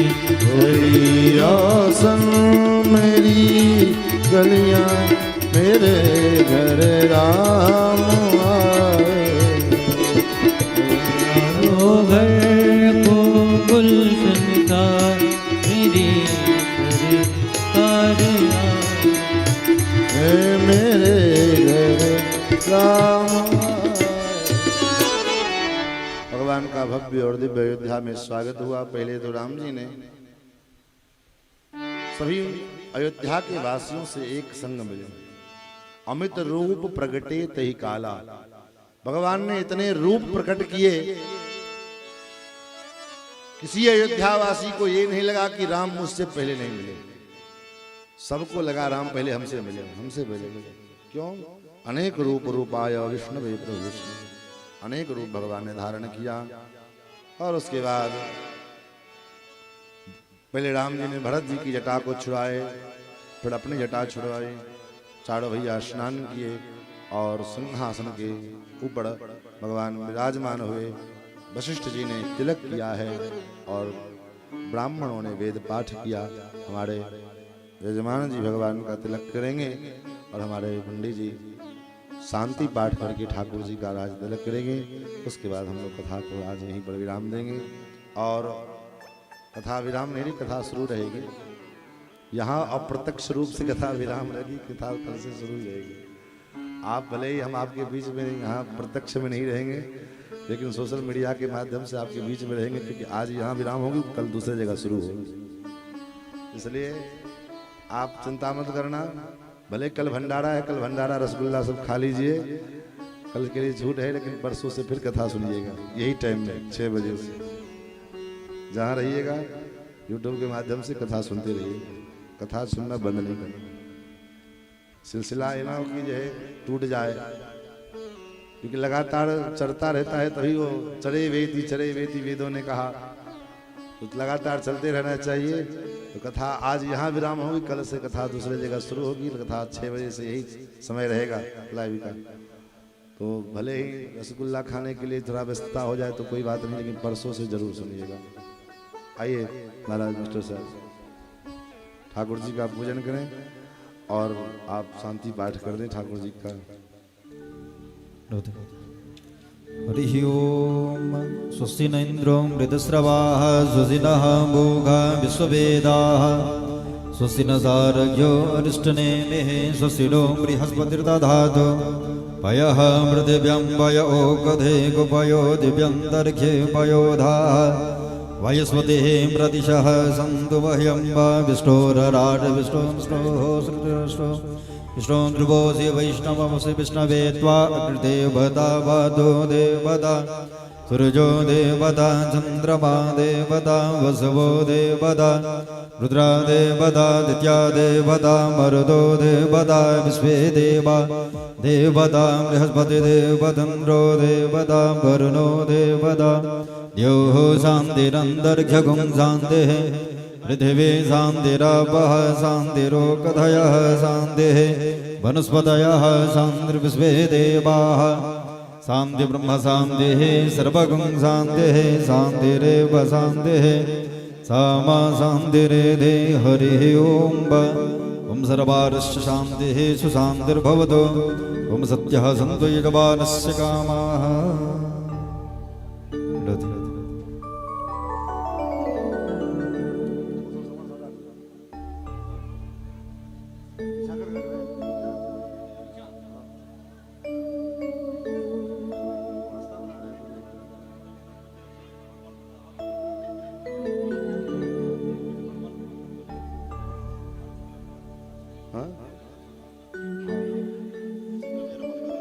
अरे राजा बने रघुरैया अवध में बाजे बधैया, राजा बने रघुरैया अवध में बाजे बधैया, बाजे बधैया हो बाजे बधैया, बाजे बधैया हो बाजे बधैया।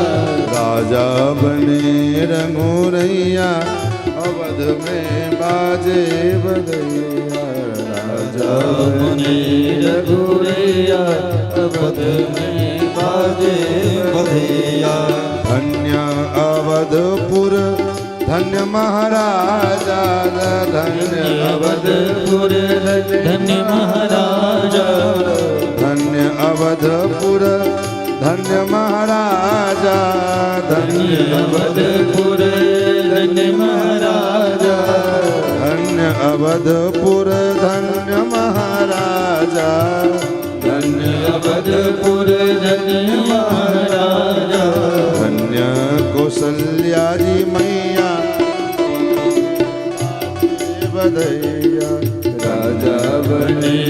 रघुरैया अवध में बाजे बधैया।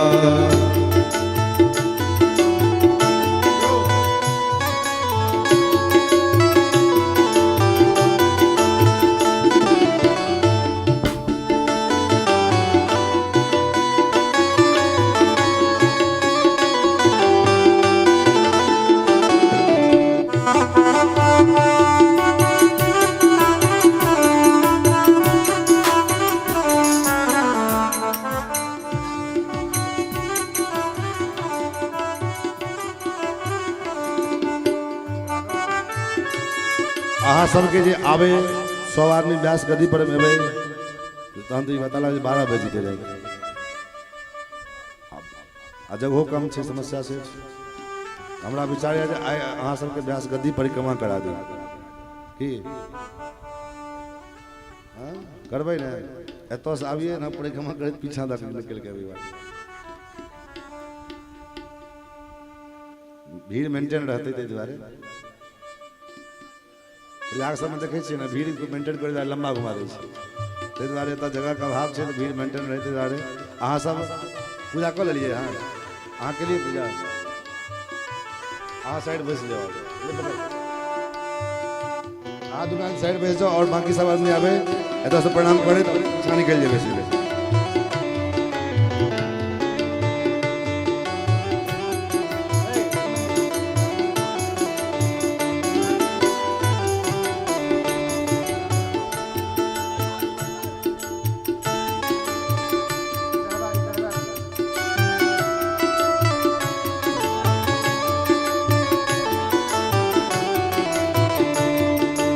केहू लुटावेला अन धन सोनवा केहू लुटावेला अन धन सोनवा। एते समय हमरा पास नहीं है यहाँ सब जगह लेकिन हमरा फिर भोरे भागे के छे अहाँ सब काल भर दिन सुतबे ते बारे हमरा विचार नहीं करियो एते विचार करबे तो हम पिछला लोग के हम बजेबे आगू केहू लुटावेला अन धन सोनवा केहू लुटावेला अन धन सोनवा। केहू लुटावे धेनु गैया अवध में बाजे बधैया केहू लुटावे धेनु गैया बाजे बधैया। राजा बने रघुरैया अवध में बाजे बधैया राजा बने रघुरैया अवध में बाजे बधैया। बाजे बधैया हो बाजे बधैया बाजे बधैया हो बाजे बधैया। राजा बने रघुरैया अयोध्या में बाजे बधैया राजा बने रघुरैया अवध में बाजे बधैया। रानी जी लुटावे अन धन सोना रानी जी लुटावे अन धन सोना। रानी जी लुटावे अन धन सोना रानी जी लुटावे अन धन सोना। उधर कहाँ लेके जा रहे हो रानी जी लुटावे ले अन धन सोना रानी जी लुटावे अन धन सोना। गुरुवर लुटावे धेनु गैया अवध में बाजे बधैया गुरुवर लुटावे धेनु गैया अवध में बाजे बधैया। राजा बने रघुरैया अवध में बाजे बधैया राजा बने रघुरैया अवध में बाजे बधैया। बाजे बधैया हो बाजे बधैया बाजे बधैया हो बाजे बधैया। बाजे बधैया हो बाजे बधैया बाजे बधैया हो बाजे बधैया। राजा बने रघुरैया अयोध्या में बाजे बधैया राजा बने रघुरैया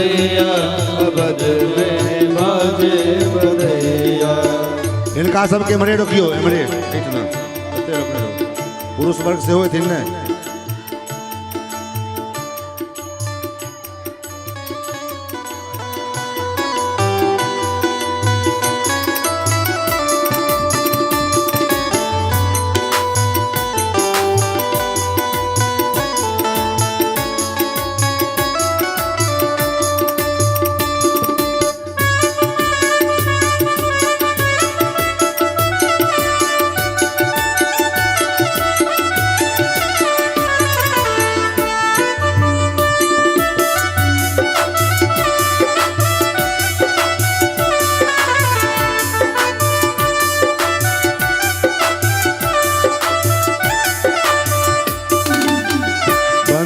जनु बिरदावली गावे बंदी जन बिरदावली गावे पुरुष सब कहते सुतार दियो पुरुष सब कहते सुतार दियो घूमे के नहीं काज एती ने प्रणाम कर चल जेते